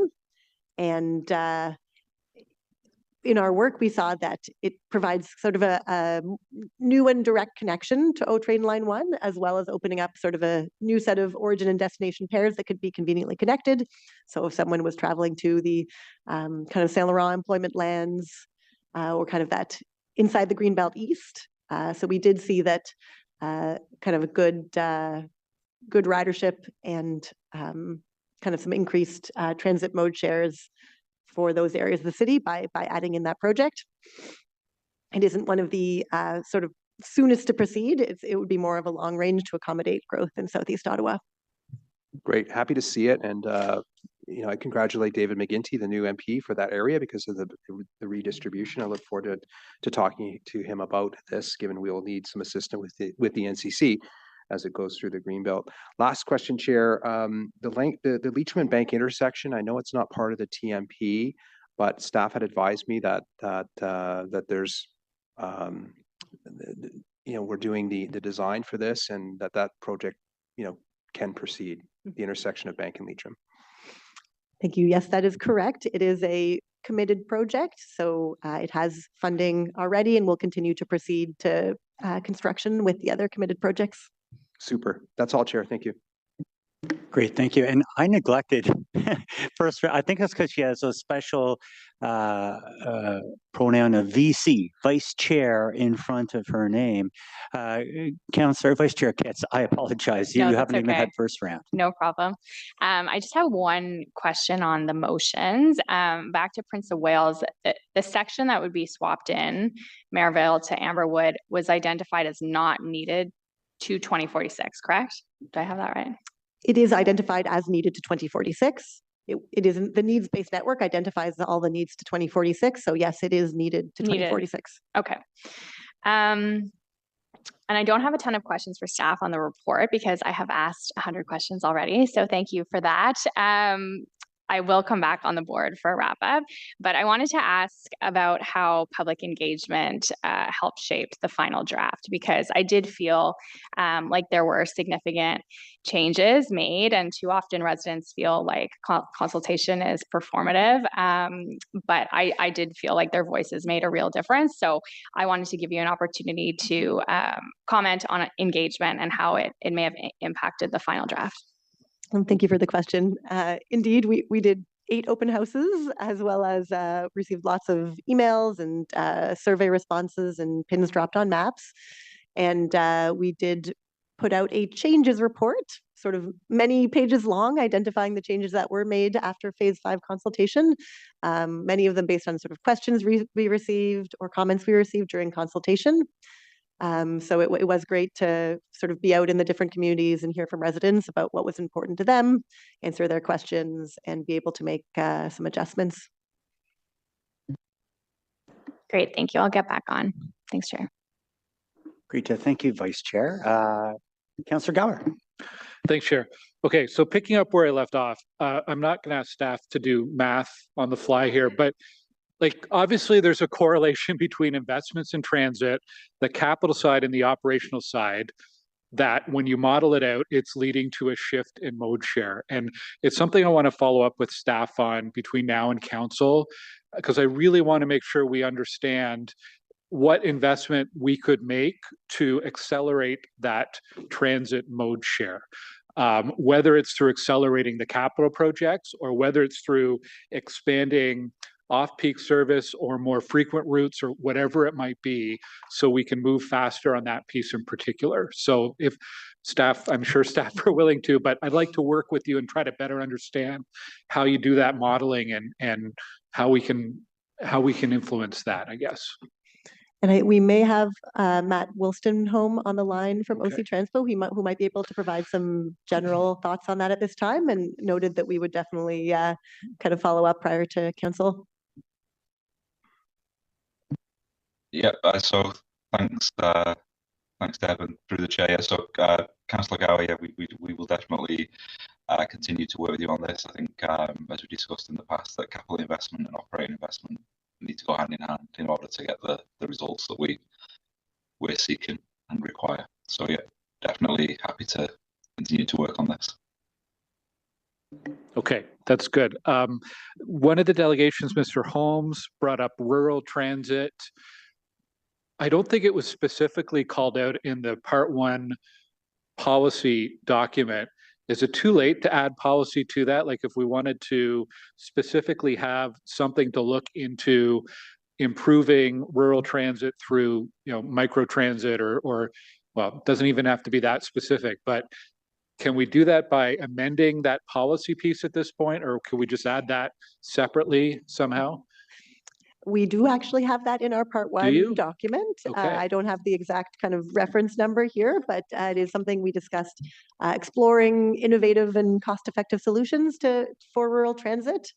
Sort of noting the challenges about how transit is funded, like the transit areas currently dictating the conventional service provision, but nonetheless, we do have that in our policies, and we'll be working on that in the coming years. Okay, that's good. So on those policies, is there a roadmap or a prioritization, like when staff are going to implement these policies? Some have already started, I know. I believe the staff report spoke to advancing them or completing them in sort of I don't have it exactly handy, but it was sort of certainly not 20 years. In the coming, I'm going to say roughly 5 to 8 years. Some of them are much shorter and are already completed. Others would take longer. And I would just add to that there is within the policy document specific actions that are outlined in addition to the policies themselves, and staff will be focusing on those actions to bring forward sooner. Would it be helpful at some point to have a motion or direction around setting out a preliminary timeline or actions to be accomplished in the next 3 years? Or I don't know, I'm making that up, but would that be helpful to staff, or are you already working on something like that? So we would certainly be happy to have the conversation with you about that. We do have work plans in progress for a number of those initiatives that are outlined in the policy document. Okay, maybe we could talk offline again about that. Yeah, I'm really focusing on how can we accelerate shifting to a more sustainable mode share. Again, coming out of the official plan, our objective was to have the most livable mid-sized city in North America. And I really do think mobility and the choice of mobility is key to that. And I am concerned that based on where the 2046 modal share by transect is going, we're going to have two very different types of communities in Ottawa where downtown and interurban have a lot more choice with mobility and will be much nicer places to live as a result of it, while the suburban transect does not have that choice. And even with fewer vehicle kilometers driven, I still think people will notice that difference. They're certainly noticing it now. And I do think that our residents would like to see more focus and investment on transit. In Stittsville, we did a survey of Stittsville residents earlier this year. There were 850 responses. We asked them to rank all of the transportation priorities, the road projects, the active transportation, and rapid transit to Stittsville. And the rapid transit came out at number 2 in that ranked survey. So I think there's a lot of interest from people in this. Maybe more interest than we tend to assume as counselors even. How much time do I have? A minute? Okay, on the motions, the low motion on Knoxdale, we spent a lot of time in this in the last term of council to try to avoid displacing people with the alignment. And there is a higher cost to the different alignment, but it was to avoid having to displace tenants, whether they're very low income or moderate income. We'd still be displacing people, so I'm not going to support that. On the motion around the national transportation priorities and the ring road, I just feel like this ring road's come out of nowhere today, and I didn't see ring road in the transportation document.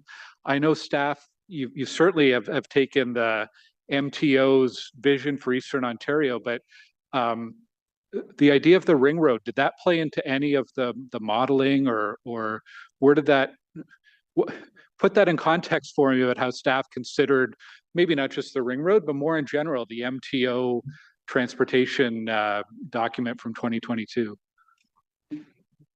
So thank you for the question. So we did not explicitly model a ring road as part of our transportation master plan modeling because it doesn't have any commitment to it from the government, where the projects that are included in our sort of baseline scenario are ones where the various levels of government have signaled funding for those projects to proceed. And this one is more, it's a policy and a plan that speaks to looking at it, but it doesn't have any funding committed to it. It's not even in a plan yet at this point. So we did not include that as part of our baseline modeling. Okay. Just that MTO document is a 35-page document and has a lot of transportation ideas for the future that have been unevaluated.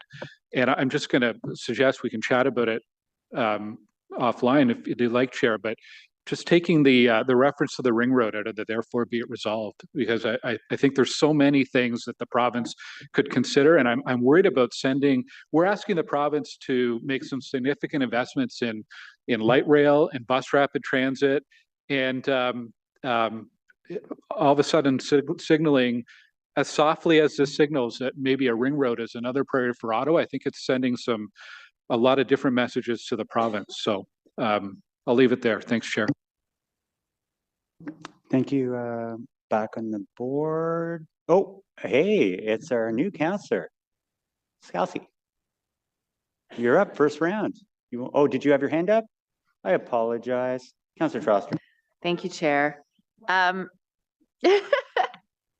So, I mean, I share the concerns of a lot of the people around the table, including Councillor Gower, about the fact that this is a really ambitious plan, but it's not necessarily funded. And I just want to point out the decision about what we fund, how much we ask our residents to pay in taxes. Those are political decisions. So if we really care about this plan, we need to think seriously about how we're going to fund it. I just have a few questions for staff. One of them is, I noticed that sustainable modes is defined as walking, cycling, transit, and carpooling. Why is carpooling included, and how are we encouraging or measuring greater carpooling? Because I've seen other interpretations where it's not included. Thank you for the question. The official plan specifically included carpooling in the definition of sustainable modes. So that is the sort of origin with the TMP as a supporting document of the official plan.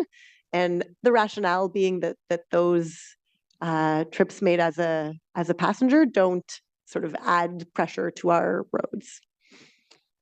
But I will just add a clarification that when we say carpooling, the trip that the driver makes is not included in that sustainable, so it's just the passenger. Oh, That's interesting. part of that. The driver falls into the auto. Okay, okay, that's very interesting. Thank you. So I have a question because I know people are talking about the, the billions towards roads versus the 350 million towards active transportation. But I'm wondering, because Councillor Kitts has pointed out that some of the road expansions include active transportation lanes. Is that included in the 350 million that you mentioned for active transit, or is that on top of it for active transportation? The 350 million is only for those standalone retrofit walking and cycling projects that are identified in the TMP.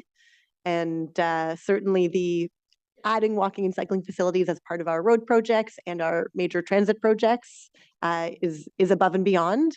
And similarly, the investments through our integrated renewal programs are above and beyond as well. Do we have a ballpark figure of what that figure would be if we added it? It's very pie in the sky, but I'm just saying, I think people are looking at the raw numbers in this TMP and they're seeing an inequity. But I know in my ward, for example, it's not capturing a lot of the projects that we're doing. Certainly the 350 million is a small component of the city's investments in walking and cycling. And even the urbanization and Main Street improvement road projects have that same benefit of improving conditions for walking, cycling, and transit without adding vehicle capacity. Okay, well, I'm not going to do a formal inquiry today, but I think finding some way to quantify that would be really helpful, because I think it speaks more to what we're actually doing. Because otherwise, I think there's this misconception of, I mean, there is discrepancy, but it's perhaps not as great as people think. Councillor, may I also add to that? It's not just the city adding to the active transportation network, but developers as well. We ask that they add this in, just like we saw at 3930 Riverside Drive that we spoke about yesterday at council. And keep in mind that this is standalone. And people have asked me about this question again and wanting to compare road to active transportation funding. And I said, it's not really about the funding, but it's about the connectivity, because we don't want to have gaps in the network. And if we can have connectivity and safe facilities, that's how you measure it. So how many kilometers do we have that are connected? That's the best way, because that's how you will ensure people use the infrastructure when we build it. Yeah, and I guess the last comment I'll make is, well, first of all, thank you. First of all, thank you to staff who have been with us for a very long meeting today and have been working on this for months and months. We have the city we have. Whether we like it or not, it is a huge amalgamated city, and people have transportation needs across the whole city. And something I've been trying to tell my residents, particularly those who look at TMP and don't necessarily see themselves, because the TMP is about new infrastructure, and we already have roads downtown, right? I try to really articulate, Gladstone bike lanes is going to be coming to committee soon. We're looking at Kent Street renewal due to the sewer reconstruction. We have tons of bidirectional bike lanes or contraflow bike lanes that are going onto side streets. And whether we like it or not, we don't just stay in our neighborhood. We use the entire network. And I think that's an important piece. I do share the concern, though, that we're not pushing far or fast enough when it comes to mode share. And again, that's a political decision. I think if we want transit to be more frequent and more reliable, we need to fund it.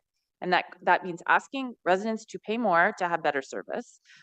It also involves campaigning to other levels of government, but I have always maintained that if we ask our residents to pitch in just a little bit more, we can have a better level of service, but that's beyond the scope of this particular meeting. So I'll be supporting the TMP in general. I want to thank you for all your work.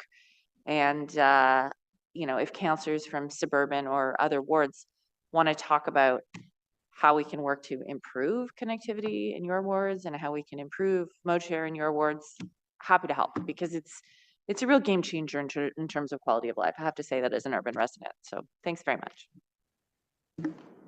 Great points, Councillor Trosser. Councillor Lowe?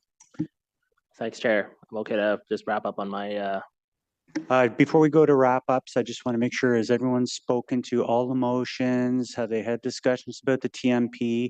And then we'll ask every individual of the 4 that were held. There was 2 held by Gower related to yours. One of mine. So the 4, we'll get the movers of the motion to do the wrap ups on those. I think Councillor DeRoche, Yeah, I was he's gonna on the speak to one board of the motions. first, so maybe we'll go to Councillor DeRoche first. Yeah. If there's anybody else that wishes to speak on anything that's in front of us today, before we get the four motions discussed and closed out by the people that have moved them, we'll go with that method. Satisfactory? Thank you.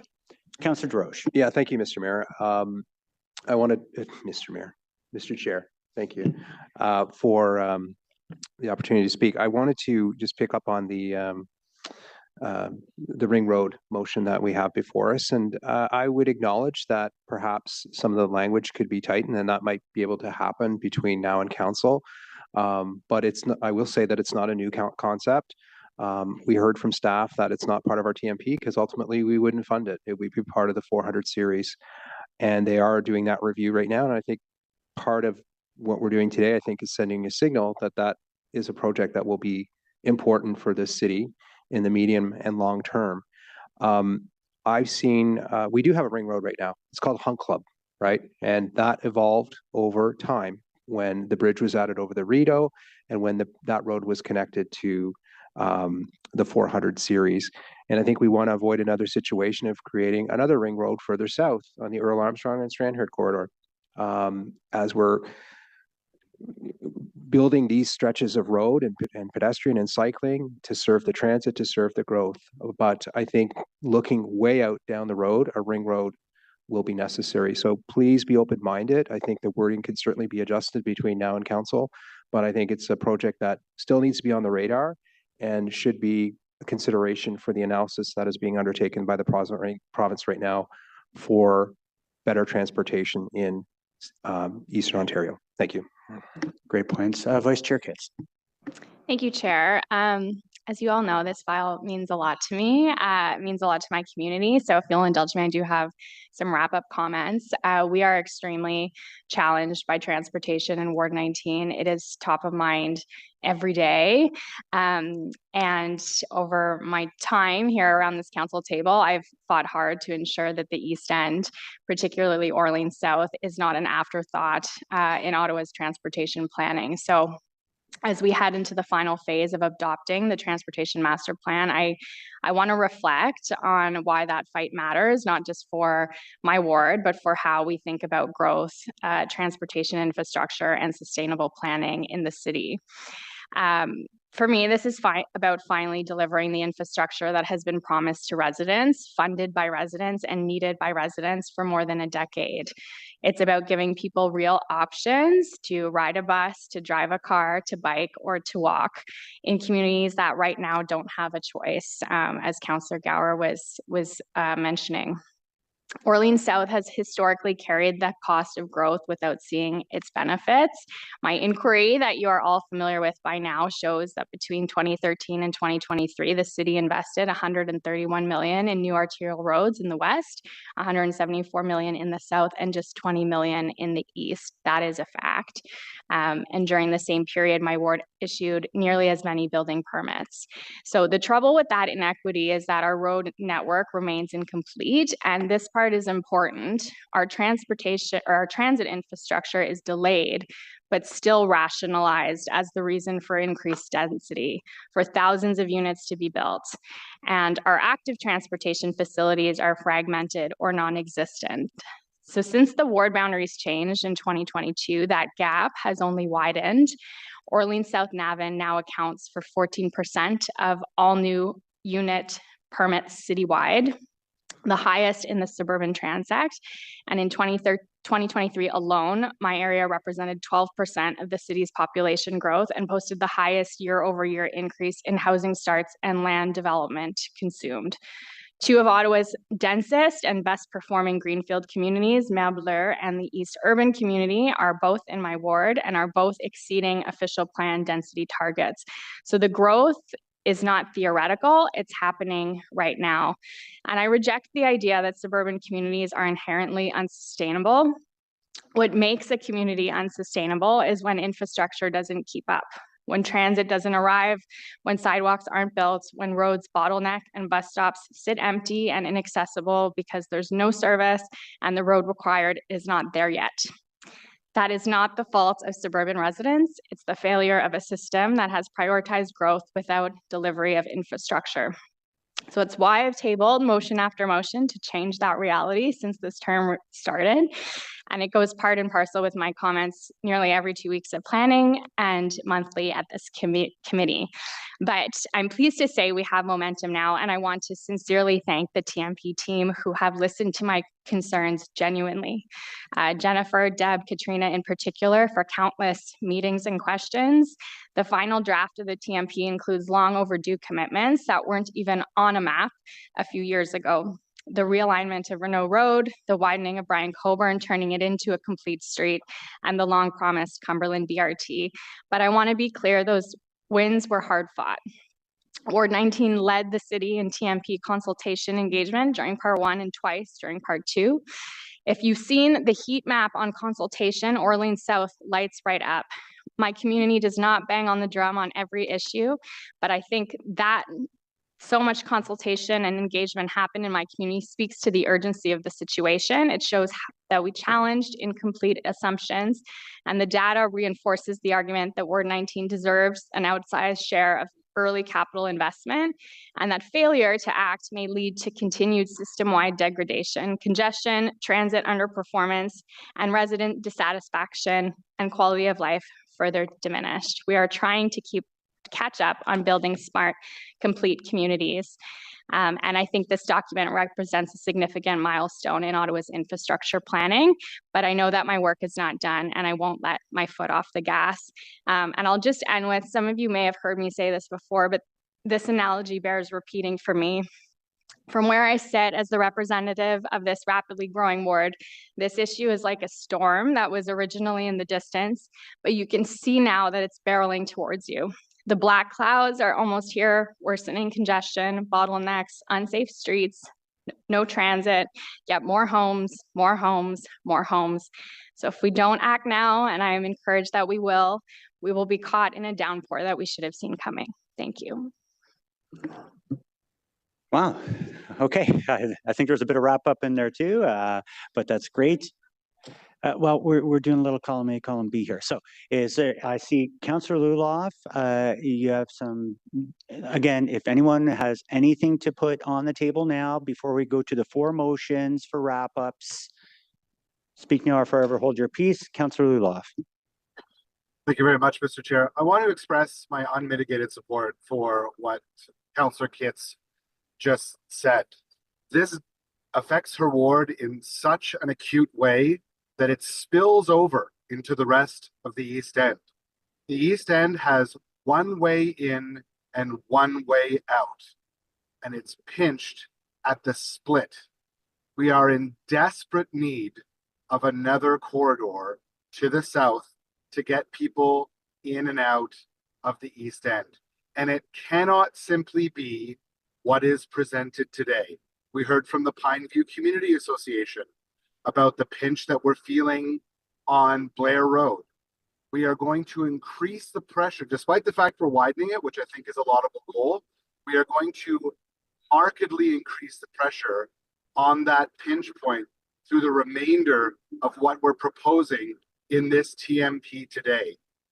So between now and the next update, we need to do some serious work with the NCC and other partners on expanding our network east-west to our south so that Orleans South Navan residents aren't forced to the north to be able to make their way west.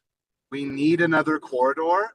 I, in the past, have pointed out that there is a hydro corridor that can be twinned that would connect Brian Coburn with Hunt Club and finally connect the Ring Road.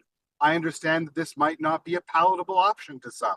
So I say, fine. If it's not, find another option. But this work and this investigation needs to begin now. We cannot simply accept that there is only one way in and one way out of the fastest growing portion of our city. Thank you very much.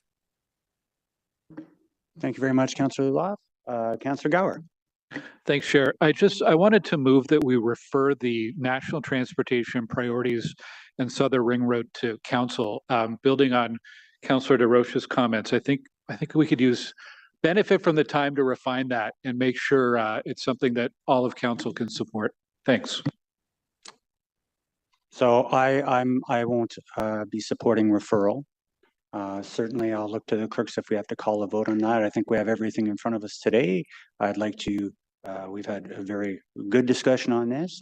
I understand the triggering words are not helpful to people, but at the same time, I think we've had a pretty hefty discussion about what this is. And between now and council, if you want to move an amendment on the floor at council, terrific. But I think this committee is well versed in it.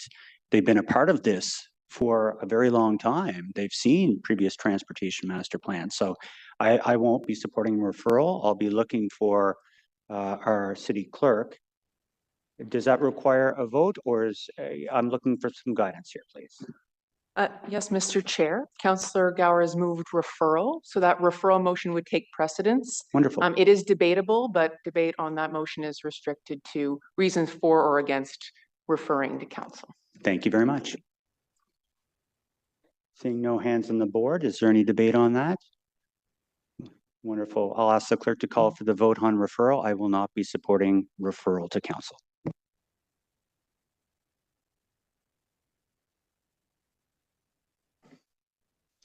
Councillor Luloff. No. Councillor Judas. No. Councillor Gower. Yes. Councillor Johnson. Councillor Devine. Yes. Councillor Bradley. Yes. Councillor Trosser. Councillor Skowski. Sorry. No. That was a yes for me. Sorry. Councillor DeRoche. No. Councillor Lowe. No. Councillor Vice Chair Kitts. Nope. Chair Tierney. No. 4 yeas, 7 nays. Great. Thank you for that. Looking at the board, this is the opportunity. We have the final four, I guess you can call them. So I'll give the floor to Councillor Lowe for, I believe it's, I just want to make sure I have the right item number here. Is it 15? I want to make sure we're all looking at the same numbers. I'm looking at the clerks here. 15? Yes, Mr. Chair, we'll get them on the screen as you call for the votes. Okay, so let's go with 15. And Councillor Lowe, if you wish to wrap up. Thanks very much, Chair. I want to thank thank the time that staff had put into this motion. It's long conversations, sometimes outside work hours, but they were good conversations nonetheless. I'll more or less reiterate what I introduced at the beginning, that shifting the priorities for different sections of Prince of Wales would avoid a situation where we have a bottleneck in the middle. So going from south to north, the plan as it is in the staff report would go from 4 lanes to 2 lanes back up to 4 lanes. I'm looking to change that so that the 2 4-lane sections are together. So we have a nice, so we have a good capacity north of Fallowfield Road, where commuting routes from the west of that intersection and south of the intersection do converge. The entire stretch of Prince of Wales is in the priority road network, and this change spread out between road widening and road urbanization.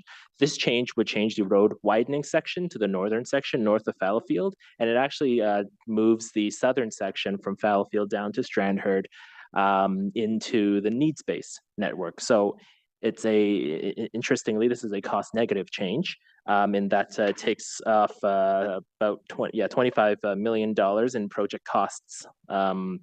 It takes about $25 million off the projected project costs, but it also introduces the road urbanization elements like pathway, like lighting to that stretch of Prince of Wales that is very desperately needed. And in fact, it's one of the reasons I don't bike to downtown ever.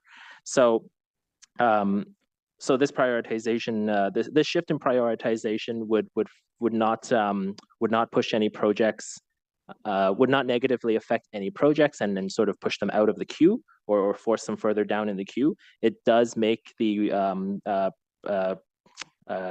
sequence. That's the word. It does make the sequence of the projects more logical, and as to avoid simply shifting a bottleneck to the north. So I hope that I can get your support on this. And should I move on to the next one or wait a few seconds? No, we'll do a recorded vote. Thank we're you just very much voting? for Okay. your wrap up on that. And again, I'll ask our wonderful committee coordinator to record the vote. Councillor Luloff, Yes. Councillor Dudas, Yes. Councillor Gower, Yes. Councillor Johnson, Councillor Devine, Yes. Councillor Bradley, Yes. Councillor Trosser, Yes. Councillor Skowski, Yes. Councillor DeRoche, Wait. Councillor Lowe, Yes. Vice Chair Kitts, No. Chair Tierney, No. 9 yeas, 2 nays. Thank you for that. And Councillor Lowe, your next one, please. Thanks very much, Chair. Again, a word of thanks to staff for the time that we had spent discussing, going back and forth on this motion. I understand that last term of council, there was a very lengthy, at times emotional discussion about the alignment of the potential stage 3 LRT between Knoxdale and Sportsplex stations. The motion I'm moving today doesn't seek to change anything now. It asks staff that when and if the project does proceed, that a value engineering exercise be taken to look at the alignment as it is in the EA that was approved last year, and the straight alignment that was proposed way back when.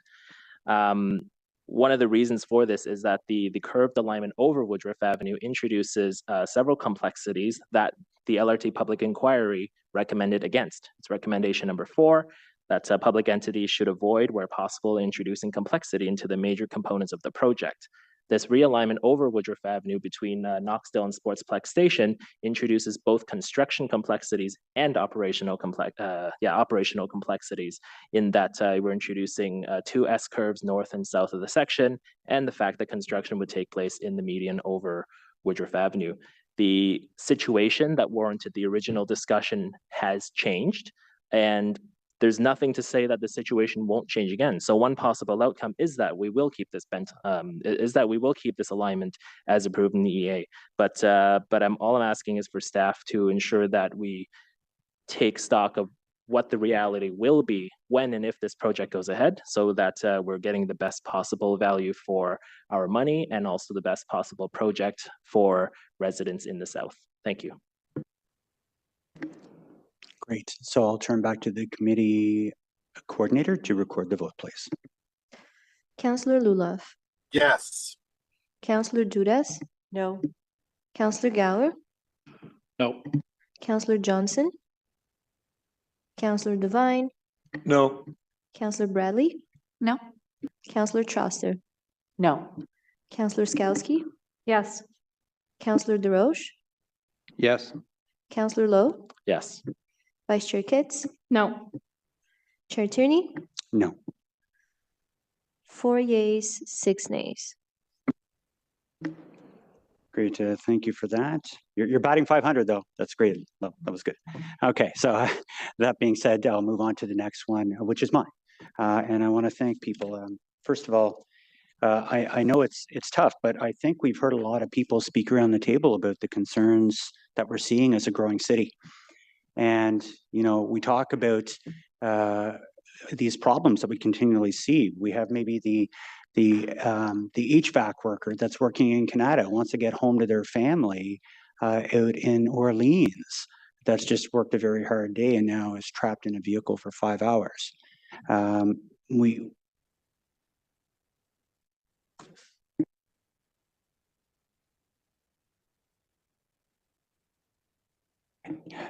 The clerk just wants to correct the previous one. Apologies. Just to note a quick correction on the voting, Chair, we had 4 yeas and 7 nays. Okay, thank you. Okay, now I gotta redo that speech again. I'm ready for it this time though. Again, you know, you look at the HVAC worker that may have been working hard all day, you know, has to cross the city To Councillor DeRoche's point, he's quite correct. The de facto right now is Hunt Club. Hunt Club, that isn't designed as a ring road. There's no sound attenuation walls. There's nothing. It's literally it's intersections where there is no protection for traffic. That's why I think we have to certainly look at this. Taking those heavy vehicles off the roadways through the 400, specifically downtown, and plopping them on what is essentially city streets is not effective. We also look at the fact the people that live even in the downtown area, they probably don't want to be fighting all that traffic after they've worked a whole day maybe in Canada in the high-tech park. Apparently Kathy Curry says we have high-tech out there. Or if they're busy in Orleans and they've been doing some government work and they got to come back downtown, and now they got to sit and wait for all the traffic that's leaving downtown because it's all clogged up because of an accident on the 400 series highway. I look at other municipalities around the world too, and I know Hamburg became a discussion at one point today. Well, guess what? Hamburg has ring roads. You know, you look at the Hamburg, it's 755 square kilometers, or 2,700 square kilometers. They got a population of 1.9 million. We're cruising about 1.2, but we are a very different monster. We have literally everything going through one corridor. You look at the MTO. I've been speaking with the transportation minister. This isn't anything new. Let's not water this down. Councillor DeRoche is right again. It's been in front of us the whole time. Read report. It's always been there. It's just, when has that tipping point been there? And we've hit that tipping point. And if we don't start investing in ulterior plans or alternative plans that will see heavy vehicles have an opportunity to go around the city, on the outskirts of the city, or giving people the alternative of not having to drive through downtown to be able to go out to Barrhaven, because that's what a lot of people do, or drive across downtown to go to where currently the Ottawa Senators play. Maybe they want to go from their end of the city and just make a quicker commute. Having dedicated corridors that focus on a east-west possibility with sound attenuation, where it's safe, where, again, this is our whole argument about even speed cameras and keeping our streets safe. It's having those dedicated corridors. Until they invent some kind of a random flying vehicle like garbage trucks or all these wonderful things that have to make use of our highways all the time, we're left with very little options. So it's ambitious. We certainly have proven that we want to support a lot of our initiatives. Our biggest one, the GHG emitter, is moving to light rail. Now, this might be a bit of a different discussion today if the train was running, right? But it's not. So we got to focus on what we know today, that heavy vehicles will have to move a lot of materials around to build a lot of that social housing. We've focused heavily on the fact that we actually support moving passenger traffic back and forth through our friends in the National Capital Region by electrified vehicle, reducing GHGs again. I think this opportunity is in front of us, and if we're not serious about it, and again, we're going to come back in a couple of years. This is a living document, but we have been asked. The province has indicated, I've been in discussions with them, AMO will be in town very soon. This has been on their radar. It's nothing new. And from a national building project, this Prime Minister has made it very clear that we want to look at something that's nation building, and that higher speed rail corridor is certainly one of those. This is really to say, we don't want to spend $3 billion to put in more emitting vehicles on a bridge while we have the solution right in front of us. So thank you, and I really hope to have a unanimous support, and I look for a recorded vote on this today. Committee chair or coordinator? I guess I'm the chair. Councillor Luloff. Yes. Councillor Dudas. Yes. Councillor Gower. No. Councillor Johnson. Councillor Devine. Yes. Councillor Bradley. No. Councillor Troster, Yes. Councillor Skowski, Yes. Councillor DeRoche, Wait. Councillor Lowe, Yes. Vice Chair Kitts, Yes. Chair Tierney, Yes. 9 yeas, 2 nays. Okay, well, wow, what do I do now? Well, thank you very much for that, everybody. And on the actual motion itself, the base motion of the TMP, is that carried? Oh, forgive me, what am I missing here? Oh, darn, I got through mine. I was all excited about it. Okay, we're back to you, Councillor Kitts. Thank you. I wanted to wrap up on the transportation master plan as a whole because I had a lot to say, obviously, but I think everything that I just said sort of explains why this motion is coming forward. So as I said, when I introduced it, just ensuring that these growing communities have the transportation infrastructure that they require. It's just asking for staff to report back, and I am keen to see what they say on what's feasible. Thank you. Great, thank you. I'll get our committee coordinator to call the vote, please. Councillor Luloff, Yes. Councillor Dudas, Yes. Councillor Gower, Yes. Councillor Johnson, Councillor Devine, Yep. Councillor Bradley, Yes. Councillor Troster, Yes. Councillor Skowski, Yes. Councillor DeRoche, Wait. Councillor Lowe, Yes. Vice Chair Kitts, Yes. Chair Tierney, Yes. 11 yeas. Great, thank you very much. So on the actual TMP, is that carried? Thank you. And again, yay, I see some, you're cheering up there. I see it. I said 5 hours. That's pretty close.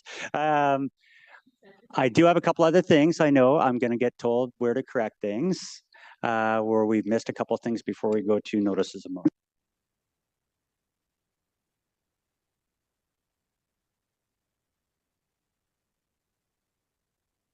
So I have to say the words, the report as amended. Is that carried?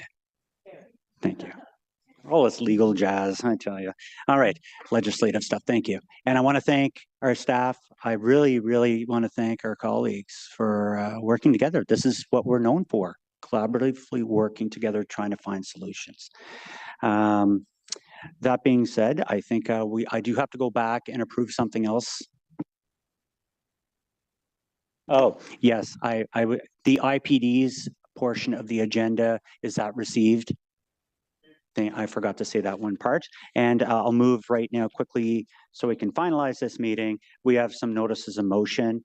Councillor Lowe, item 10.1, if you wish to read that in.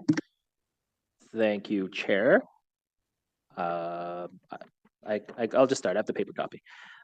Whereas demand for on-street parking in the Watershield neighborhood is extremely high on Fridays from 11:30 a.m. to 3:30 p.m. year-round, whereas residents have expressed concerns about the navigability of the neighborhood streets during peak demand times, whereas winter parking prohibitions already exist on one side of the neighborhood streets, and whereas the conditions under which staff have delegated authority to implement a change to the curbside regulations along these roadways are not met based on the on-street parking regulation change policy as approved by Council in April 2017.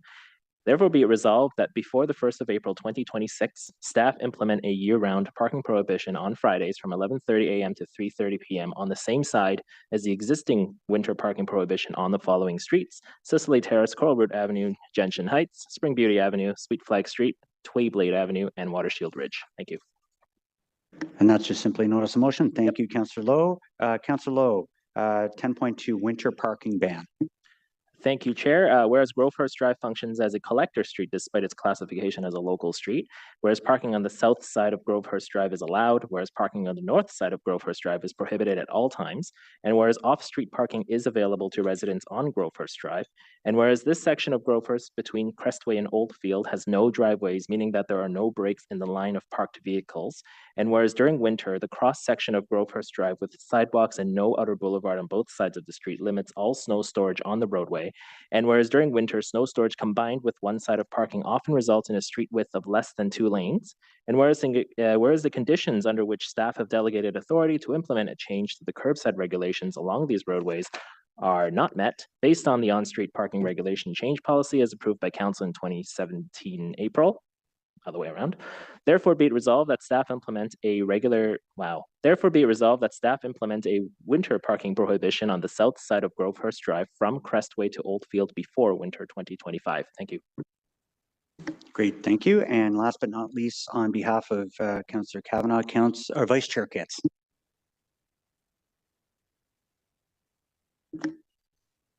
Oh, on this one, we're actually, this is a pretty simple one here. On suspension to move this motion, this is just gateway signage. Does anyone really have an objection? Is that item carried to add to the agenda? Apologies, I probably should have done that at the outset unless somebody's really opposed to that. I think Councillor Kavanagh is wanting to have this considered at the council meeting of July 23rd. So that's why. Oh, forgive me. Thank you. So is that okay to proceed? Okay, Glenn was pontificating. I wasn't sure, so thank you. Whereas traffic has increased on Grennan Avenue between Richmond Road and Carling Avenue due to developments on Grennan Avenue, and whereas speeding incidents have been an issue on Grennan Avenue and adjoining neighborhoods, and whereas there have been numerous complaints from residents about motorists speeding in the area, and whereas there are no sidewalks on Roseview Avenue on the east side of Grennan Avenue or on the south side of Michelle Drive, making it an unsafe area for pedestrians, and whereas this neighborhood has a large number of young families with children living in Ottawa community housing using the road crossing to Marlene Catterall Park. And whereas Traffic Services has completed a review to implement a gateway speed zone bounded by Richmond Road to the south, Grennan Avenue to the east, Carling Avenue to the north, and Bayshore Drive to the west. And whereas based on staff's review, the appropriate speed limit according to the current speed zoning policy would be 40 kilometers an hour. And whereas there is a community desire for this gateway speed zone to be 30 kilometers an hour. And whereas the conditions under which staff have delegated authority to implement a 30 kilometer an hour speed limit is not met. Therefore, be it resolved that a 30 kilometer an hour gateway speed zone bounded by Richmond Road to the south, Grennan Avenue to the east, Carling Avenue to the north, and Bayshore Drive to the west be implemented as soon as practicable. Great, thank you. Any objection? Is that item carried? So it can move to the council meeting proceeding. Objections? Take that as a yes. Thank you. I know we're all kind of excited to get out of here now, so I have no inquiries to date, no other business. And the next meeting is September 25th, 2025. So we are adjourned today. Thank you, everybody, for all your time and commitment.